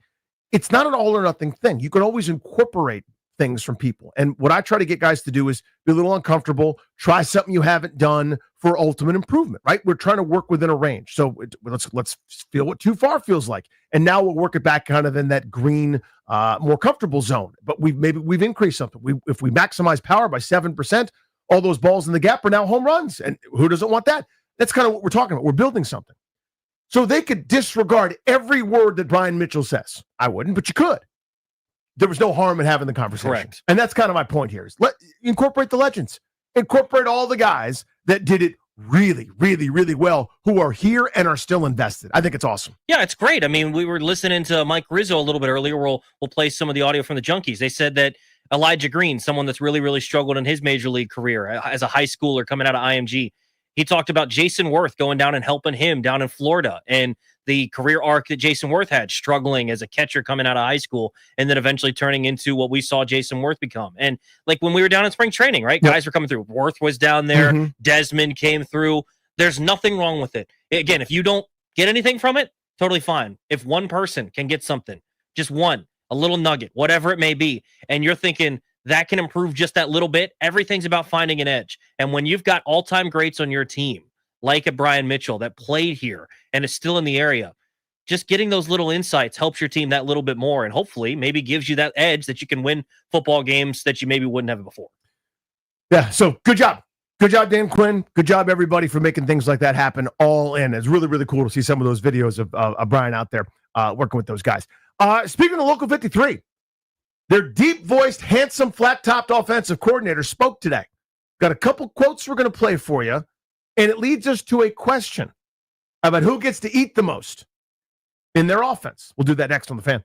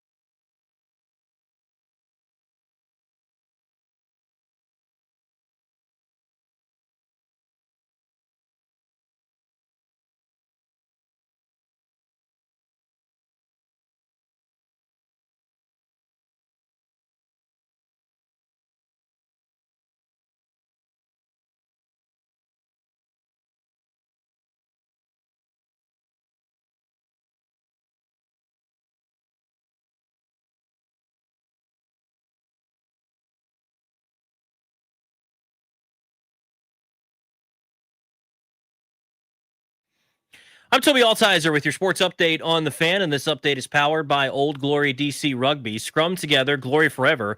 OldGloryDC.com. In the NFL, the Commanders getting OTAs underway today. Terry McLaurin, Laramie Tunsil, and Marshawn Lattimore not present at OTAs today. In the NBA, Western Conference Finals, Game 5 tonight, a potential closeout game for Oklahoma City as they take on the Timberwolves. 8 p.m. tip-off. They lead the series 3-1. Last night, the Pacers took a 3-1 lead, beating the Knicks 130-121. Tyrese Halliburton, 32 points, 12 rebounds, 15 assists, and no turnovers. In baseball last night, not a good result for the Nationals. They fell 9-1. James Wood, the lone bright spot in his second at-bat, a home run to center field, 448 feet. He was a lone run for the Nats last night. They'll look to get back on track tonight against the Mariners in Seattle. 9:40 first pitch. Can hear the game right here on the Fan. Trevor Williams takes on George Kirby. Kirby making his second start of the year. In hockey, Eastern Conference Finals tonight, Panthers and Hurricanes. The Panthers looking to finish off Carolina tonight at 8 o'clock. The Panthers are up 3-1 in that series. Last night, the Oilers beat the Stars 4-1 to take a 3-1 series lead. Join Cakes and JP from the Junkies this Saturday at Old Glory DC's final home game of the season. Grab your $10 ticket now at oldglorydc.com using promo code Junkies. Be one of the first 100 with that ticket and score a special treat. Just stop by the Fan Tent. More at oldglorydc.com. From the Crop Metcalf 5-Star Sports Desk, I'm Toby Altizer on the Fan.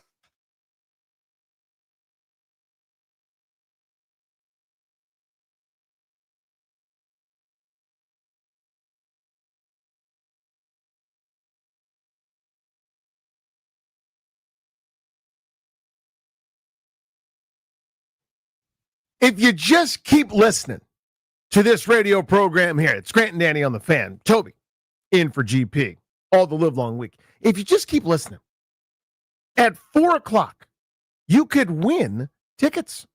You could win tickets to see Post Malone. We were giving those tickets away to you at 4 p.m. today. Him, Jelly Roll, Big Ass Stadium Tour. That's at 4. A little under an hour from right now. All you got to do is listen. We'll give you the cue to call. You do it, and you'll win those tickets. It's that simple, Tobes. All we want to do is give people things. It's it. You a Posty fan? Anyway, no. Actually, I am, believe it or not. I like Post Malone. I don't know the entire catalog. I like when artists don't just go, okay, I do this one thing. I do my, he did his auto-tune stuff early. Mm-hmm. I don't know if it's like singing or rapping or neither. I don't know what it was exactly. But now he's just sort of like, I want to play music with my friends. I want to do this one's country. I had some help. My kid loves that song, and then I'm doing this other thing. I like guys that don't necessarily fit into a box. I think that's cool. Yeah, the only thing I don't like about him is he's a Dallas Cowboys fan. So I don't love that. I'm interested at Northwest Stadium if he's going to wear a Commanders jersey on the field when he's doing the concert. That'll be interesting to see. That is interesting. I didn't know that. It seems to me, what movie was he in? Was he in a movie? Yeah. The beginning of a movie. Oh, it was the remake of Jake Gyllenhaal got shredded for it. Ryan's never seen it. I'm looking at Ryan for help. He's seen like one movie. Remake of Roadhouse. Thank you. Okay. He's the cage fighter, whatever you want to call it at the beginning, who sees Jake Gyllenhaal take his shirt off, and they're in and out's a body fat on old Jake Gyllenhaal. Jake Gyllenhaal worked out for that movie. All right. He is a shredded monster with 0.1% body fat. And Post Malone, old Posty, goes, I ain't fighting him. You know who that is? And shuts it down. And Jake Gyllenhaal just kind of sits there. He's like, oh, well, shrugs his shoulders. It's pretty good. I like it. I like it. I gave him a passing grade. We'll give those away at 4. So Cliff Kingsbury spoke to you guys. And coming up, Double Play 345, Beltway Blitz also at 4 p.m. Everybody with it. We're down. Here we go. Let's go through Cliff Kingsbury. He spoke today. We'll have some audio from Dan Quinn later on in the program. Jaden Daniels was at the podium as well. We'll have some of that. Well, let's just go down the list here, Chris. We will start number 1, cut 1 from Cliff Kingsbury, who spoke this afternoon. Yeah, DQ has created a tremendous culture. The organization has as well, just starting at the top with Josh and then AP, type of people they brought in. So I'm excited to continue to learn from DQ and these other coaches and continue to try to build this thing. That's something that you hear a lot. And when they're bad, not this team, but any team, you roll your eyes about the culture, about the brotherhood. Hold on, I got Grant's bell here. Yeah, there you go. About the Brotherhood what? bell. Brotherhood. And you just go, come on. But when it works, it really is beautiful. And it seems like, at least for 1 year, it worked. Yeah, I mean, the culture is actually dang good. As, Thank you very much. Bruce Allen would say, right? Bruce, It's funny that when he's saying it, it sounds stupid. When Ron Rivera was saying it, it sounded stupid. But when Cliff and Dan Quinn and these guys say it, it doesn't sound as stupid. You don't want to know why? Winning. Yeah. Winning. It fixes a lot of things, and it's funny hearing guys like Sam Cosmi, dudes that are kind of left over from the previous regime, talk about, yeah, they said we had a culture before. We didn't have a culture. He's like, this is a true culture. So I think it's true. Like these guys understand that this is about winning, and everything that they do is about that. Yeah, it's like butterfly wings. It's very, very hard to get one. Very, very hard to have it and maintain it. But when you do, it can be something pretty special. Let's go to cut 2. Cliff talking about building an offense around Jayden Daniels. Yeah, he works extremely hard. I mean, that's all he kind of thinks about is how he can get better, and watches a ton of film, watches a ton of football overall. And so that organically really takes care of itself in a way when you have a guy who wants to be that great. And then just the pieces we brought in, high character guys that have done it at a high level, continue to try and take another step with the guys we have coming back. We're just working to get better. I think overall, that's a group that's hungry, not just Jayden, but it's a group that's works really well together, very coachable, and wants to improve as a unit. This was my point about Jayden Daniels. Now, obviously, tools, the athleticism, the smarts, the arm, the aptitude, all the great things that made him an incredible prospect, Heisman Trophy winner, superstar coming out of college. Yes, I've seen that before. Not the exact skill set, but you know what I mean. I've seen the guy that was better than everybody else in college football before. That was why you bet on him. To me, it was he had the perfect journey for me to become a star athlete. It was highly touted because of the gifts, frankly, underachieved to a degree for a little while at Arizona State. Had to kind of have a come to Jesus moment. What do you want to be? How do you want to do it? And he decided, whether there was a moment or a series of moments, I don't know, where I will not be outworked. You might get me. Won't be because you outworked me. I will leave no stone unturned. And that, to me, is why I had so much confidence drafting him at 2. 100%. And having a guy that you know is out there doing the best that he can. Again, everything that he does, all this stuff doesn't guarantee success. But I can tell you one thing. It puts you in a position so that you can be successful. You're doing everything exactly how you want your franchise quarterback to be done. And he doesn't do anything too crazy. Like, he's not someone we're talking about. Will he have a drop off like CJ Stroud had last year? You know what I saw CJ Stroud doing between his rookie and second season? Hanging out with Micah Parsons every day, everywhere in the world. Have you seen any of that from Jayden this year? You've seen him at different stuff. You've seen him at basketball games. You've seen him at concerts and different stuff. He can live his offseason, but he's not doing anything that is going to hinder what he can do on the football field this season either. Let's go to cut 6 about improvements, because Toby referenced this. The hardest thing to do, Grant always puts it as writing the second bestseller, but to me, it's that going from year 1 where you took the league by storm. I mean, again, it's lazy just to compare to Griffin, but bear with me. When nobody had seen the read option, nobody had seen what they were doing, and then they saw it, and then they had a whole offseason to figure out how to slow it down, how to stop it, what to make somebody do not great. And if you don't have the wherewithal to go, yeah, I got away with that then, but I won't get away with it in the future, I need to improve at it. And again, that's not a Daniels problem, thank goodness. What does he have to work on this offseason? Cliff addressed that. You know, he's a guy, like I said, organically it's going to happen as you continue to work with each other, and he continues to figure out, you know, his game and this offense and master the offense. So it was more just get some rest, because he wanted to get right back into it. So hey, get some rest, get away from it, and then attack it. And he's done that. I mean, he is very highly motivated to be as good as he can be, and that's always exciting for the organization. Let's go to cut 7 right away on that one. The offensive line. Last year, I think they got away with it. Having an offensive line that probably wasn't great. It's not how I would have built the group, and they were successful. I'm not telling you that they weren't. Adam Peters and company know what they're doing. To me, I wouldn't be able to sleep at night knowing that I've got this difference-making, franchise-altering, everybody's success, everybody's key card's going to work or not based on what Jayden Daniels does. I'm sparing no expense. If I have to build an actual physical wall, I will do that just to make sure that kid is safe. And they got away with some stuff last year. They improved the group. It wasn't bad, but it's not as good as I would have done it. They decided that was an area for upgrade this offseason, and Kingsbury addressed that. That's where it all starts as a play caller. So the ability to, have the entire playbook open and feel comfortable with whatever you call. I think it is always made easier on that group is really good. And I thought last year they were tremendous for what we asked them to do and playing with the rookie quarterback and really helping him along. And hopefully the pieces we added this year will just make him that much better. So you heard him reference it. He did he didn't say, man, those guys stunk last year. Thank God we got some new pieces. You heard the caveat, what we asked them to do. AK, we squeezed the most out of that stone that we were going to squeeze. Now enter Tunsil. Now enter Connerly. Now you move Coleman probably to a guard spot in theory. With an upgraded center spot from last year, all of a sudden, 60% of your O-line is going to be different, presumably upgraded. The whole playbook's at your disposal. Maybe against Philadelphia, you can't call the double move.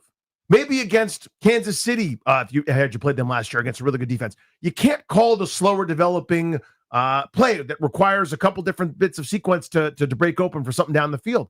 Against Detroit, you feel comfortable because they got you and me rushing the passer, but you couldn't do it against everybody. You had to then all of a sudden it gets dictated to you.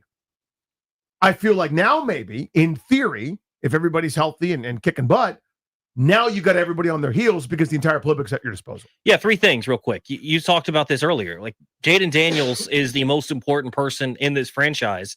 Anytime you're going to spend resources to protect him, great. Secondly, every single year you watch the Super Bowl. Everybody does. And what do? You look at what were the key takeaways from that Super Bowl. What was the big takeaway from this one?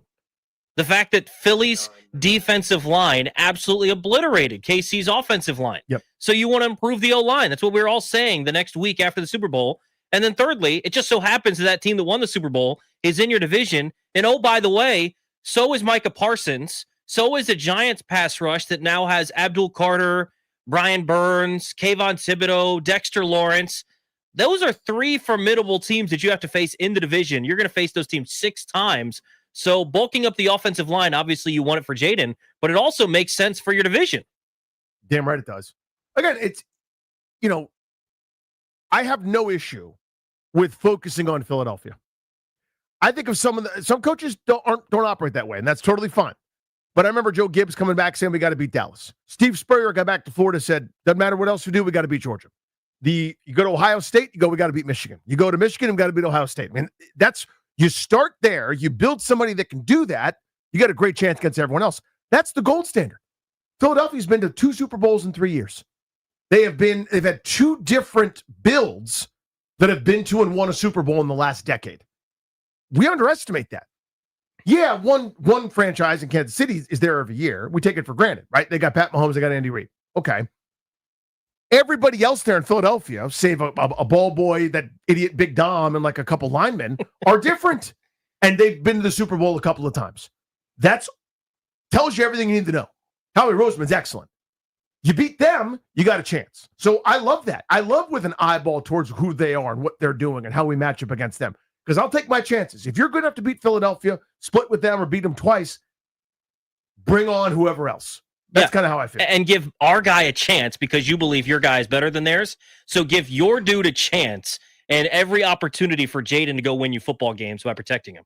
So this question I think was fun, and I want to get an answer from Kingsbury.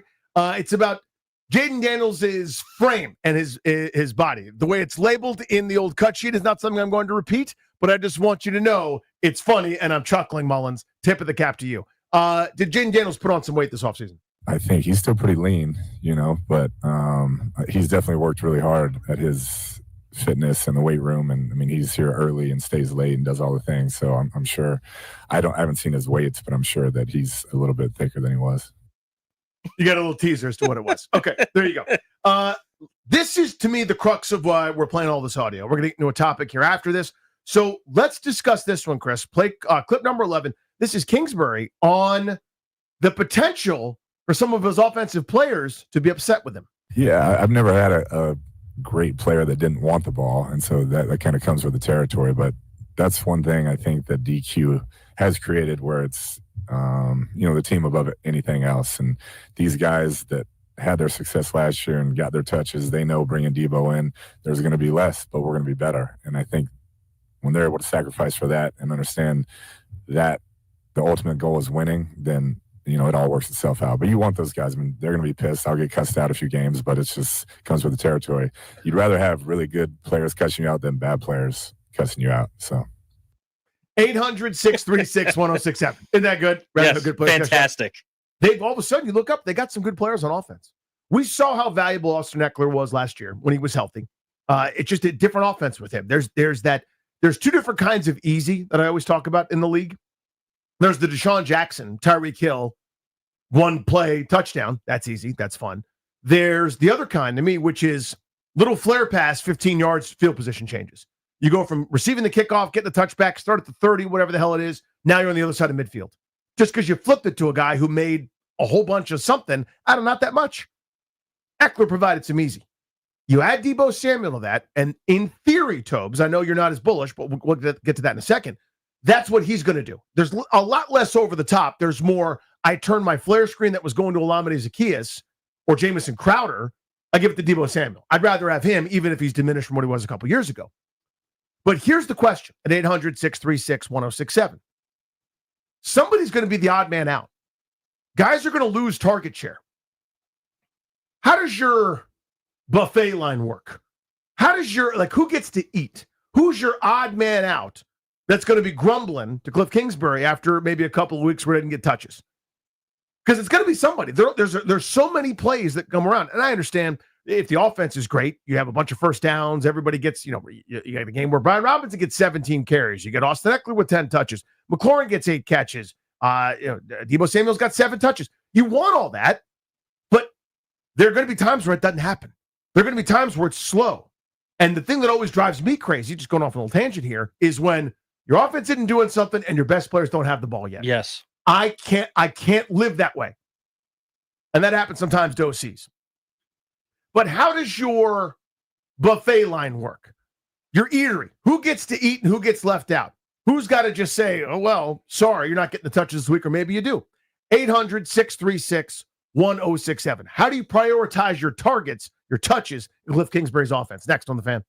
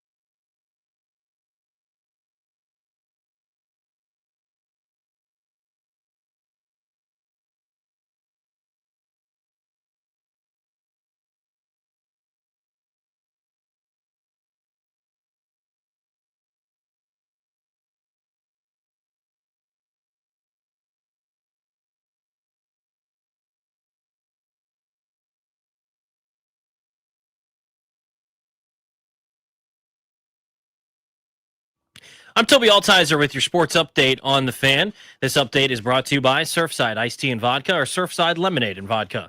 In the NFL, Commanders OTAs getting underway today. 3 players not present: Terry McLaurin, Laramie Tunsil, and Marshawn Lattimore. Tonight in the NBA, Timberwolves and Thunder, Game 5 of the Western Conference Finals, 8 p.m. tip-off. The Thunder lead that series 3-1. In baseball, the Nationals fell to the Mariners in Game 1 of the series in Seattle last night, 9-1. Looking to bounce back tonight, 9:40 first pitch. Can hear the game right here on The Fan. Trevor Williams takes on George Kirby. And in hockey, the Panthers looking to eliminate the Hurricanes tonight in the Eastern Conference Finals. Game 5, 8 p.m. puck drop. The Panthers lead the series 3-1. There's nothing more refreshing than an ice-cold Surfside iced tea and vodka or Surfside lemonade and vodka to break the heat. Surfside is only 100 calories, 2 grams of sugar, and 0 bubbles. That's right, no carbonations. Look for the can with the sunset stripes. Must be 21. Please drink responsibly. From the Crop Medcalf 5-Star Sports Desk, I'm Toby Altizer on The Fan.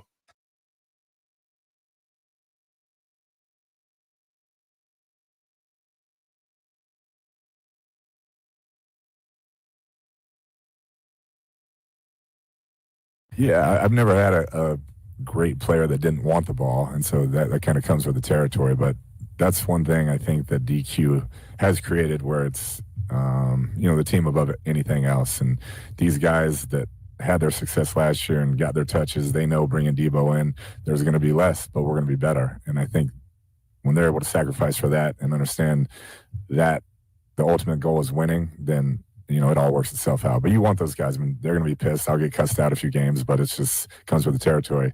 You'd rather have really good players cussing you out than bad players cussing you out. So, love that answer from Cliff Kingsbury. Welcome back to the show. Grant and Annie here on The Fan. Tobes is in for GP. So we were kicking this around before the show.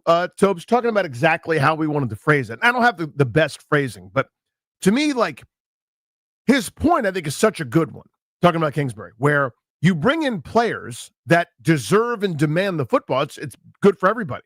Like, if I had the greatest offensive player of all time in his prime on one side and average Joe on the other, greatest offensive player of all time should probably get more touches. It's in everybody's interest, right? So regardless, and I want you to weigh in for our audience on your Deebo Samuel opinion. I think it's important to have that perspective.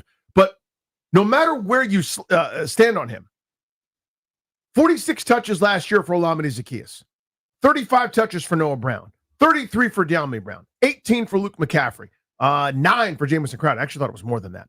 But you see where I'm going with that. That Voltron, that multiple different people kind of added up to a second option, almost, right? Like a good situation. Like, those are Devontae Smith's touches in Philadelphia. A good offensive situation. Look at Seattle with Metcalf on one side, no longer, but back then. Metcalf on one side, Jackson Smith and Jigba on the other, with the little Tyler Lockett mixed in between. You look at great receiver situations. You go, yeah, that morphs into what a second option would look like. Yeah. 70 catches, 1,000 yards, whatever. Opposite Terry McLaurin, who's your number one. So McLaurin's kind of one question. You almost put him to the side. You've added in Deebo Samuel. Regardless of what you think, and I'll tag you in a second, I would rather have him get more touches than Zaccheaus, De'Ami, Luke McCaffrey, Jamison Crowder, John Bates, etc. So it's an upgrade there, but somebody's going to have to sacrifice. Tag, you're it. Yeah, I mean, so for example, you're talking about these different guys. Last year, Deebo Samuel had 93 touches. The season before, he had 97. The season before that, he had 98. The season where he went nuts and went for almost 1,800 yards from scrimmage, he had 136. Mm-hmm. So I think you've seen it kind of even out. He's somewhere in that 90 to 95 touch range.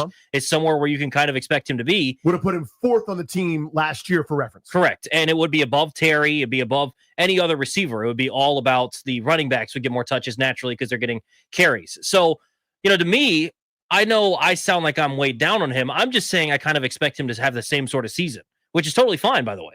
800 yards. Yes. 800 yards. Totally fine. I mean, last season, if he gave you this, 51 catches, 670 yards, 3 touchdowns, you'd probably like to see a few more in the end zone. But regardless, 42 rush attempts for 136 yards and a touchdown.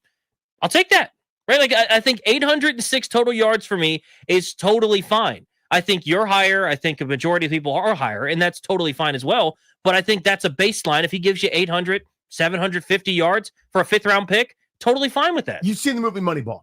Yes. Right? So it's a great adaptation from Michael Lewis's tremendous seminal book.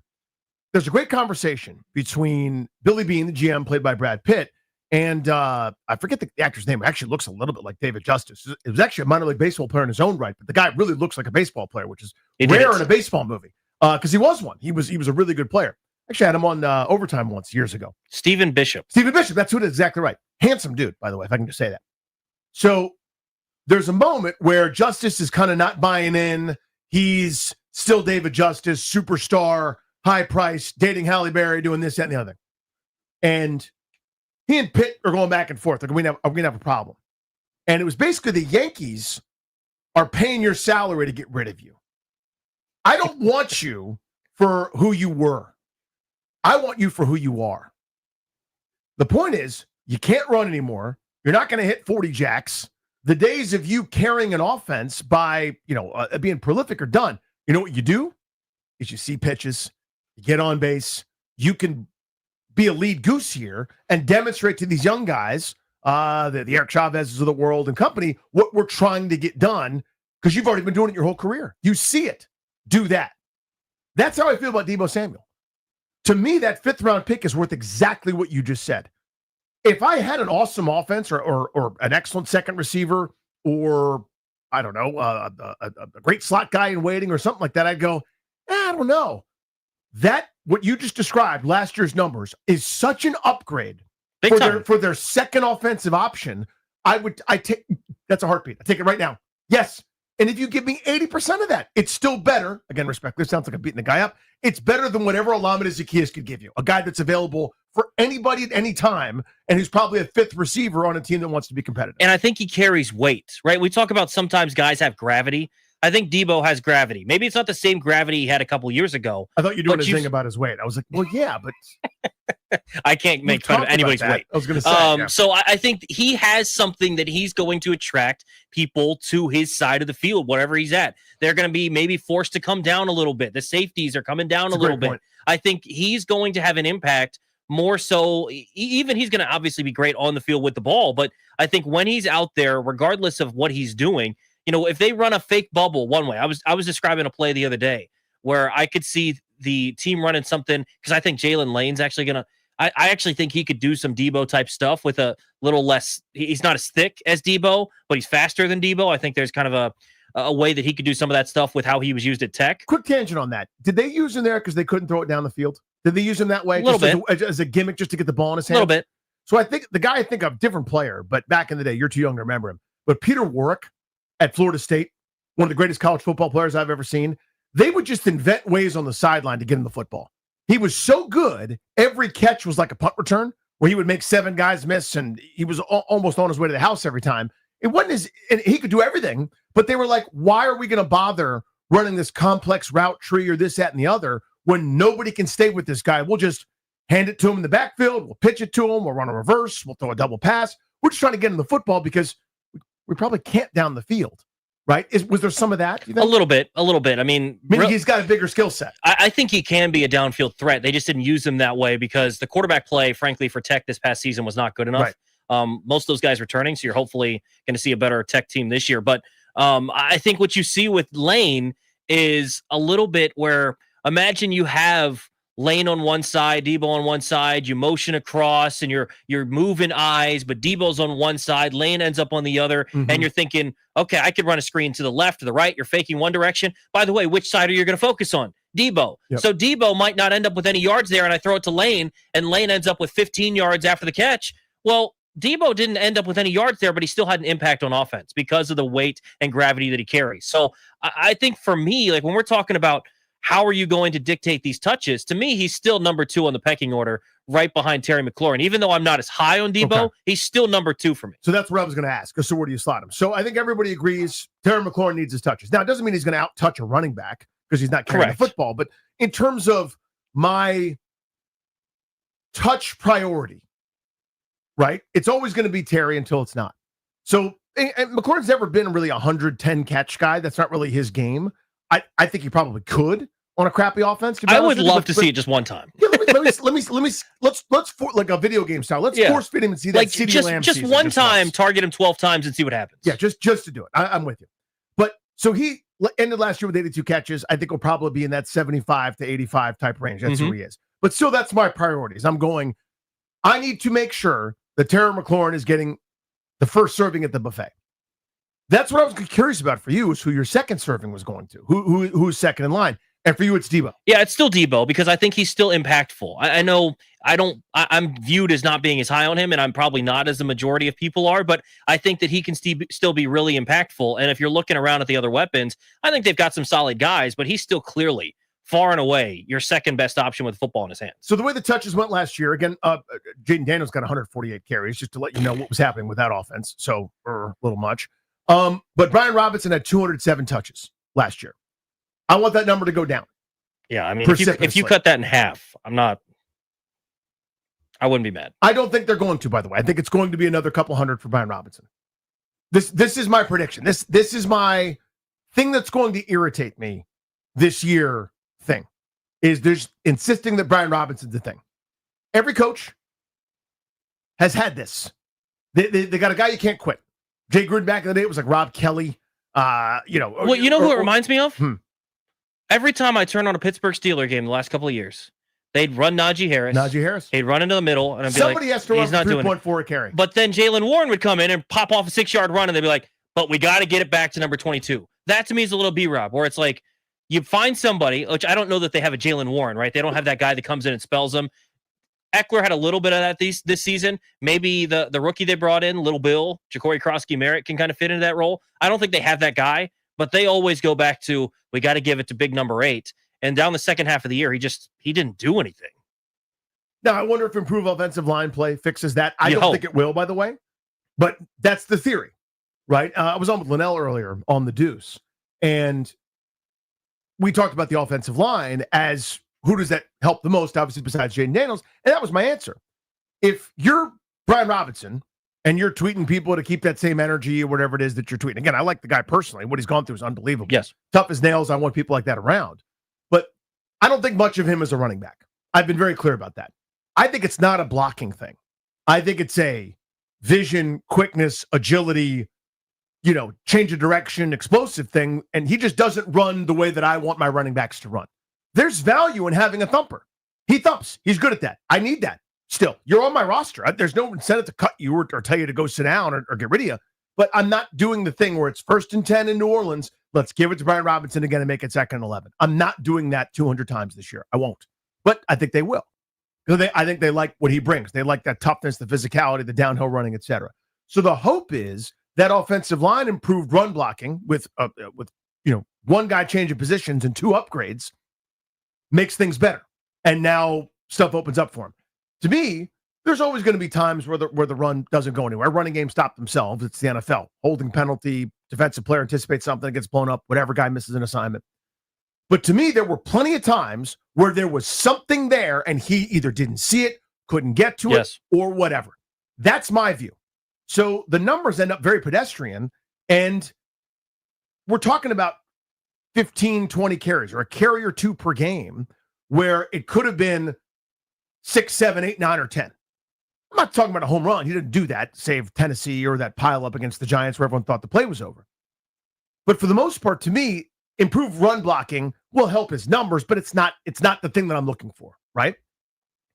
Still, when it comes to the touches, he had 207, Eckler at 112, McLaurin 84, Ertz 66, all receptions for those last couple of guys. And then it was McNichols and other running backs, Zacchaeus, Rodriguez, Noah Brown on down the line. My second priority is Deebo Samuel. I was actually surprised to hear you say that. I thought we would butt heads on that. To me, Eckler is such an awesome option, but you have to be so judicious about using him too much. You just do.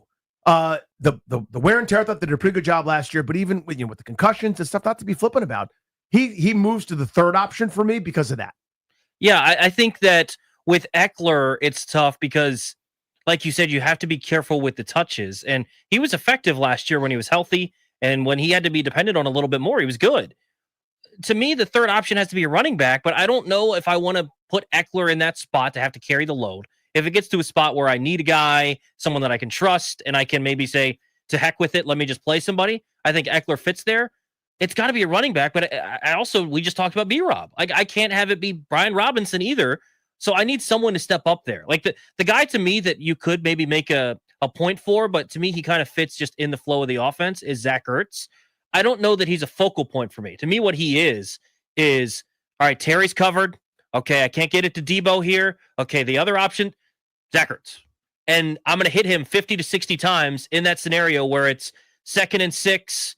I'm trying to throw it long. I don't have anything. Here's 5 yards to Zach Ertz. I need 5.5. I'll get 5.4 occasionally, right, on like a 3rd and 4, here's my 5 yard over the middle to Zach Ertz to move the chains. But he's not like a focal point. So to me, that's where I think we've had this discussion. You wanted a weapon. I've wanted a weapon. It kind of depended on what style you wanted. I still feel like they're a weapon short because there's not a guy that to me, like, we know for sure 1 and 2 are Terry and Debo. We both agree on that. You say Eckler. I'm not. He was fine last year. He's effective, but like you said, you have to be judicious with him. I don't know that there's a guy that I'm looking at here that I'm like, ooh, gotta be involved in the offense. Zach Ertz, I think, works his way in there because of that security blanket style, but I don't know who would be 3rd on my pecking order because I don't think anybody has to be there. I think it might just be similar like what we saw last year with the revolving door of it's the Olamide Zaccheaus game and then it's the Jamison Crowder game. I think this year it could be the same thing, honestly, and it's because I'm high on him and maybe I need to turn my hat backwards. I like Jalen Lane a lot. I'm intrigued. It might end up being him by the end of the year. And I'm intrigued, but I can't do the thing where I fall in love with the idea. It's my Sua Cravens corollary, right? How many times did you hear about the idea? It's a hybrid safety. He's the linebacker and a safety. Oh, that sounds great. You know what I mean? I just can't do it yet. I'm hopeful, but I can't start counting on something that isn't there. I mean, Terry McLaurin, that's a 3rd-round pick to turn into a star. Yeah. That's way more rare than we kind of let on. We just sort of assume that's going to happen. Most 3rd-round picks look more like Dalmy Brown, quite frankly, where we're like, oh, he caught one. Dalmy, that's so cute, right? It fared thee well. But it's a good conversation. More good combos coming up. Post Malone tickets at 4 when we Beltway Blitz. But next, double play time. What's going on in our lives? Nothing to do with sports.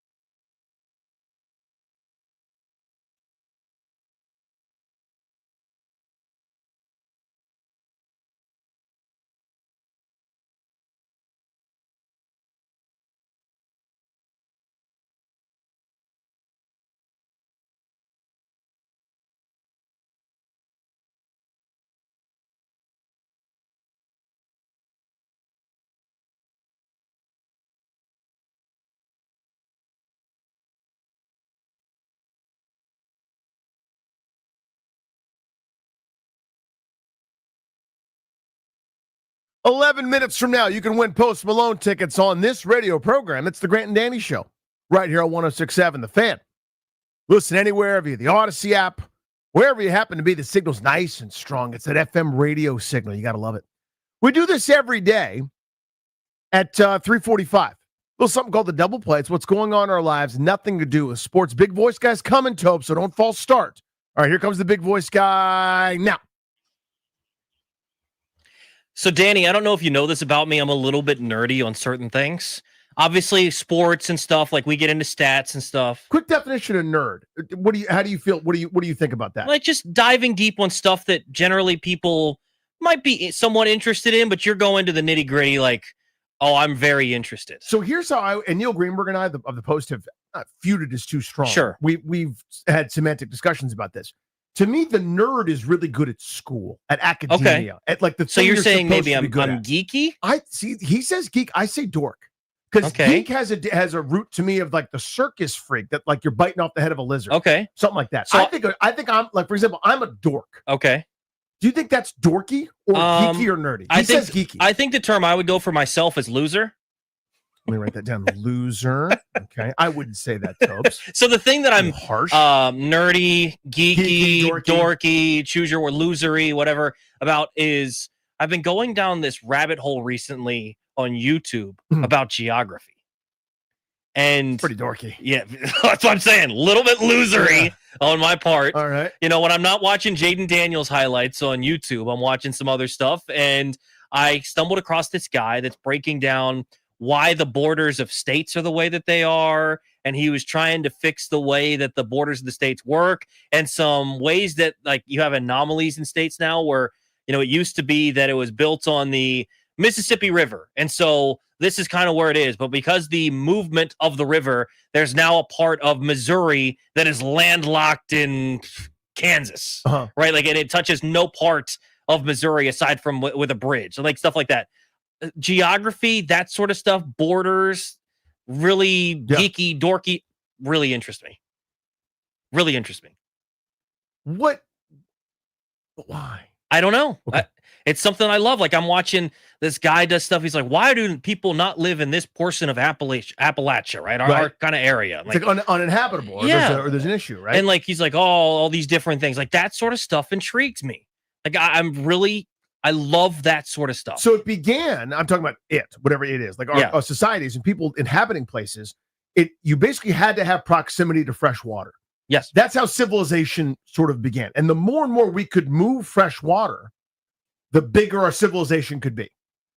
Right? You think about some of the genius inventions throughout history, the aqueducts in Rome.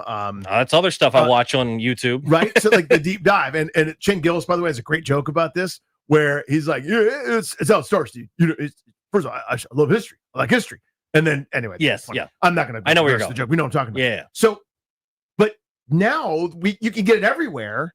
There's no limit, but there still is limits. That's where I was going with that, where it's like, not many people living right there, wherever the right there is. Yeah, like middle of the desert. It's not like you can just set up a civilization now. And then there's Vegas, right? Like, and then there's Vegas. Just seeing like stuff like that. I have no idea why. But sometimes I go down the YouTube rabbit hole when I'm not watching sports related stuff, and it can be the most random things of all time. One of them being geography. I'm going to slam the gavel. Dorky. Good for you. Time for my double play, Chris. A little bit of a saga. All right. Here's what happened. Your boy is cheap. Some people call it frugal. Some people call it thrifty. My wife calls it cheap. All right. So here's what happened. This will be fun. Yeah. So my 7-year-old goes to a buddy's house, right? And his buddy's an unbelievable athlete, great kid. And the parents are like, if the kid wants to do something sports related, we're going to get it for him.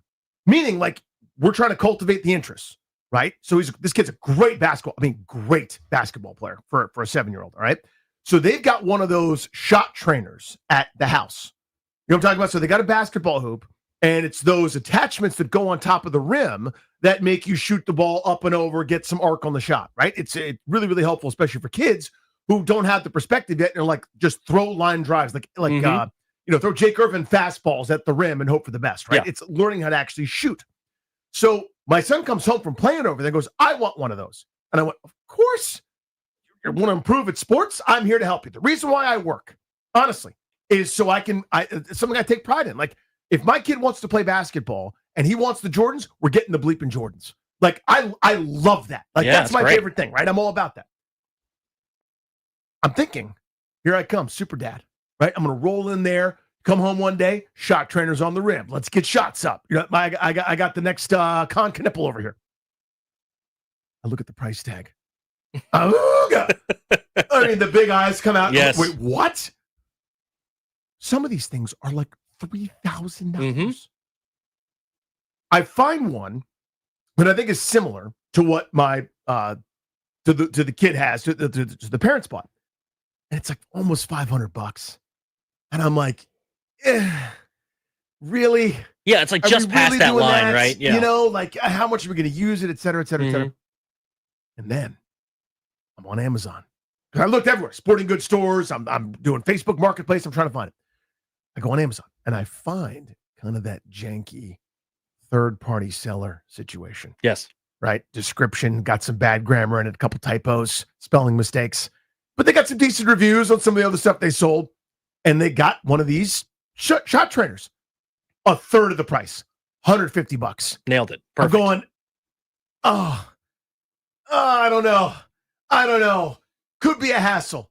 Rolled the dice, bought it. Didn't pay much attention to some of the details. I should have paid more attention. Distraction, kids at home. I'm getting to the story quick, I promise. And I get one of those, all right, your order's been received. It should be there in 30 days. Wait, what? This is Amazon, dude. I got the Prime. I get next day. Sometimes I'm a good person. I say, give it to me in 2 days. I got like a free Kindle book. Like, come on, man. It's Amazon. 30 days. I'm going, I'm never getting this stupid thing. It's never happening. Well, sure enough, I get a notification after 20-some days. Hey, it's on the way. Then it shows up. I put it together. It doesn't fit. Oh. The thing itself is fine, but it's my backboard. It's my rim that doesn't quite fit the design. And so I messaged the seller, hey, nothing wrong. You did what you said you were going to do, but hey, it doesn't fit. I'd like to return it. They're going, you sure you don't want it? I'm like, yeah, I need to return it. They're like, well, what if you just kept it? I'm like, no, I need to return it. They go, okay, here's the address. And I'm like, okay, no problem. But how am I going to pay for the shipping? It's a big, heavy unit.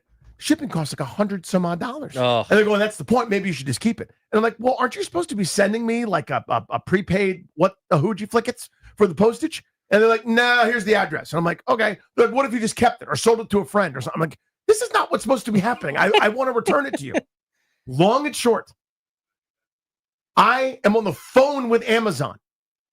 This takes 2 months of going back and forth with this guy. I have to send them all the evidence, quote unquote. They just refunded the full amount and are pursuing the case with the seller. Oh. Now, was that worth $150? No. Because I went through hell and high water, my least favorite thing to do, but I got my money back. There you go. And then I bought the expensive one that was on sale for Memorial Day. That's how we double play. Your chance to win Post Malone tickets next on The Fan.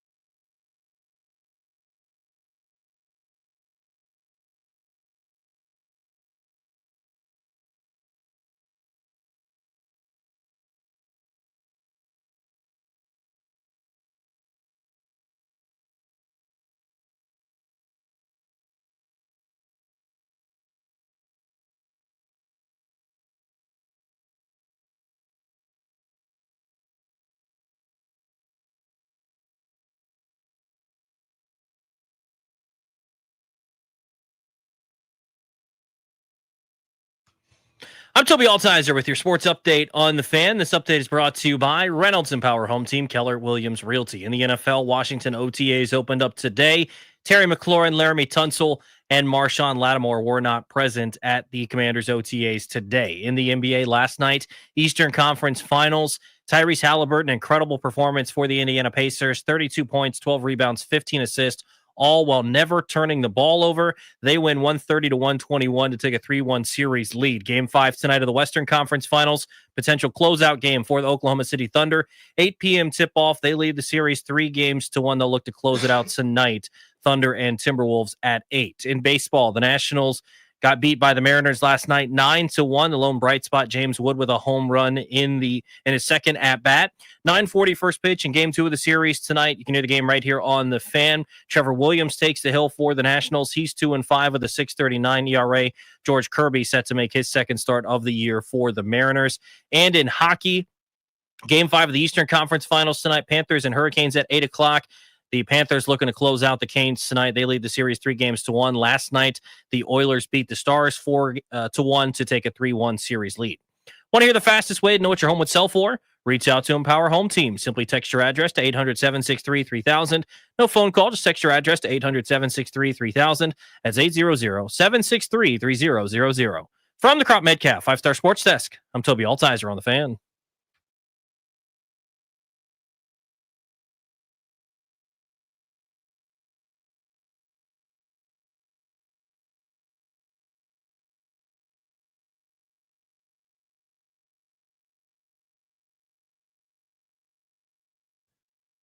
Caller number 10 right now, 800-636-1067. You'll win Post Malone tickets.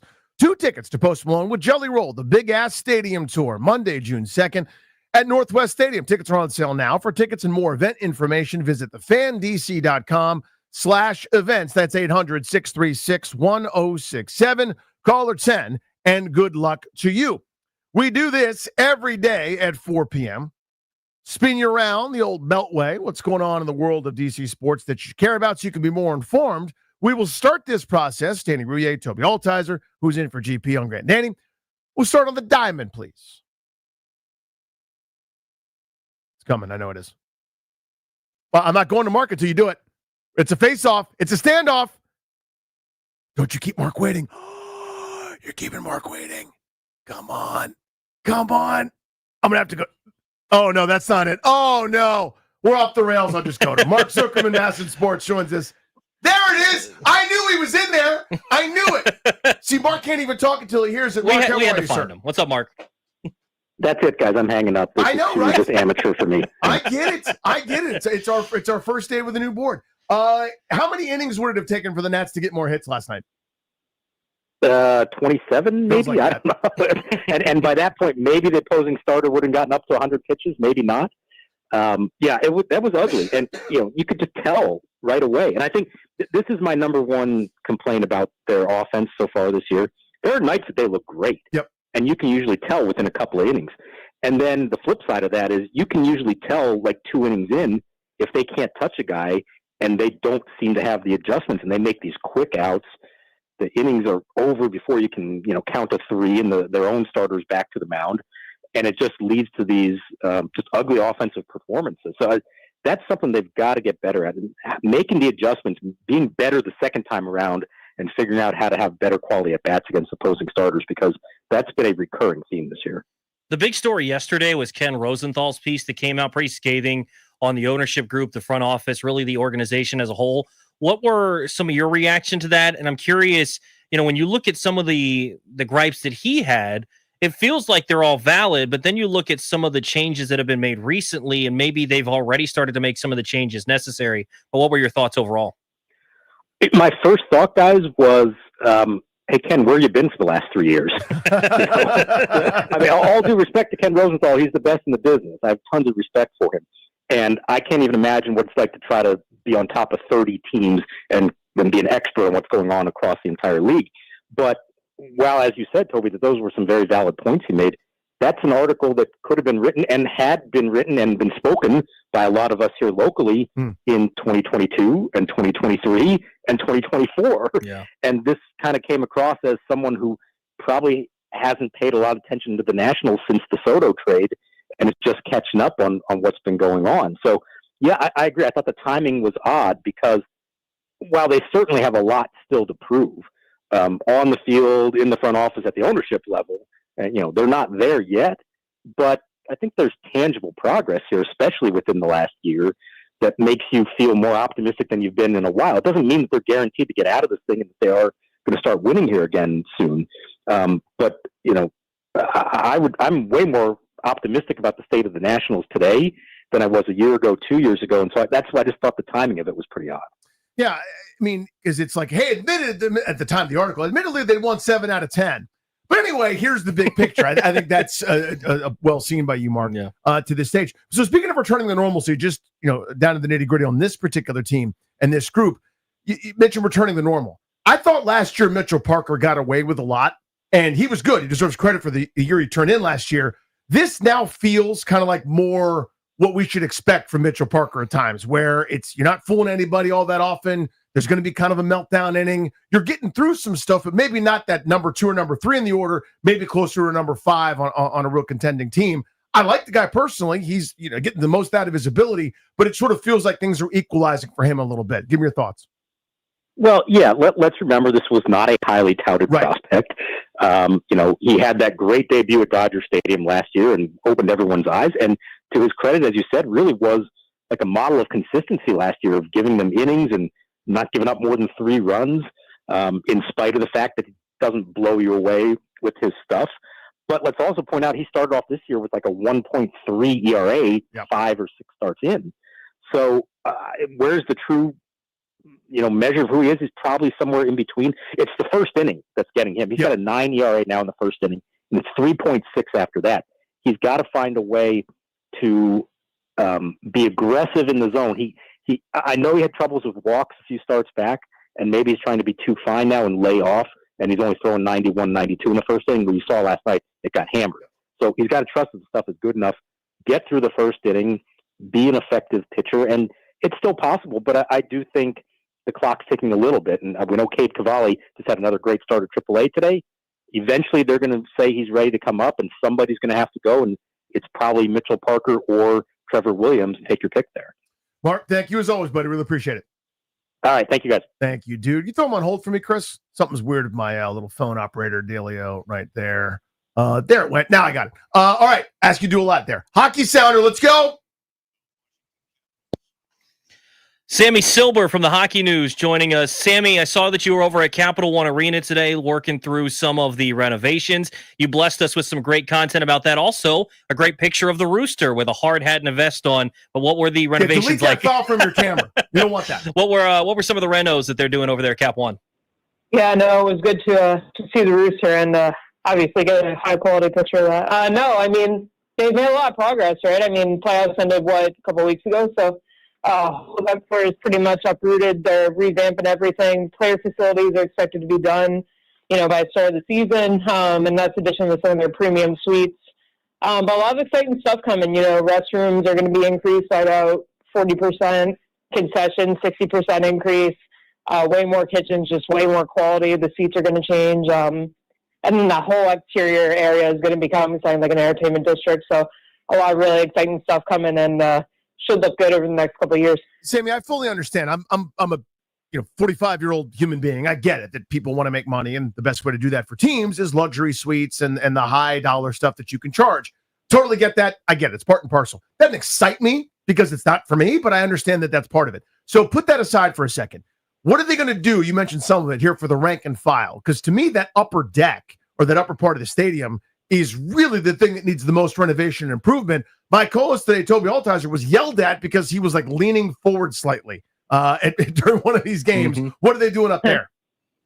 Yeah, no, I mean, they're going to revamp the whole thing, right? I think you're going to see wider concourses, and you're going to see, obviously the seating will be better, the suite situation, the way things are going to be laid out is just going to be a little bit different. The technology is also going to be more immersive, but that's been the key word is they're really focused on trying to make this fan experience really, really, really good when you go there. So we got a lot of information today on lower level stuff. Upper level, we'll see what's coming, but I can tell you that arena is That arena's what? What's it going to be? I think we lost. Oh, I got to know.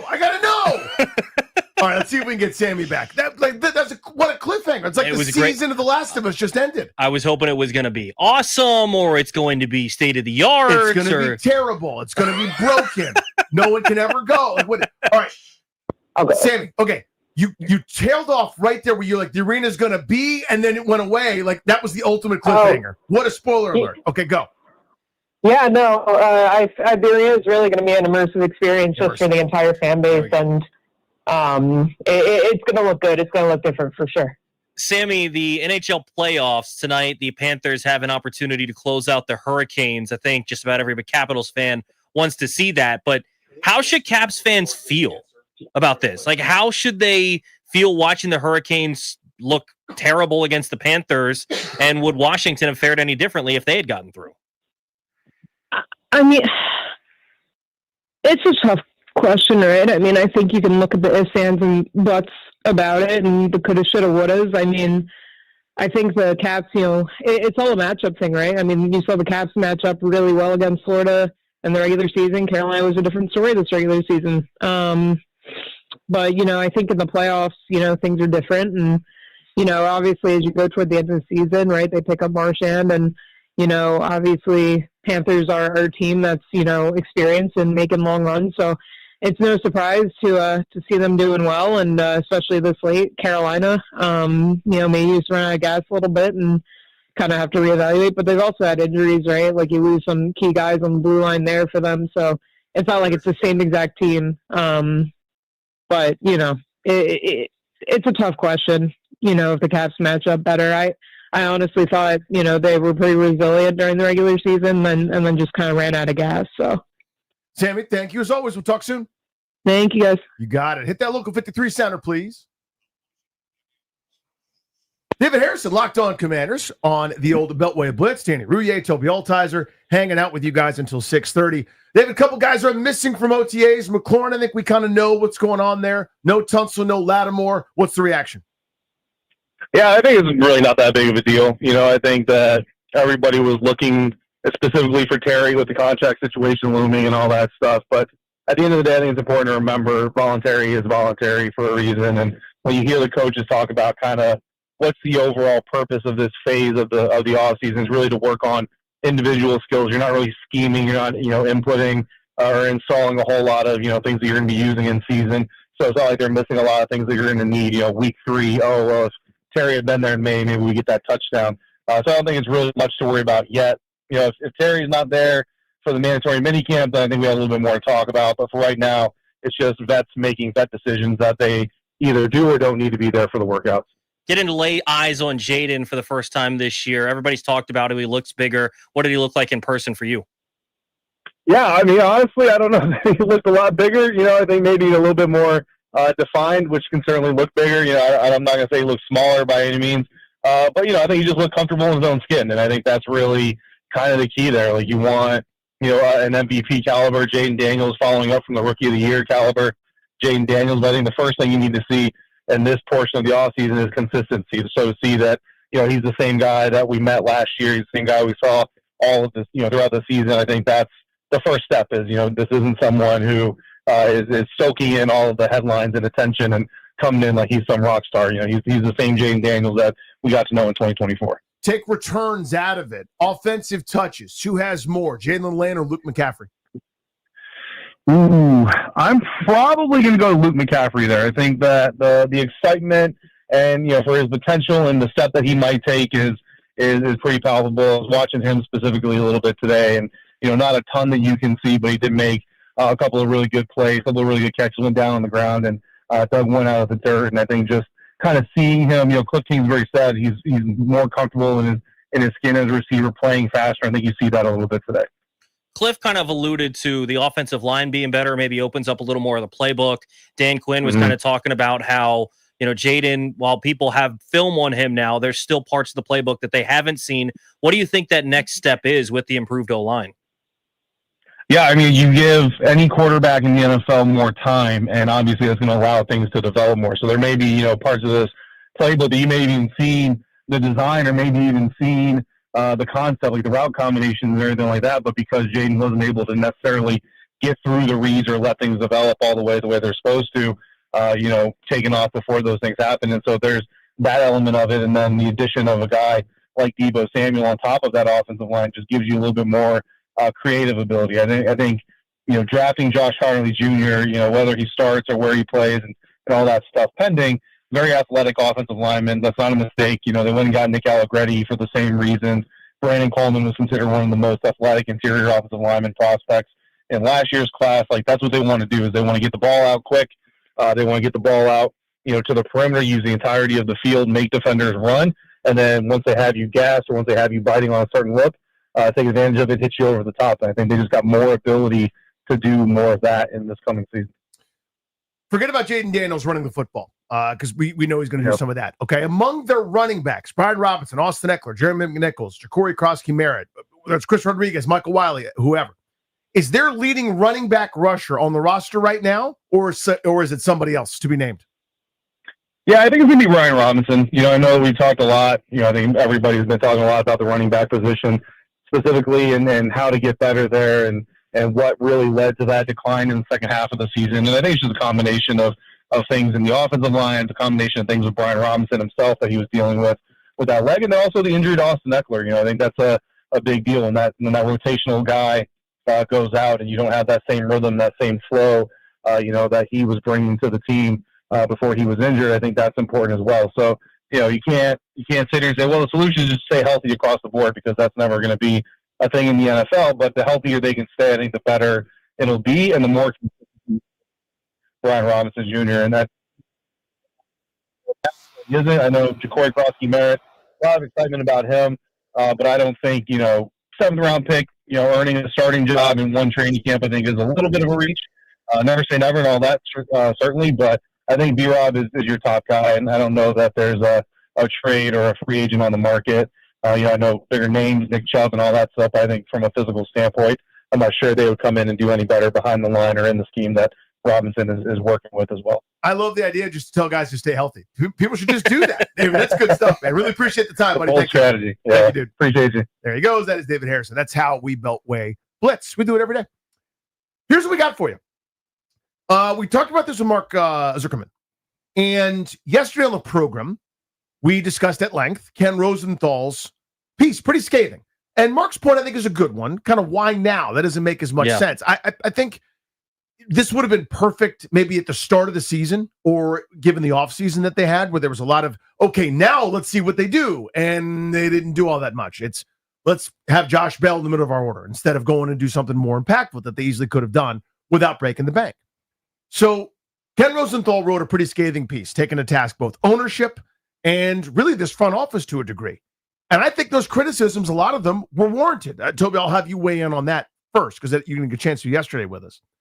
But Mike Rizzo, who's on the Junkies every week, was awesome today in discussing that. Junks did exactly what they should do. They asked about it, asked a couple poignant questions. Rizzo gave some great responses. So we will lay out the case both ways, let you hear from Mike Rizzo. We will do that next. Plus, at 5 o'clock, I want to talk to you guys about that commander tag. You've heard that a whole bunch, right? They're trying to draft commanders. Did they trade for commanders? We'll explore that at 5. But next, Mike Rizzo, I'm sure. Mike Rizzo. Do you know him? He's a very good general manager. Mike Rizzo. Mike Rizzo responded to Ken Rosenthal. That's next.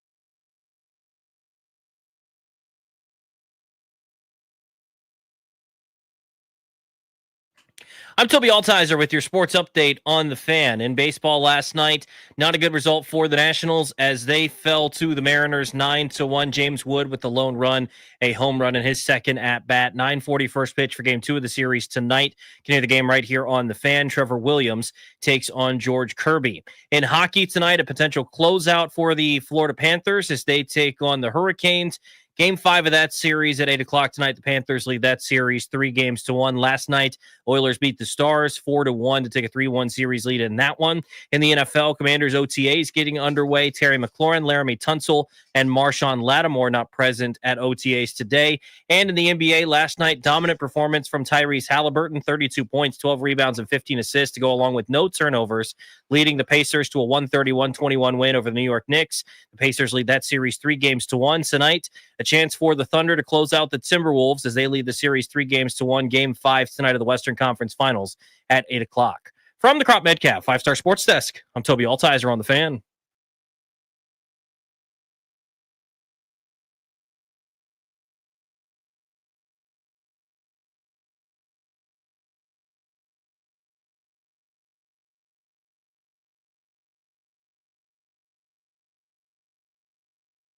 G&D here on the Fan. Tobes is in for Jeeps. We've got some Jaden Daniels audio.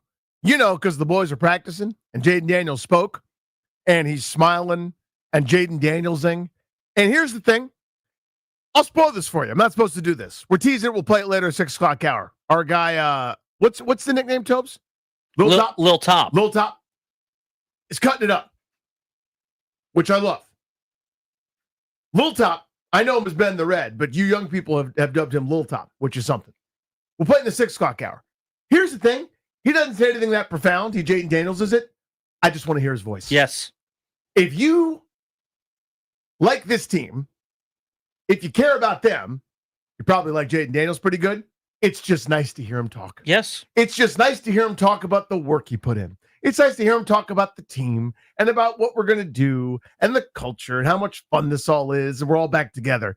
It's just nice. I mean, I'm so obsessed that my guy Slick Vic Ferrer and I, where we're listening to a little early of the Nats game last night, we're listening to Jaden Daniels highlights, not to listen to touchdown to Terry McLaurin. We're listening to hear wide 80, why is it hot? Listening for his cadence, just so we can hear Jaden Daniels again. So I think we're all having that little football itch right now. I just like to hear him talk. So Yes. we're going to play it for you. Got some clips that are coming up at 6.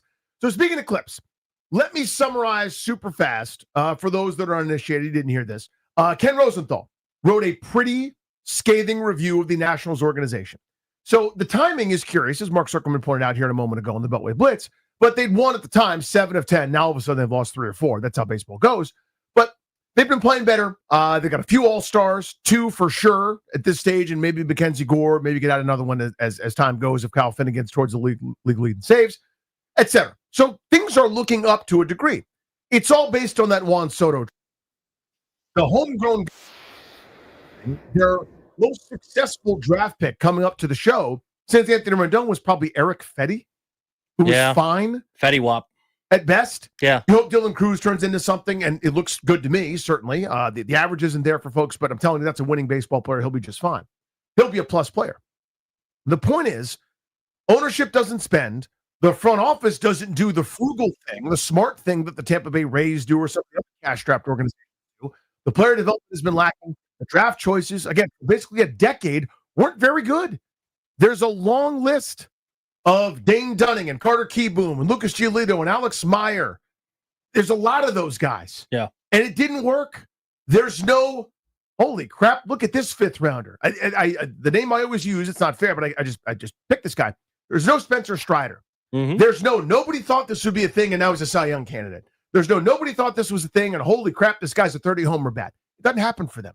That's about development. That's about scouting. That's about kind of the internal mechanisms. They are better now. They're trying to get up to speed, but they're a decade plus behind in that regard. So I think a lot of the criticism is fair. Mike Rizzo was on with the Junkies. We'll have that audio for you guys in a second. But Tobes, you're as baseball plugged in as anybody. Just what were your thoughts to that Rosenthal article review therein? I think it's a weird timing because I think the criticisms are all incredibly valid. There's no argument against that. But I think some of them, it seems like the Nationals have started to address. Like you were talking about them not being able to develop talent. Completely agree. Over the record of his time here, that's been the case. But you look right now on the roster, Mitchell Parker was a nobody that is now pitched in the rotation. Does he look like he's going to be a star? Does he look like he's going to be? Who knows, right? He struggled last night. Jake Irvin was not really a highly touted prospect. He's now in the rotation, right? So he's had some of these success stories now. Jacob Young, he barely ever even scratched the top 30 prospects on MLB Pipeline for the Nationals, and he was playing center field for you all of last season. So they've had more of those success stories than they have in the past. Granted, those success stories, Danny, are fifth starter, batting ninth, playing good defense, but they haven't had any of those. So you have to give them some credit that at least they're going in the right direction. And if you look at their farm system right now, if you looked at their top 30, I think you could find a decent number of guys you could say, when he hits his potential, when he's ready to be called up, I think he could be a helpful big leaguer. It's not to say they're not picking anybody that's worth a damn, but again, you go through that decade. Even when they were good, it was the thing you could complain about. And I think rightfully so. Correct. And I think where they were 5 years ago, you look through and you're like, none of these guys turned out to be anything. Versus now, I think you have guys that could. The point I'm making here is I think they're starting to make some of those changes. That's why the timing is weird, but everything's incredibly valid. Because the reason you're here now versus, look, the Dodgers, they're the example everyone points to. Yes, a lot of the way that they continue to be good is because they just pay out the wazoo. They spent over $1 billion in the offseason, right? You're bringing in Yamamoto, you're bringing in Sasaki, obviously Ohtani. Like they spend billions of dollars. The Nationals aren't doing that. But you know what also they have? They have prospects. They have guys that they draft and develop. And the reason the Nationals, once they hit 2019 and they had to move off of a Scherzer, they had to move off of a Turner, they had to move off of a Rendon, they kept a Strasburg, but then they have to move off of all these other guys, Soto. You want to know why they ended up where they're at now? It's because there was no one in the system because they couldn't draft or develop worth a darn for that entire process. Yeah, the guys that should have been doing it, reinforcing you, are Jake Johansson, Andrew Stevenson, Carter Kieboom, Seth Romero, Mason Denenberg, Jackson Rutledge, who's now in the majors and is a middle relief bullpen arm, and that's fine. But these were supposed to be the difference makers. Their version of James Wood, Elijah Green, just got sent down to rookie ball. Yeah, after his third year in professional baseball. And I get why you take somebody like that. You look at him, you go, oh my God, somebody that big, that fast, that strong with those kind of tools. Of course, you take a chance on him, but it hasn't happened. Rizzo was talking about him. He's literally one of the most powerful hitters in the system. Right, correct, check. Has one of the best throwing arms, check. One of the most athletic, fastest, check. One of the best defenders, check. His fatal flaw, Danny, is the most important thing in baseball as a hitter. Putting the bat onto the baseball. He can't do it. He's a 4-tool player. The problem is the tool that he's missing is the most important one. Pretty big tool. Like everything else is probably a 60 to 70 on the 20/80 scale. His hit tool is probably a 20. Realistically, it's probably a 20. Well, that's where we are, and it hasn't happened. Now, James Wood had a similar issue early on his career. Yeah. People go, too much swing and miss in his game. Too much. Goes to the Padres. They figure it out. No, he still strikes out a bunch, but it's not because he's sitting there and there's a hole in his bat. It's whether he's taken or he's patient or otherwise, but plenty of offensive production. This is not a James Wood complaint session. So I think, to me, that column by Rosenthal, I think is pretty much right on. It is. And so the fault that we don't talk about as much with the front office, because the overarching problem is when they do have one right, AKA I don't know, you could pick your star player, whether it's Wood or Mackenzie Gore or whomever, everybody knows they're not going to resign here because of the ownership. Because they've said or they've shown with their actions, the time to have spent a little bit at least was this offseason. And it's the big ticket item was Michael Soroka. Yeah. Or trading a middle reliever for Lowe. I would do that every time, by the way, Nathaniel Lowe for a middle reliever. But that's not the point. This should have been hey, let's give these kids a chance to go do something. And their internal dialogues, we think, were pretty good. The overarching problem is the ownership. That's correct, and that's true, and that's not going anywhere. That's obvious, and that's right.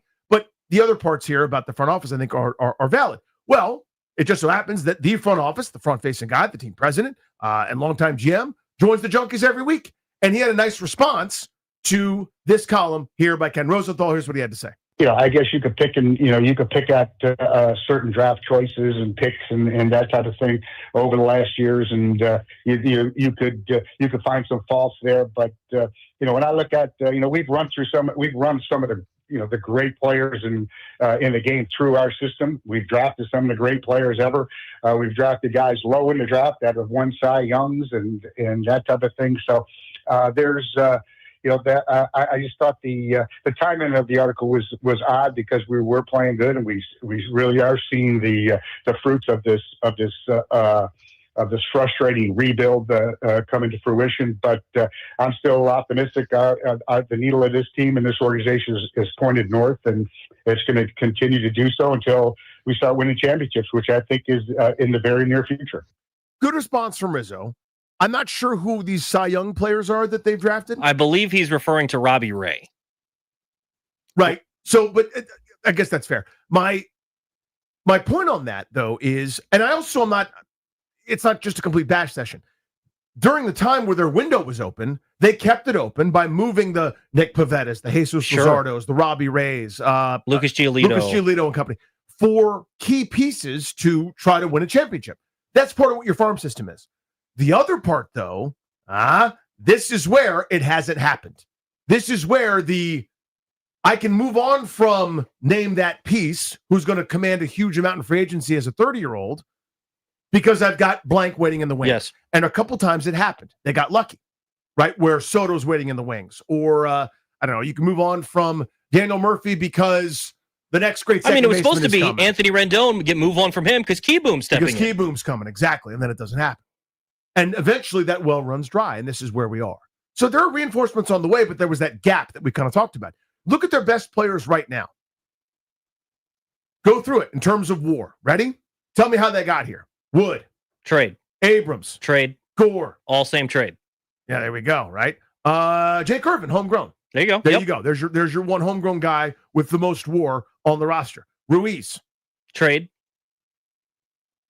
That's the list. Which, by the way, I don't even think that trade looks good for them now. Yeah, and well, a year and a half of Turner and half a year of Max Scherzer, and you're probably right. JoJo was an all-star, but it was because you have to have an all-star. Mm-hmm. And Keibert Ruiz, he had a good first half. I'll kick this covers that half, but he was a deserving all-star. He regressed. He's like middle, at best, middle of the rotation. Mm-hmm. I think the problems they run into, Danny, and this is what I was talking a little bit about on Overtime last night, is I think Mike Rizzo is a big market general manager. And when they operated like a big market team from the years of basically 2010 to 2019, he was a good general manager. They're operating as a small market now. I've covered a team in a small market. You can't tell me that the Brewers and the Nationals don't operate similarly in terms of payroll. The difference is the Brewers understand they have to come up with stuff. The thing I look up immediately is my guy that I wanted so badly this offseason. There was no chance they were going to sign him. He actually went for more money than I thought he was going to, but he's been spectacular this year. One of the best pitchers in Major League Baseball, Max Fried. 8 years, 218, so 27.2 every year. Okay? Well, they weren't going to spend that. You want to know where you can spend? Wake Forest has a pitching lab. $12 million. Save your money by building a pitching lab. Do something like that. Get analytically driven like the Tampa Bay Rays. Everybody gets so enamored with Moneyball. What was the whole point of that? Find with your R&D department something that's undervalued so that you can save money. Okay, if you're not going to spend money, which, by the way, you're in a big market. Washington, D.C., last time I checked, is a top 10 market. I don't think that's gone anywhere. Mm-hmm. So I would prefer you operate as such. But if you're going to operate like you're in Oakland or you're in Tampa or you're in Milwaukee or you're in Cleveland, then start acting like one of those organizations and try to win on the edges with R&D and analytics and all those different things. And they're not doing that either. So you're stuck in the middle where, like Rosenthal says in his piece, they don't develop and they don't spend. That's not good. So now they're doing better in that regard. My guy that I coached in high school, Eddie Longos, is in charge of scouting. They are revamping things, yes, and they're catching up. And so some of the player development is now happening that really wasn't before. But as you said correctly, I think they're behind in that regard. This should have been going on for 5, 6, 7, 8 years where you'd have more replenishing at the major league level. So here's the question. 800-636-1067. 800-636-1067. I guess it's two-part here. One, if you don't agree, tell us why. But if we agree that of the big old blame pie, the biggest slice is ownership, not being willing to spend. In the past, they have spent. They were a top 10 payroll for a lot of times. I don't even think you needed a top 10 payroll for the last couple of years as you're rebuilding. That doesn't make you spend an extra $50 million for 4 more wins. No. But there should have been more. I actually had reserved some of this frustration of, hey, spend money because, okay, let's wait and see when they're in that window where it makes sense. I thought this offseason was the time. Yes, it was. And their highest paid player is barely making $10 million, and it's Nathaniel Lowe. What are we doing? And what they gave in free agency, with the biggest free agent contract was Soroka, yes, a converted reliever, who I actually think is going to be decent, but that's not the point. So if you agree the biggest percentage of the pie is ownership, what percentage of that blame pot does the front office get for the things that we're talking about here? And that doesn't mean the balance sheet's all bad when it comes to them. I got that parade happened. I was there. It was awesome. I got a World Series ring. And I agree with Rizzo that it seems like the trajectory is up now. And it is. It is. But where did it come from? One is more than zero is kind of the point. So 800-636-1067. If you buy the premise of Rosenthal's piece, ownership gets the biggest piece of blame pipe. Correct. And if you disagree with that, tell us. How big a slice does the front office get for you? At 800-636-1067. Toby in for GP. It's Grant and Danny on the Fan.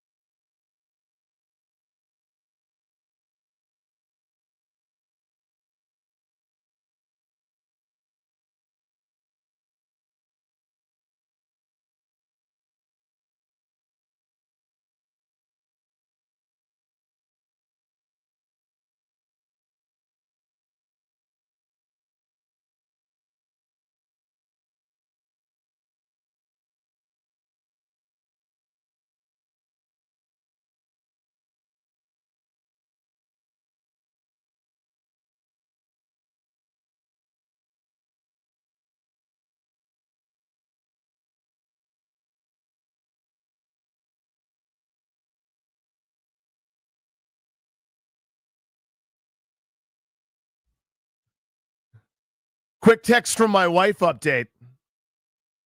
No! Come on, man. Sent at 4:50. That's just an FYI of what's going on in my house. I'll tell you during the break.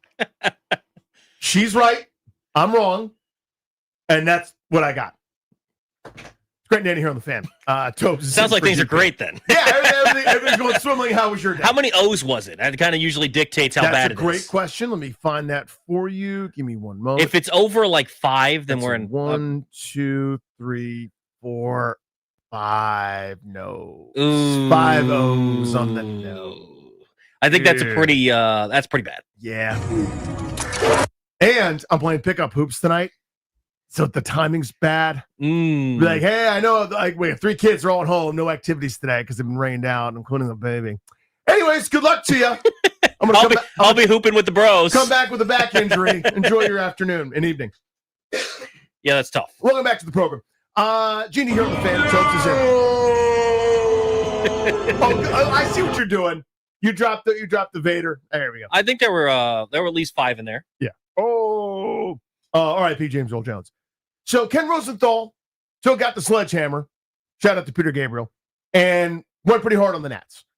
We all agree the big picture, I think, the big picture problem is the ownership, right? When you behave in an unserious way in terms of being competitive, it doesn't matter if you have the greatest front office in the world, you're still hamstrung. You're still limited. That doesn't mean, though, that everything that the front office has done gets an A grade automatically. Right? There are small market teams or teams that behave like they're a small market team that are competitive more often than has Washington been over these last 6+7, or now going on 7 years, where they've got the 3rd most losses in baseball behind Pittsburgh and Colorado. Colorado, by the way, hasn't won a baseball series since last year. Isn't that unbelievable? That's incredible. I mean, ew. And you've got 14 more wins than they do over the same time, basically. Or 14 fewer losses, if that makes sense. 1 fewer than Pittsburgh coming into the timing of this article. You should not be in that club. I understand a rebuild. I'm all for it. I'm here for the rebuild. But you look around and you're going, where's the next step? And maybe you thought they were taking it because they won 7 to 10. But anyway, so if we all agree that ownership is the biggest problem, and I think most of us do, if you don't, tell us, 800-636-1067. What percentage, what slice of the blame pie do you give the front office for kind of if we buy the premises of Ken Rosenthal's piece? I'll go with 25%. I think that anything over that is a little bit much, but they're not without blame. You know, when you look at last year versus this year, Danny, there's no difference in payroll. There's no difference in what Mike Rizzo was, what he was given this offseason, right? Mm-hmm. Look at the guys he brought in the bullpen last year. Dylan Floro, who you're able to flip at the deadline, who no one was expecting anything from, but he turned out to be serviceable. Derek Law was brought in. He was really effective. What'd they bring in this year? Poche, gone. Sims, gone. Lopez, somehow he's 6-0, by the way. You sleep on the fact that he has 6 wins? One of the league leaders in wins, dude. One of the league leaders in wins with a 6 ERA. I don't get how that works. But look at that. Like, it's not as if they were given less money or more money. Like, it's the same. Last year they hit. This year they didn't. And there are certain things. So, you know, look, they're very handcuffed. You're correct on that. And that's why a majority goes to ownership. And you're only going to hit on so many things. But I think they're not without blame in this, because there are moves that can be made. And you can make arguments that, hey, you gave $9 million to Michael Soroka. You gave, I forget exactly what the number is, to Trevor Williams. Could you have combined those numbers and gone after someone else that maybe's a little bit better on the aggregate there? Like, I think that there are plenty of ways that you can question them, but there's no doubting the fact that he's been so limited that the batting average on these moves is going to be much lower than you'd expect, but they can't be held blameless, like you were saying. Yeah. You go to CVS or go somewhere and you go to the bargain DVD bin. Sometimes you pull out Die Hard. See what I'm saying? Like, I understand that's where you're shopping. You're not in the marquee headliner. You're winning the bidding war for Max Fried or Christian Walker or some superstar that's a difference maker. But every once in a while, you get a big hit, and they've gotten some of those, kind of to your point. But when you're handcuffed to do the Nelson Cruz thing, yes, where you're just hoping that he turns into something so you can flip him for somebody. They've done that, as you said, successfully, sometimes unsuccessfully, sometimes it works, sometimes it doesn't. But that's kind of what you're hamstrung by. The time to have done this reinvestment in development, cutting edge stuff, where your cost effectiveness, as the Rays have found out, and a lot of these organizations have found out, your return on the dollar, your ROI is really high when you take because every scout's got the same set of things to look at, right? Where everyone knows this is what he runs to first in. Everyone knows this is how quick his hands are. His exit velocity is this. His hard hit percentage is that. His spin rate is this. People have access to the same data. They've had it for a while. So scouts have a pretty decent consensus most of the time on some of these guys at the top of the draft. The difference is once they're in your system, it can't be a coincidence that you're doing nothing but Romero, Denneberg, Keyboom, name that jag that hasn't translated into a major leaguer for a long time. It's not just some random accident. That's kind of my point. So to me, it's a little bit bigger of a share than you, because right now, this minute, I know exactly what you're saying. Things are looking up and it's better than it was. But my point is, you're now starting to make up ground for really what was their only weakness, this front office, during the window of excellence. Yes. From 2011 through 2022, 23, nobody noticed and nobody cared that they didn't have a great system. And what they had in the system, they were trading to keep the window open. Nobody noticed. And no one cared, really. But we would sort of timidly raise our hands and go, hey, I know they're on pace to win 92 games, and that's awesome. But have we noticed that there's nothing here? There's no reinforcement here. There's no guy in AAA that's turned the cover off the ball at 22. Now you see your Dalen Lyles. Now you're seeing your Robert Hassels. And yeah, the Travis Secors are further away, or Brady House and company. But to me, they need a little bit more. It ain't all their fault, but they could have done more, which I think is a fair assessment, right? So give me a 30%. Well, yeah, and the thing about it is when you look at like in the NFL with Les Snead, they're like, oh, they have no picks, right? You can't do that in baseball. Like you should still be able to build up a system. That's something that doesn't change regardless of whether you spend money or not. So the fact that they're in this spot is a lot of the fact that they weren't able to draft and develop. 800-636-1067. If ownership's the biggest piece of the blame pie, how much does the front office get? We'll do that next on The Fan.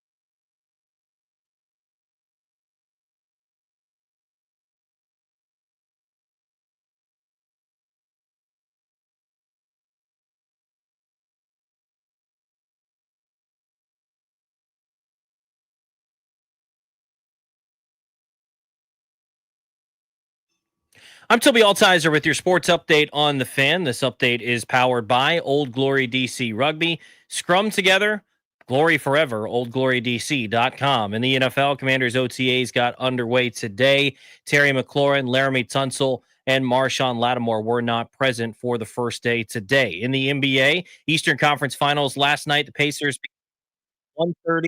121. The Pacers now lead the series 3-1. Tonight, Western Conference Finals, another 3-1 series. A chance for the Thunder. Wolves in Game 5 tonight, 8 p.m. tip-off in OKC up 3-1 in that series. In baseball last night, the Nationals fell to the Mariners. They'll look to bounce back tonight in Game 2 of the series in Seattle. Late night Nats tonight, 9:40 first pitch. Near the game right here on the Fan. Trevor Williams takes the hill for the Nationals. He's 2-5 with a 6.39 ERA. George Kirby takes the hill for the Mariners, making his second start of the year. In hockey, Eastern Conference Finals tonight, a chance for a closeout for the Panthers against the Hurricanes. 8 p.m. puck drop. The Panthers lead that series 3-1. Last night, Western Conference Finals, Game 4. Oilers took a 3-1 series lead with a 4-1 victory over the Stars. Join Cakes and JP from the Junkies this Saturday at Old Glory DC's final home game of the season. Grab your $10 ticket now at oldglorydc.com using promo code Junkies. Be one of the first 100 with that ticket and score a special treat. Just stop by the Fan Tent. More at oldglorydc.com. I'm the Crop Metcalf, our sports desk. I'm Toby Altizer on the Fan.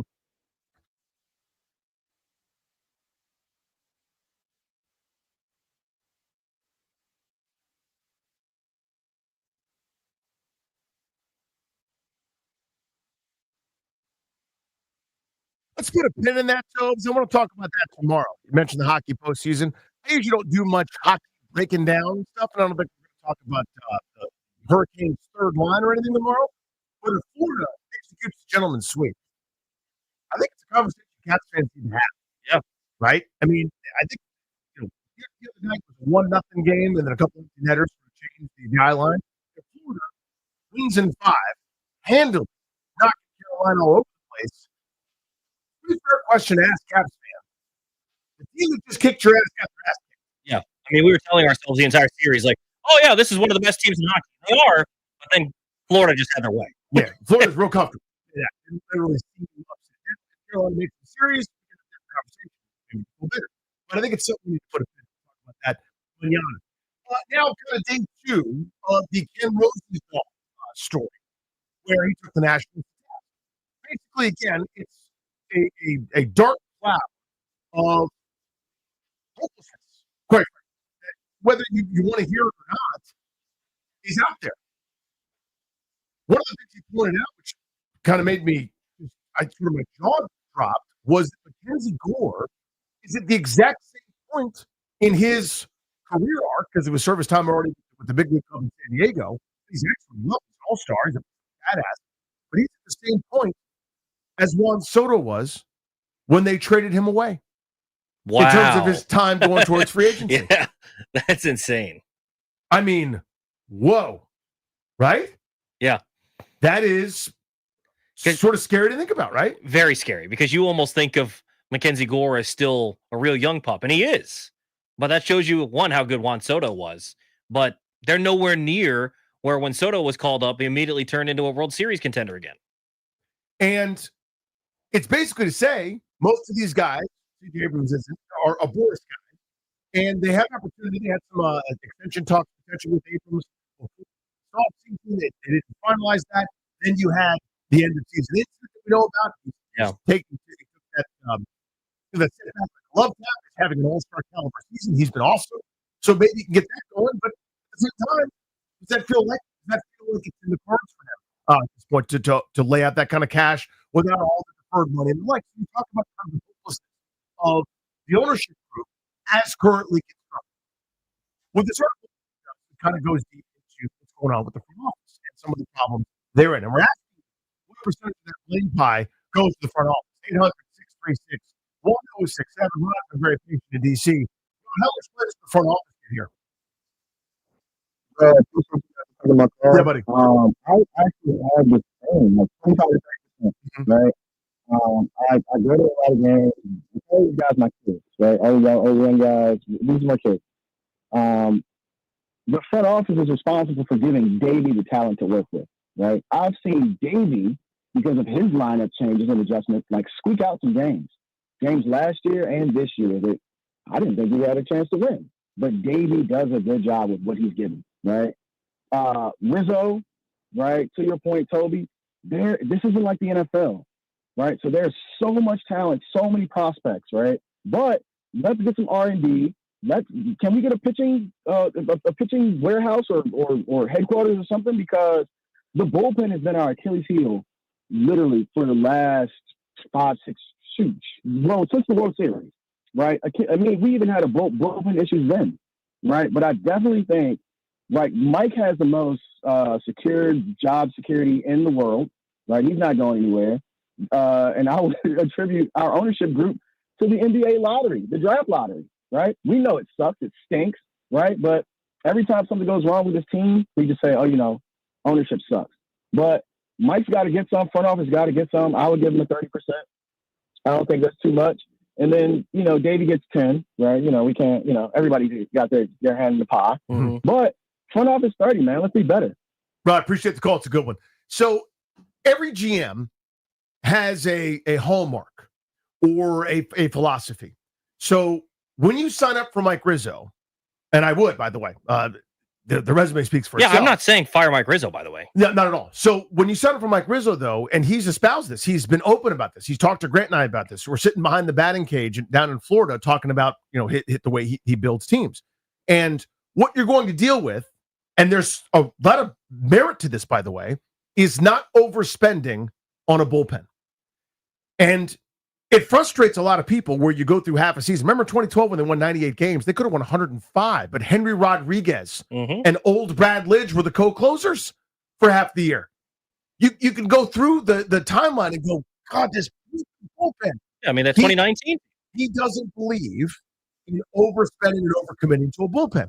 And there's merit to that. Go look, if you have a moment, go look at the list of closers in Major League Baseball in 2020 or 2023. How many of those guys are still closing and still in their current team? It's a fraction of a fraction. There's the occasional juggernaut, the UN Durans or a couple stars that are kind of very comfortable and very good, but the fluctuation just at the closer spot is unbelievable, right? So if you start committing huge money, huge years to bullpen arms, then you're probably going to be left holding the bag. And his philosophy always was it's cheaper and it's easier to construct one on the fly, is to figure out who's throwing well. And you know what happens with managers? You get a bullpen guy that's throwing well. Now that guy's everyday Eddie. He gets up 80 times and pitches in 68, 69 ball games. Throws back-to-back days. Sometimes it's 3 games in a row. See Kyle Finnegan for Davey Martinez. So you get guys overworked, and then we're stunned 2 years later they have arm trouble, or we're stunned that they're not good or ineffective the following year, or even in that same season. That happens. So that's, to me, part of when you sign up for Mike Rizzo, you're not always going to have a great bullpen. Yeah, and that's totally fine. Like, you can, well, look, I might disagree with the philosophy. You might disagree with the philosophy, but at least he has a philosophy. And there are flaws to it, but generally I think that's correct, because why would you invest great resources? I would argue that you would be better to identify a great closer. Like Josh Hader's still a good closer in this league. He's been that for quite some time. Emmanuel Clase has had some issues this season, but generally he's been good throughout his time. So I think you can still find guys. But, I think the thing with Rizzo is there are certain things that he is exceptional at. Whenever he picks up the phone and calls another general manager about a trade, I am 95% certain he's going to win the trade. There you go. Yeah. Right? It feels like that. And when he's been given money to go out and spend on free agents, I think he's been pretty good at that as well. That's why I think he's a big market general manager. I think those two things are what big market GMs do, and I think he excels at those things. Because remember the discourse around signing Max Scherzer? This is the worst free agent contract ever. Way too much money for a pitcher. You'd go back and do that in a heartbeat, right? Yeah, how about that? Even Patrick Corbin, where we look and say, well, maybe it was too much. He helped you win a World Series, and you had to pay him because otherwise he was going to the Yankees, right? So signing a guy like that, I think he's generally done well in trades and free agents. It's the drafting and development that he's really struggled with. 800-636-1067. KC in DC. How much blame do you put on the front office? Good afternoon, gentlemen. It's always good to be talking Nats baseball.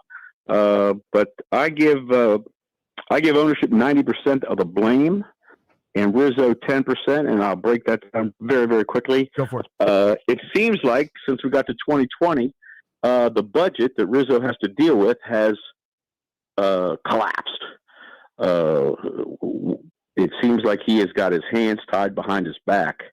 I believe that the Learners are incredibly successful in one of the richest groups in baseball. But inevitably, in the real estate market and having the passion to spend money on your baseball team, there seems to be something missing there. There are not that many players away. They need another outfield bat with power besides Cruz and Woods. They need a first baseman, right-handed power hitter to play DH at first base with Lowe. Hopefully Holiday comes up and plays third base when we draft him, and you need a starting pitcher. And you're all of a sudden you're at 85, 90 wins. But I think the real problem is ownership. I think the gentleman who threw his name into the Commanders ownership and has ties to the D.C. area would turn the ownership situation around very quickly. And I'm certainly not talking about Ted Leonsis, which unfortunately runs two small market teams now. I think it's Bezos. Well, for sure. Appreciate you, dude. Do you think he has enough money to do whatever he wants? I mean, I think that would be a nice way to rival the Mets and Steve Cohen. That right? would be delightful. Have all the money. Would be all in. But I think to his point, that's part of why this is so disappointing. Like, I think we could have Rosenthal could have written this article 2 years ago, 3 years ago, a year ago. Yep. What I think is interesting here, Danny, is there could have been an argument that if they spent money, that Rosenthal couldn't have written this article this season. What if they went out and signed Max Fried? Yep. What if they brought in another bullpen arm? What if they decided to go pay for somebody to play right field and put Dylan Cruz in center that hits for power? Danny, this could be an above 500 ball club. That's what he's saying. They're close. He's not wrong. They are close. And then they could be in that spot that we were talking about where Brady House is coming up through the system. He could be your third baseman of the future. You could have Travis Sakura down the line. And suddenly this is a winning ball club. So this is why I think a majority still has to go to ownership, and a large majority is because Mike Rizzo has put them in a position now, whether you like the draft and develop and all this stuff, you have to take all of it. You can try to take out the Juan Soto deal, but the reality is that set their franchise up, and that's something that not a lot of general managers around baseball would make that trade. You traded a guy that was getting compared to Ted Williams. Yep. And he traded him, and he got a great generational haul for him. You're in a spot where if you would have spent some money this offseason, you could have said, Rosenthal, suck it. We're going to win baseball games. But instead, they didn't spend. And now you're still in that same spot we've been the last couple of years. Well, they're taking the next step. Maybe next year. Maybe that. Nope. So if they could have spent, if you gave Rizzo a little bit more, he's put them in a spot now where they're pretty close. Now you got to be pushed over the edge. So now this guy, for example, is having a terrible year, but Tyler O'Neill is a guy that's had some success in this league, is an outfielder, power hitting guy. You know, his muscles have muscles. Right now, everyone in Baltimore is having a terrible season, so maybe it would have been different here, but you see the point. There were candidates that are not, I don't know, Anthony Santander at $18 million per, north of 30. There are candidates that aren't Willie Adames at making $30 million a year.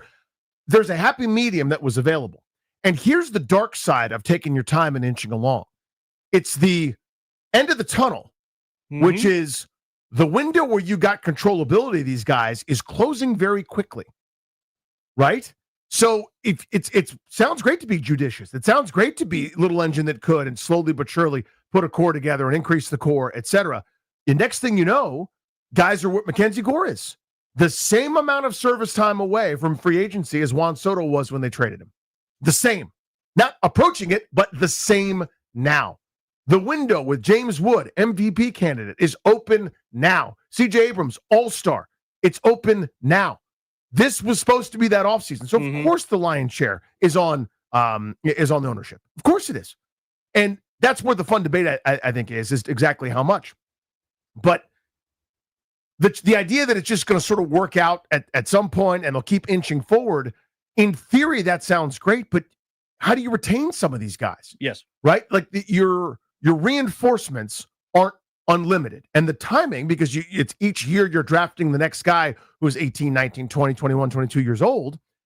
That guy's timing to get to the show doesn't coincide, and everybody's not 24 years old, and you have a window of everybody open together. With the Wizards right now, everybody's pretty much 20, right? I mean, a couple of guys are like Corey Kispert's like ancient at like 25, 26, but all of their core are 19, 20, 21, 22 years old. Everybody's the same, right in there. And you could do it together. Doesn't really work that way in baseball. Let's get Chris and Hyattsville a chance to weigh in on this. Chris, what are your thoughts, buddy? What's up, Chris? I'm not like a huge Rizzo fan. I do think he's very good. But one thing I'll say about Rosenthal, he cherry picked quite a bit of data to make a very negative column, and he picked a specific date where they stopped having draft success, not ignoring that he'd had incredible drafts, between 29 and 2012, right?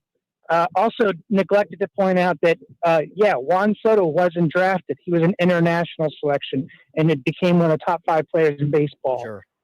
So Rizzo is very good at identifying talent, even if you look at trade. I mean, Trey Turner became an MVP caliber player. I mean, trades, Chris, they're undefeated as far as I'm concerned. So good. Yeah. Right. So, however, I don't understand how, since post-Rendon, how could you be so bad at drafting talent? You would figure at least you'd have one out of every 10 drafts, you'd have something to show for it. And I think it's because they overdrafted pitching, which is the most difficult position to predict at the major league level, instead of position players where you just have much greater sample size and project much better. I think he overdrafted pitchers. A lot of them flamed out or got injured. And also, on the free agency side, they haven't had an answer at first base since Adam LaRoche. To me, that's a failure of front office management. Good call, Chris, as always. Appreciate that. So, yeah, I mean, I could pick nits with specific examples, but I think his general point makes sense, right? Where you're picking in the 20s and you select a pitcher, but, I know Andrew Stevenson was a second rounder for them based on the fact that they forfeited a first-round pick with a signing. But, there's still Carter Keyboom. There's still, Elijah Green, who just got sent down to rookie ball. But I think his point stands in general. So, yeah, I mean, it's cold water, certainly, Tobes, on a group that's fun and playing well together, and they still scrap. They've got Davey's personality. If you've got a Davey Martinez team, They definitely do. You're going to get base running errors. You're going to have a lineup construction that doesn't always make perfect sense to you, but that team is going to claw. Scrappy. That team is going to bother you, right? They're going to be a pain in the butt to play. It's good conversation around that. Here's what I want to do coming up next on the old radio program. All right, I want to discuss. Speaking of another Washington team, what they've done in trade.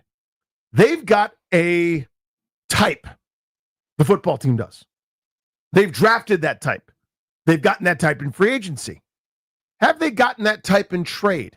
We will talk about that on the other side next.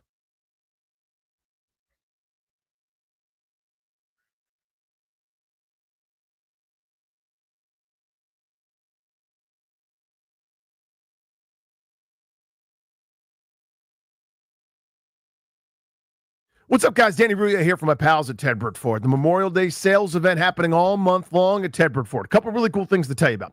Number one, employee pricing. You pay what they pay. I'll say that again. You pay what they pay. The employees, no fluff, no nonsense, just that big, silly inside deal, right? It's awesome. It's a really cool way for them to say thank you for all the years that you've been patrons for Ted Britt Ford. They've been in business more than 60 years. Now's a great time to get to know them again, or for the first time if you haven't been before. Some awesome deals. How about this? F-150 XLT from Ted Britt, your F-150 headquarters. Nearly $13,000 off the MSRP and no payments for 90 days. $18,000 off a new 2024 Bronco Raptor. Again, no payments for 90 days. Up to $5,000 off a 2025 Ford Explorer. Again, no payments for 90 days. Bottom line is this. Go see them in Fairfax and Chantilly, my pals at Ted Britt Ford. And when you go, do me a personal favor. Just let them know that Danny sent you.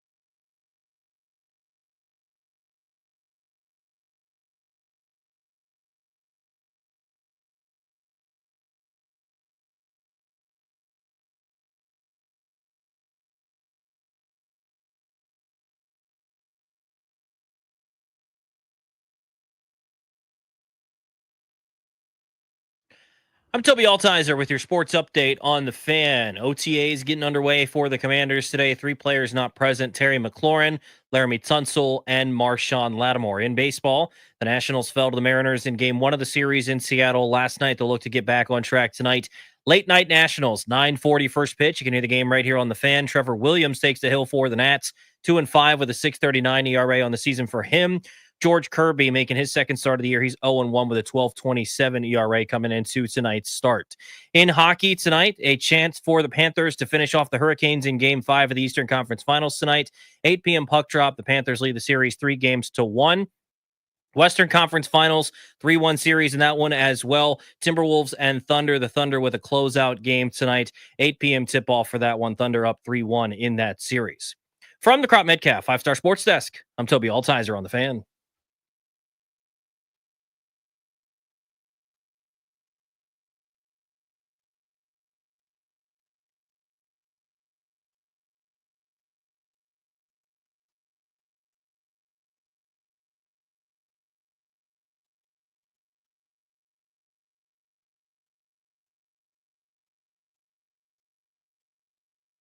We got some audio. We'll play it at, we'll do it at 6. I don't know why I sounded like Bill Burr right there. Yeah, we'll do it at 6.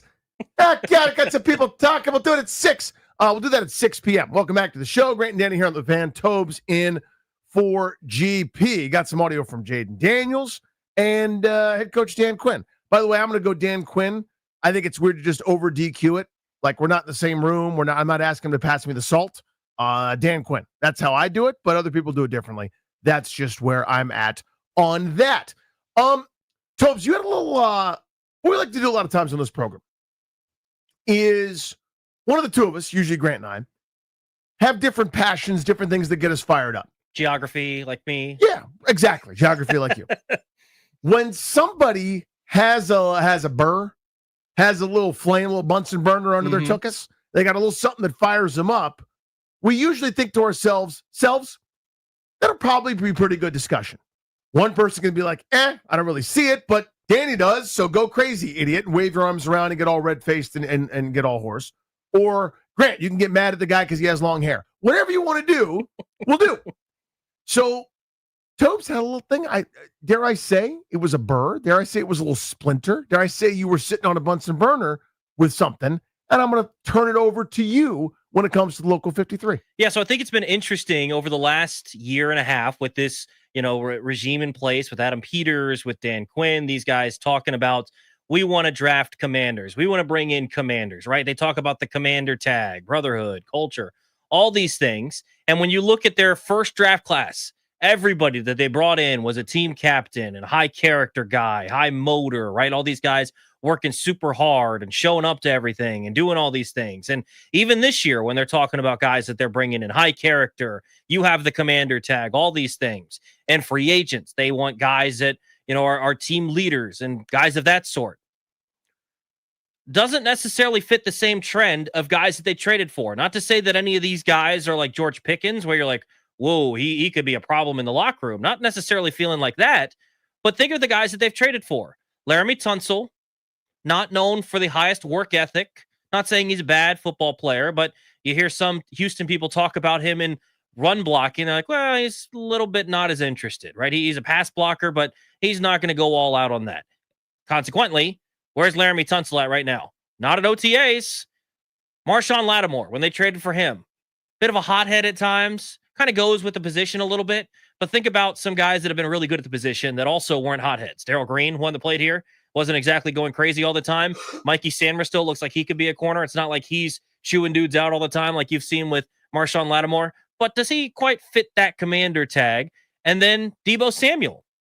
Deebo as well is someone that's not known as the hardest worker. We've heard this story regaled a bunch of times now, where when he was drafted, was it Will Muschamp was the coach at South Carolina, gave Kyle Shanahan and company a call and said, hey, you're going to have to ride this guy a little bit to make sure he stays in shape. And he's going to have to be someone that you check up on so he's not out of shape and not able to play football as well. It's interesting that that's 3 guys that you've gone out and acquired that I think if they were in the draft process might have been taken off their board because they don't have that commander tag, so to speak. I just think it's an interesting thing that while they're so adamant when they make a free agent acquisition or when they make a draft pick that they are the quote-unquote Commanders, when they traded for guys, I don't know that any of these guys have the Commander tag. So let me ask you this. Would you have not done any of those 3 moves? I mean, I'm sure you could guess which one I'm not the biggest fan of. That'd be Debo. Uh-huh. But I don't know that I would say no to any of them. I think the interesting part about it is with the aggregate of how much you've given up, I don't know that it's the 3rd, best thing. 4th, 5th, and 6th. Yeah, I think just giving up so much, it's one of those things where you can walk around the grocery store, Danny, and you're looking and you're like, we could use that. It's on sale. Let's get it. And by the end, you're like, holy smokes, we spent $500. Like, I think that could be a case of what they did where maybe all of these deals are fine, but maybe would you have had a better chance if you had a little bit of discretion there and not done it? Regardless, I think all the trades are fine. I just think it's a little bit interesting. And one of the points I brought up a little bit earlier when we were talking about Lattimore, I think you saw this. I think you saw a little impact early in the season before Lattimore got here. The defense wasn't good. There's no question about that. I don't know that it improved a whole lot when he got here either, by the way. But they're very level-headed.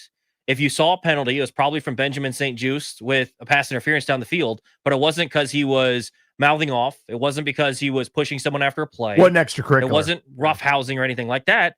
And we saw a little bit of that in the playoffs. We saw it from Lattimore himself, and you started to see some more emotion like that from other guys that didn't show it earlier in the year. I just think it's interesting that maybe they feel like they've built a culture that they can bring in guys that maybe don't have the quote-unquote Commander tag, but they have a lot of talent. But the way that they built their team and then the guys they've traded for don't always match. Isn't that interesting? So I actually think there's merit to that. And I think it's okay, by the way. I got to go back to some of my times are different now. But the then Redskins, that dynasty that they were a part of, I mean, you had guys like famously, now we kind of like it's good old boys and we smoke and joke about it. But yeah, this dude stayed out after curfew. And yeah, John Riggins is in the tool shed with a lot of the linemen drinking beer after practice. Imagine if guys were doing that today. You know what I'm saying? Yeah. Like it's you can have some colorful characters as long as your culture is good.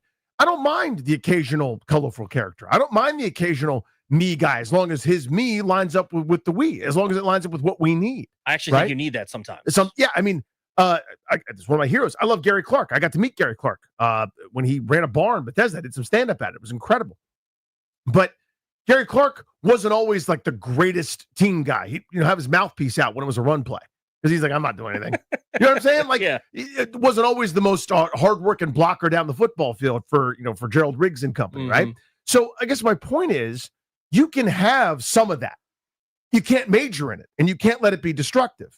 I'm not even putting any of these guys on this level. I don't know if Larry Tunsil's a bad teammate. I don't know if Debo Samuel is. You've seen the much publicized incident last year with Samuel yelling at the kicker and the long snapper or whatever, and you've heard the reasons potentially as to why he wasn't in great shape last year, the injury and some things changed things. But that when the worry turns into reality on somebody, whether it's fair or not, a lot of times it's a self-fulfilling prophecy. In other words, if you just to pick on Debo, this might be an issue for him in his career, being in shape. A couple of times it's been an issue. Now, maybe there's an incredibly valid reason for it, but that's what's happened. And so it becomes self-fulfilling, right? I remember sometimes it gets broken. Remember John Allen fell to Washington in the draft because, it looks like he's going to be injury prone. He's got this degenerative shoulder. That wasn't a problem. Now, he ended up getting hurt, I know, last year, but it had nothing to do with this perceived fault in his body and design in terms of the thing that was going to get hurt all the time. That didn't happen. So sometimes it gets broken. Whereas if he'd had shoulder problems, or Rocky McIntosh years ago, I don't know why I'm pulling this, had degenerative knees, had knee problems. Who would have thought? Obvious. So whether it's fair or not, it kind of the reputation follows you around. But I guess I'm getting back to your point. I actually think it's eye-opening. And it's almost like this trade market for them is reserved for that cast. We're not drafting these guys. We're not free agenting these guys. AKA we're free agent, or those are going to be the dudes that have the commander tag, so to speak. When it comes to trade, we can break glass a little bit. We can welcome them in. I think it's interesting because you're looking at something where maybe that is the case, where free agents, I think, is a little bit different. But when you compare this to the draft, right, these guys have no track record in the NFL. Obviously, they have what's coming with them from college. Obviously, they have that in their tape and everything with that and their character there. but they have no track record at the NFL level. You don't know if they're going to be successful or not. You watch the draft every year. Dudes say this guy's going to be a stud. He turns out to be a bust. This guy's going to suck, and he turns into be a stud. Like that, we know how much of a crapshoot that can be. But I think when you look at trades, you think Deebo Samuel has a track record of being an effective football player in the NFL. Laramie Tunsil does as well. Marshawn Lattimore does as well. I think what they want to build is a foundation where they know their young guys, the majority of the players on the team are going to be able to continue building and building and building versus having to deal with some of these issues. Whereas I know a guy is going to come in here in Deebo Samuel, and even when he's been quote unquote out of shape, he's gone for 800 yards, 900 yards, right? And so guys with a track record at the NFL level, even if they aren't quote unquote commanders, I'm not as worried about that because I've seen them be effective at the NFL level with whatever their character level, whatever their work ethic level is, versus I'm not going to bet on that guy coming out in the draft, though, because the last thing I need is someone to show up out of shape. I mean, think about Zion Williamson or someone like that, or how like the Mavericks thought of Luka Doncic or something. I'd rather just not deal with that. I might miss out on a couple of guys in the draft because of that, but I'd rather know for a fact that this guy's going to work hard. But if I've seen this guy be effective for 7 seasons in the NFL, even if I don't love his work ethic, I know that he can still be successful here. That's Toby. I'm Danny. Grant and Danny here on The Fan. We got plenty more. A local star has kind of added a little something else to his resume. Oh, right. We will demonstrate the potential. I'm sure the potential second career for one of DC's brightest young stars. Have some other audio we're going to play at the 6 o'clock hour. But one of DC's best and brightest made his debut. We'll have that for you next.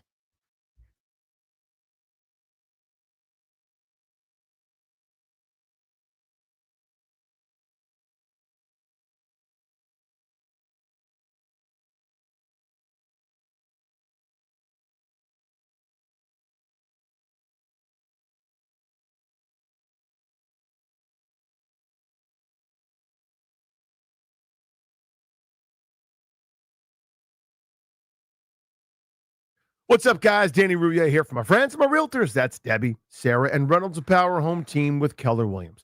Listen to this. Their client, Beth, was able to sell her home for well over asking price and in just 6 days. How? How's that possible, you might be asking? Well, there's a difference between selling a home and selling it right, and you'll never guess. Beth hired Debbie, Sarah, and Reynolds of Power Home Team because, you got it, they know how to sell homes right. Their buyers and waiting program led to Beth getting multiple offers. More offers equals more money for you. Just let them work for you. Let them use that database of well-qualified buyers to get your home sold. Reynolds and Power Home Team is so confident that they will get your home sold for the most money that if your home doesn't sell, Debbie and Sarah will buy it. That is their guarantee. Call the only ones you should trust to sell your home. Debbie, Sarah, and Reynolds and Power Home Team, and do it right now at 844-654-SOLD. That's 844-654-SOLD, or visit DebbieHasTheBuyers.com.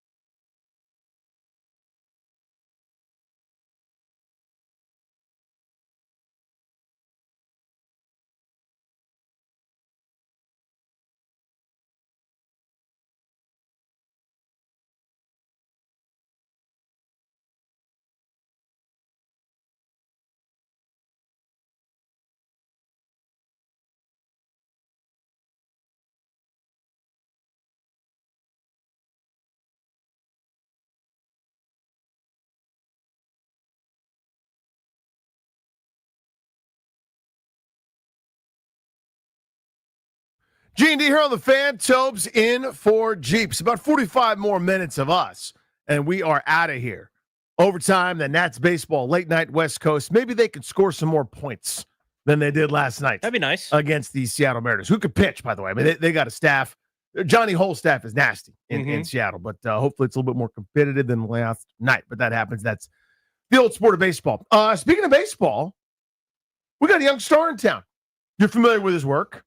He's the offense last night. Yes. He's the offense most nights. That badass, that James Wood, Rockville zone, 6'7", raw power, hits absolute scuds, a star on 40-plus home run pace.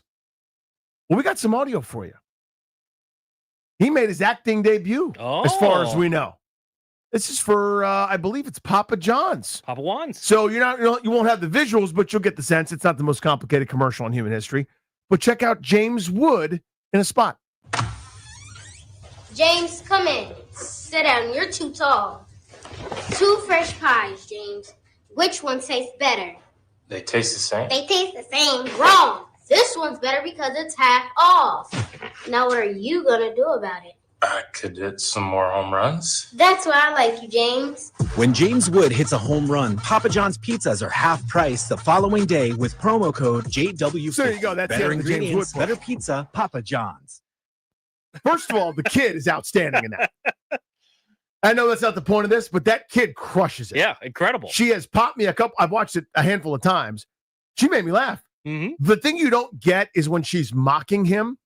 He tastes the same. It's really, really good. Her face is funny. She's like totally doing the thing like, it tastes the same. No. And she's making fun of him. And she steals it. She's awesome. Incredible. But James Wood, actor. I didn't know that he had the ability to, dare I say that James Wood actually had some inflection? I thought he that had was some pretty good. Emotion in there. He's like, I guess I'll hit some home runs. I kind of thought it was going to be delivered. I guess I'll hit some home runs, but we actually had some emotion in there. So credit to James Wood. A little inflection. Yeah, very good. Because here's what, as a veteran of some commercials. Excuse me. Thank you very much. Yes, thank you. You do it so many times. You do a million different takes, right? I mean, even though I've done voiceovers, I've done other commercials in the past. Some of them, my part got cut, which is pretty humiliating, by the way. When your partner commercial gets cut, you know that you're not supposed to be doing this. I'm supposed to be right here. You just missed me. I was like Joey from Friends. Yeah. Right here. I got cut. I got cut. And then he filmed in the same shirt that he was wearing to try to impress his grandmother who didn't speak English. I was like, it's the same shirt, Joey. Anyway. But you do it so many times. And a lot of times they're like faster but slower, quieter but loud. Could you be more intense but soft? Could you look away but look at the person? It's like nonsense, right? So you do it so many different times. So they kind of, whatever, follow the direction. He got some good inflection in there. Did a good job. And that was really good, I thought. Yes. For James Wood. He doesn't usually show much emotion. There's usually not much inflection. I have talked to James Wood a handful of times, and that was the most emotion I've heard. I've seen him have a walk-off hit. I've seen him hit homers. It seems like a mile numbers approximate. We've talked to him after those, and it seemed like he had a little more emotion for this commercial. Yeah, right? He was into it. He's slinging pizzas for Papa John's. I could hit more home runs. Yeah, like he did a good job. You play it again, Chris, from the top. Listen to him act. Yes. Again, you could see it, and I'll tweet this out at Funny Danny in a moment. But you could see him acting in this thing. Not easy. James, come in. Sit down. You're too tall. 2 fresh pies, James. Which one tastes better? They taste the same. They taste the same. Wrong. This one's better because it's half off. Now what are you going to do about it? I could hit some more home runs. That's why I like you, James. When James Wood hits a home run. And we got it there. She's so good, man. Very good. Very good. I love that stuff. I don't know why that makes me so happy, but it does. It's like it's like a rite of passage when the new then Redskin, then WFT, then Local 53, new stupid name, when they get their Eastern Motors commercial. It's a rite of passage. When Terry McLaurin's like, Fords, Hondas, minivan. Yes, that's what I want. What's my credit at Eastern Motors? You know it, right? You know the jingle. When the local guy gets it, right? It's like, it's like that rite of passage. So James Wood slinging pies. So like, I want Dylan Cruz to be on Paisanos, or I want CJ Abrams to get his Dylan Cruz thing. for City Cruz. Thank you very much. What should CJ do? There's got to be a jewelry place, right? Yeah, there's got to be something with the chains. Mm-hmm. So he got his own. There's a shirt coming out that he designed. Yes, I guess they're doing that now for the Nationals. Yeah, it's neat. Mm-hmm. Like I like the idea, but there's nothing respectful. There's nothing special necessarily about that shirt for me. But it's a CJ Abrams thing, which is kind of cool that guys are able to express themselves like that. But I think that's really neat, man. It's one of those things where you don't know. God, I sound like a horse's ass. But unless you have gone through that commercial thing. When I did the Chuck spot, tell us more, please. Well, I know. Anyway, my experience as a commercial actor. Now, Bickle's talked about this before too, because he's done so much with Crop Metcalf over the years, not just on the air, but like over the air television commercial stuff. You don't realize how much time just for a 30-second spot. Yeah. What the setup, the angles, the different shoots, the crosses, the coverage. And even though I'm just doing voiceover, I was there for the Charles Barkley set of commercials. I got to set at 8 a.m. I left at 8 p.m. Woo. And all I was doing was the voice. 12 hours as Chuck GPT. Yeah, and Chuck he had to go to TNT that night, so that's why I was in Atlanta. He did 8 a.m. until 6:45. Wow. Just for that one. And they had to, obviously he had priority over me, and he should. He's the star, he's the millionaire, he's the superstar.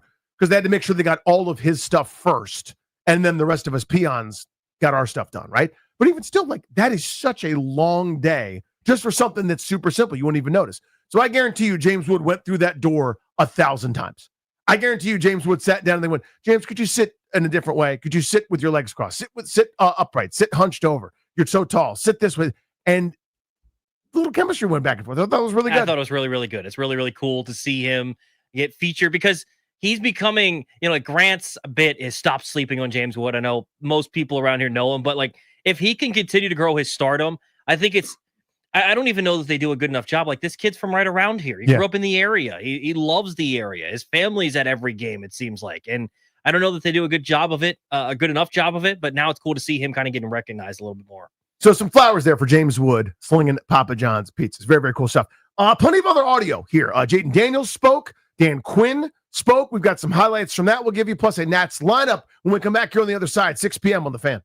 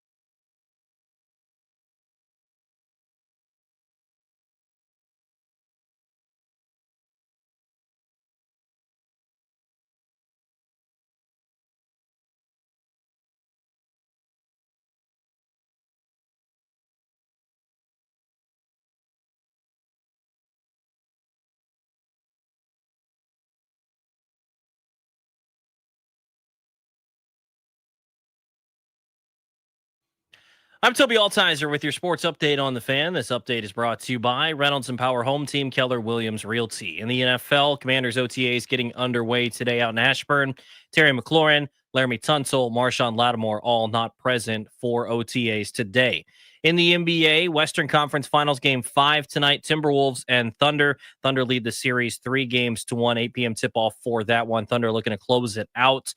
Game 5 going to be tomorrow in the Eastern Conference Finals as the Pacers beat the Knicks last night 130-121. Take a 3-1 series lead. Karl Anthony Towns listed as questionable for tomorrow's game with a knee contusion. In baseball, late night Nationals once again tonight as they take on the Mariners for Game 2 of the series in Seattle. 9:40 first pitch. Can hear it right here on the Fan. Trevor Williams takes on George Kirby. And in hockey, Western Conference Finals, Game 4 last night. The Oilers beat the Stars 4-1 to take a 3-1 series lead. Game 5 of the Eastern Conference Finals tonight. Panthers looking to close out the Hurricanes. They have a 3-1 series lead. That'll begin at 8 o'clock. Want to hear the fastest way to know what your home would sell for? Reach out to Empower Home Team. Simply text your address to 800-763-3000. No phone call. Just text your address to 800-763-3000. That's 800-763-3000. From the Crop Metcalf 5-Star Sports Desk, I'm Toby Altizer on the Fan.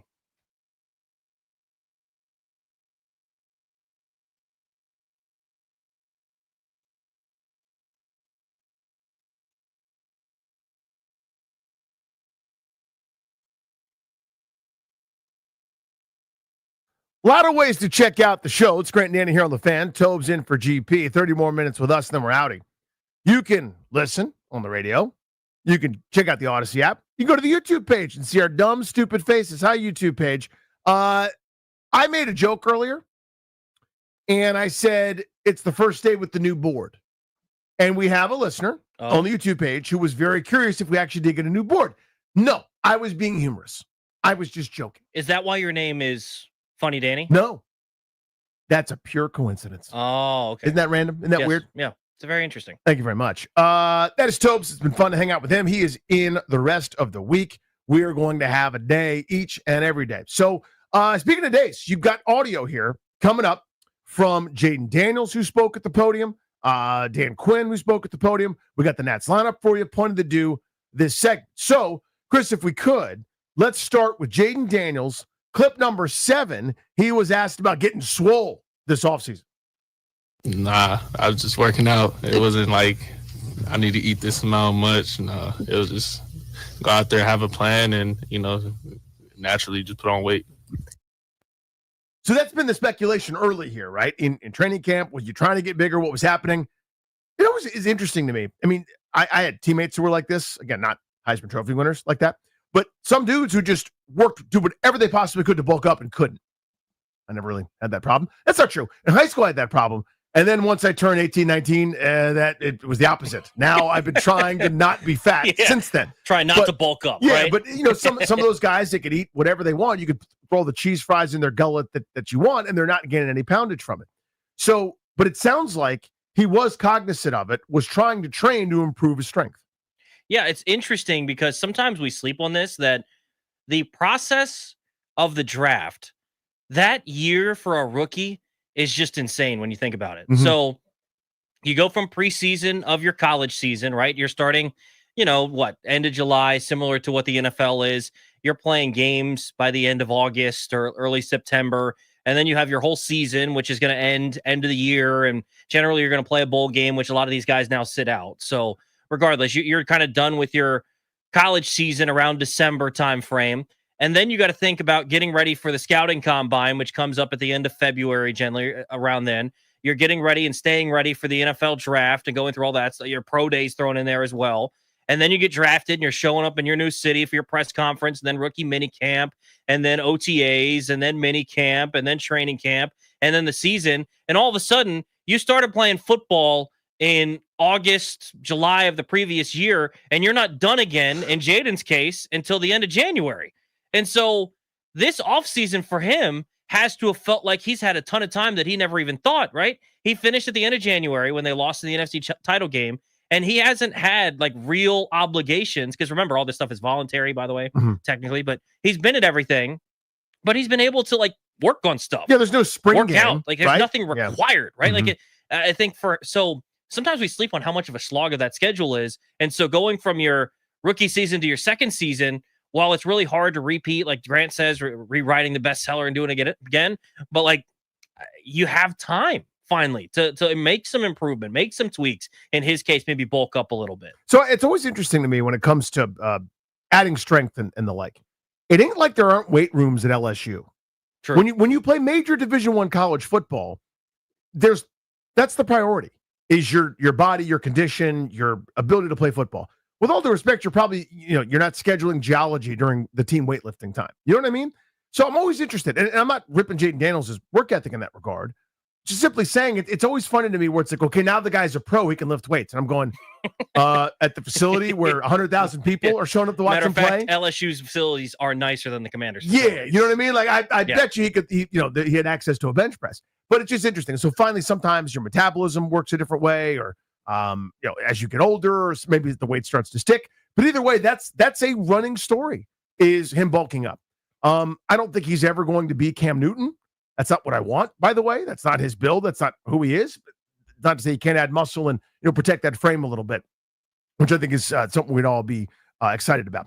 Let's go to cut 10, Chris. You know the philosophy, the mantra of this team. It's very Dan Quinn. It's not let it bleeping rip.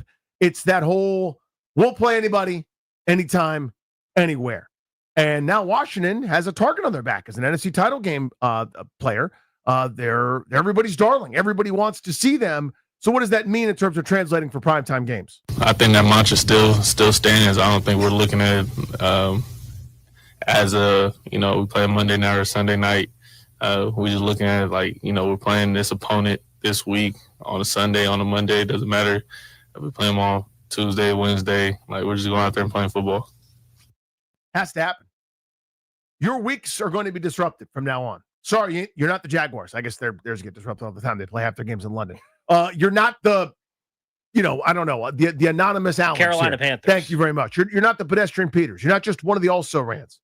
Now, the NFL's got its own unique rhythm. Everybody's marquee, everybody's primetime, every fan base is ravenous and enormous and ridiculous. But you're not the Cardinals. You know what I'm saying? Like, yes, everybody wants a piece of you at this point, both in terms of beating you because you're on primetime and what does more for your rep, for Pro Bowl voting, for acknowledgement that your program is working, than winning in front of the entire country, the entire football watching world, while no one else is playing. Yeah, I think the big thing here is like they're going to have to be flexible with what they're doing. They have to really put this into work now, because to me, it's one thing to play on like a Saturday where they play that, what is that, week 16 or something around there, whatever that is, week 16, setting up week 17 against Dallas on Christmas. And it's another thing to play like a Sunday night football game. But when you're constantly having to adjust week in, week out, it's funny when you talk to former players or players and they kind of understand the NFL schedule, where you're like, oh, you have to scoot it up a day. And like you say, Thursday, and they know what that means for their practice schedule. Like they know exactly what like, right. Oh yeah, now Wednesday is Thursday. And like, I don't know what any of that means. I just know you have to speed everything up. But for them, they get into the rhythm of, hey, we're back in watching film on Monday. We're off on Tuesday. Wednesday's this. Thursday's this. Friday's this. We're traveling, and Saturday's a walkthrough. Like, I don't fully understand the whole schedule, but for them, they're going to have to adjust these things. And so they have to kind of build these things in and understand. And teams like the Chiefs, last year, what was it? They played on 6 out of 7 days of the week because of the craziness of their schedule, where they're playing on holidays. Yep. They're playing on Black Friday. They're doing all these things. Like, this is what good teams have to deal with. And so it's kind of an honor for this team to feel like, hey, we're one of those now that we're going to play all the time, but they're going to have to be able to adjust. And I think they've got the right leadership in turn to be able to do that. You have to. And for teams that have done it before, like the Chiefs, who, the Patriots always had something similar with Brady, or Manning and company had it in Indianapolis with those Colts teams. When you're marquee, you have to. You are one of the crown jewels. You are one of the showcase teams, whether you deserve it or not, or whatever you are at this stage. Dealing with that is not easy. I remember that, for so many years, Washington just simply was awful in prime time. And that they were awful at 1 o'clock, 4 o'clock, 8 o'clock, 7 o'clock, 2:30. It doesn't matter what time they were bad, but they were especially bad in prime time. Even for some of the teams that were okay, they would be outperformed dramatically in those spots. And I remember asking Mike Shanahan, what's the deal with that? And it's always this rhythm disruption, that kind of your point, and how you handle that, right? It's I know what I do on a Wednesday. Wednesday I show up, and that's the install day. Well, your second week of the season, Wednesday is your walkthrough day because you play Thursday. Yeah. Your install days probably should be by the same calendar Sunday night, given the same normal week, or Monday, whatever the math turns out to be. So you're going to have to deal with rhythm disruption. And again, as you said, it's not easy. It's also not easy because their schedule is hard. It's also not easy because now you're not surprising anybody. You're not the upstart. You're not the cute little story. Isn't that cool? People want to take you out. You're now one of the new measuring stick teams. Yeah. Which is a role that they're not used to dealing with. And it's the hallmark of this organization, pre-Harrison Company. There were a lot of bad things that happened. We all know that. We're all aware of the history. You guys were there too. But one of the hallmarks was nobody, and I mean nobody, was worse at dealing with prosperity than my Washington football team. Something good happens. They were going to cheddar bob themselves right in that leg. Something positive happened. You knew that demon, that absurdity was right around the corner. And it was going to be one step forward and a pit would open up. Not even one step back, but like a bottomless hell. Yep. Like you'd be falling for 30 minutes. Let's go to cut 11 on a couple. This is Jaden Daniels from the media day today on some new additions to their offense. Yeah, I mean, those are good additions that we brought in, and obviously what Adam and his side of the building is doing. You got to trust them with everything that's going on. So obviously I'm excited. Those are two great individuals, and we got even more that they brought in. So I'm excited to, get to work with them and still progress and, get ready for camp. So he was initially talking about Laramie Tunsil and Josh Carnley, right, on the offensive line, but he also references, by the way, they went and got Deebo Samuel for me. This to me, and again, I feel like I sound like a jerk, like I'm knocking this regime. I'm not. This is what I would have done year one. And they had a philosophy, they had a plan. It worked brilliantly. I mean, they threw the kid in the deep end and said, good luck. From the Tampa game on, for the first week, the second half of that Tampa game, he was Superman, basically, as far as I'm concerned. You saw the skill set. I would have done this then. I would have overspent, overused future picks, overused cap space to assist him in his transition from college to pros. It took an extra beat for them to get there, but they got there. Yeah, I think the main thing is beefing up that offensive line to help him out, because last season he was someone that was able to overcome some of the shortcomings on the offensive line. We saw it all the time. And think about the difference, the comparison that people immediately point to is Houston and CJ Stroud. Think about the difference year one to year two for Stroud and how much that was tied to how bad his offensive line was this past season. They've gone out and tried to solidify that, and they traded away Tunsil, which is kind of ironic. Interesting, but, right? They bring him in here, and I think helping him on the offensive line, I think, is going to make a huge thing. You also saw the same thing happen in Chicago, right? They realized offensive line was an issue for Caleb Williams. They feel like they've got their guy. Immediately, they went out and addressed it big time with their guards. So I think people are understanding, like, once you know that dude is the dude, which I think a lot of those quarterbacks that were drafted last year, frankly, are going to turn into dudes. They're going to fortify those offensive lines because you got to take care of the top asset. Maximize and protect. That's my view. Until he graduates. And what I mean is there's going to be a time where the expectation is you are Josh Allen, you are Lamar Jackson, you are Pat Mahomes, in that crew of dudes where he's going to make $70 million a year at some point. Which is insane. And it's not that far away, by the way. Insane. The countdown is on. We're talking about the countdown for some of the Nats young stars. Pay Jaden Daniels all of it. Okay. My answer is yes, by the way, whatever that number is. And I'll say to him, you can write down whatever you want, but every dollar you take is a dollar we can't give you help. Correct. So yes, what do you want to do, buddy? We love you. There'll be a time where you have to make Noah Brown awesome. There's going to be a time where, hey, all we can afford is Olamide Zaccheaus. All we can afford is Jamison Crowder again. We can't do marquee star. Yes. You're not in that window right now, but you're going to be. Again, we are basically 4 football seasons away from the kickstart, the start of that, 3 seasons away before we start talking about the negotiation. Mm-hmm. We are now in season 1 of those 3 before it starts talking extension. Some of the most lucrative dollar figures ever imagined are about to come his way. and I can't wait to pay it. Well, I love him so much. By the way, this is why you have to hit on the draft picks. Yes. Year after year after year. It's not like you hit one year and then the next year you can have off. No, you've got to continually hit on these things. You found the hardest thing, by the way. Like, to their credit, they found the hardest thing. It's in my lifetime, they haven't found this thing. That's how hard it is. They found the quarterback. Now it's about continually hitting on these draft picks, and why some people are very flippant. Like, oh, just trade the picks, trade the picks, trade the picks. Well, the picks are affordable players that can be really, really quality players for your team that you can't sign because you're going to pay your quarterback a lot of money. But they're not quite there yet, but they are going to have to look ahead that's coming down the line. Daniels is a superstar. We know that, and thank God he's here. So one of the things that has been a trapping for some guys when they experience early success, and I understand this, by the way, this is being a human being. You went from on that grind to everybody's favorite.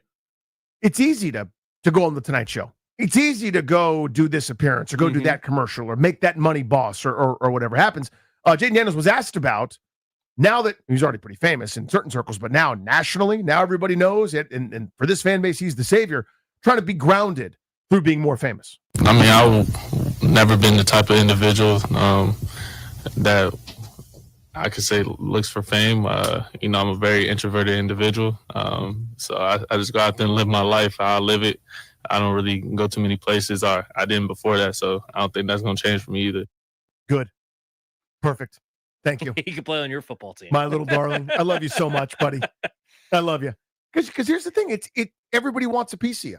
Yes. I don't mean like fisticuffs. I mean, hey, come to the title fight. Well, I mean, you're talking about how long it takes for a commercial. Yeah. Hey, can you come film this commercial real quick? Oh, by the way, this company wants a commercial with you as well. This company wants you to come sign autographs. This company wants. All of a sudden, you've spent a week and you haven't even thrown a football, right? And that's what can happen to guys at times. And it's not even wrong, any of the stuff that they're doing, right, Danny? It's not like we're talking about a guy like, oh, he's out of the club too late. He's doing this. He's driving too fast. No, he's not doing any of that. He's just out there making money, getting that bag, as the kids say. But instead, they're losing priority of what the main thing is. And him, I don't ever see that being a huge issue. And the thing, too, is like, however you feel about his mom being everywhere and people love to clown, like, man, he can't go anywhere without his mom being there. At least you know there's someone there that's going to hold him accountable, right? Like, regardless of how you feel about it. With his best interest at heart. Exactly. Yeah. You know someone's in his corner saying, hey, remember, keep the main thing the main thing.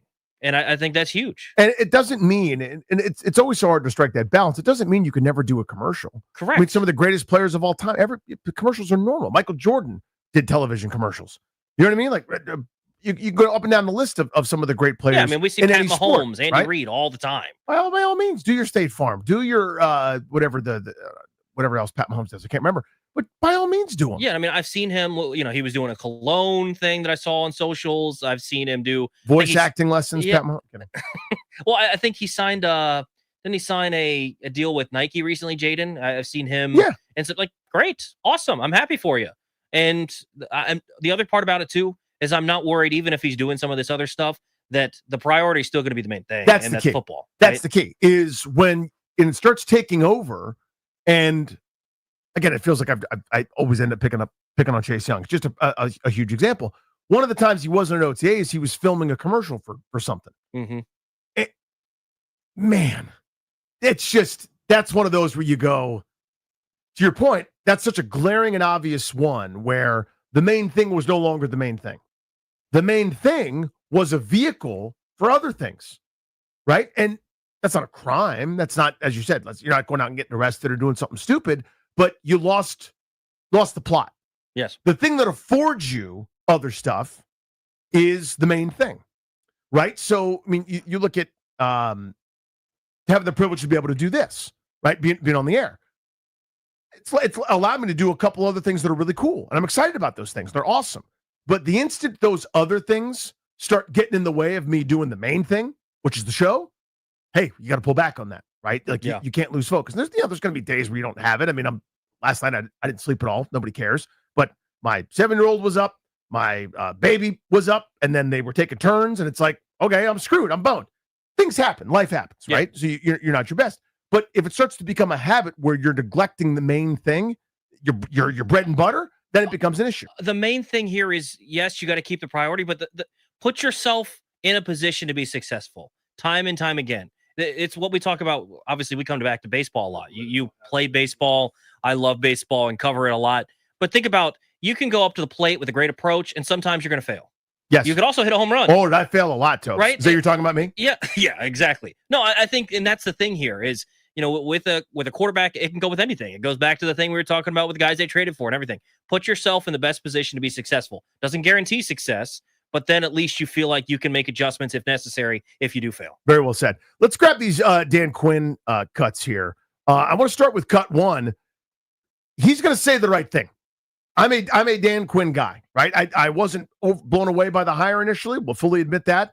He has won me over in terms of how earnest he is with how genuine he is. Does that make sense? I underestimated how much cachet he had with that. It's not just the be where your feet are cliche for the soundbite, right? It's not just a couple of minutes. It's that if you are that all the time, then guys can spot it and they sniff it out, right? Definitely. Whether on the other side, the fraudulence, or are you really doing this and are you this way every time, even when there are no cameras on, even when nobody's watching? This is his response to players who are not there at OTAs. Cut one, Chris. It's not one size fits all for everything. And in my opinion, this has been a fantastic offseason.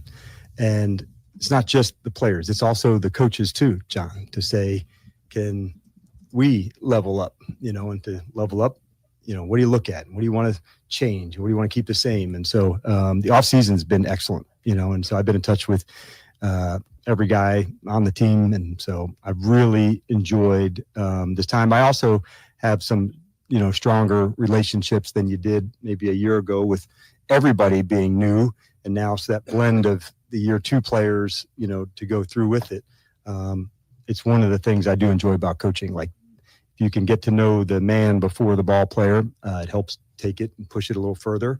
And so for the guys who are the year one, the new players here, not just a rookie, but a new free agent that may have joined the team, getting to know them and watching them practice today for the first time. Like, you could see guys work hard in the strength and conditioning, but it's another thing to see the speed of processing and on the field. And so today we just did some 7-on-7 and some 2-minute, and then we'll add more team as we go. I like to ramp it up, as opposed to doing everything all at once day one. A masterclass in how you answer those kinds of questions. We went on a journey because the question's about, hey, there are a couple guys who ain't here. And you forgot about that after 5 seconds, didn't you? You're all the way in. You're ready to run through a wall again. This is the joy I get in coaching, getting to know the man and do this stronger relationships. And all of a sudden I'm like, okay, yeah, he's talking about the practice plan. Wait a minute, what happened to my question? That's how you do it. That's it. That's why everybody loves that dude. Again, that is a clinic in how to answer a question without finding I always feel like I'm beating a dead horse here, but you go back to Rivera years ago when some guys weren't there, and he was kind of not very quick, but was sort of implying, yeah, that's a them thing. Those guys, the individuals, sort of all of a sudden has laid it off in case it doesn't work out. Remember I said this, right? Like, almost this is where you put the blame. And at no time, even though Quinn would be well within his rights, from my view, to say, like, yeah, we wish these guys were there. Yeah, we could have used everybody here. It's something that we believe in. We take it very seriously. We it's part of our team culture. Never at any point in time did he take 3 of their 5 or 6 most important players who are not there at OTAs and say a single negative syllable about them. Tip of the cap, Mr. Quinn. So good. Yeah. I mean, literally, as we're sitting there listening to the answer, I'm thinking about, wasn't it him that said, like, he put together an individual plan for each player as they're talking about how they're developing and how they can get better? And you completely forget the fact that he was talking about Lattimore and Tunsil and McLaurin not even being there. Like, it's such a good job by him. He's been such a great leader. It's something that everyone talked about when they hired him, and everybody in football circles that knew him talked about, oh, everyone loves him. This guy's great. You're going to love this guy. And we're like, well, okay, I don't know if I ever love all that. Everybody was spot on. This guy's fantastic. Last one here from Dan Quinn. Let's go to cut 5 on how rare it is. But we ought to talk about this a little bit, by the way, Tobes. Everybody's back from the coaching staff. Huge. Insane for a team with any success. Even teams that don't have success, there's turnover. There was basically none here, which is wild. It's a really big deal. That's why I did lead off with that intentionally, because I don't think we've got a chance to really talk about that as much as I thought we would, because looking back for me, it's pretty rare. And we've also added in Brian Schneider, somebody that, I've had some experience with, who is also another like true heavy hitter on the special team side. But I guess it fast tracks some of the things that we understand, but it also allows us probably to get a little deeper, than we were in year one, to get closer, better understanding of one another. And that's been a big deal for me. So year one to year two for a player is big. It's for coaches, it's big too. And so, I really appreciate that. Continuity is awesome. Now, it ain't great when you stink, but continuity is great when you're the Spurs. For all those years, if you got a good group together, you run it back, and that's exactly what happened here, Tobes. I'm excited about that. I think it's something that's really slept on. Having a young quarterback in Jaden Daniels and then retaining his entire offensive staff, I think is massive and is going to allow him to take that step in his sophomore season versus a slump that so many people are talking about. We're almost done here tonight, Tobes. The Nats don't play for a few hours. Overtime with Linnell is up next. It's time for the leadoff. With Nats starting lineups, pitching matchup brought to you by The Window Man. Since 1989, The Window Man has been the educational window company. Get your free in-home estimate or visit thewindowman.com's all-new Fairfax showroom. Trevor Williams on the bump tonight, leading off playing shortstop. See.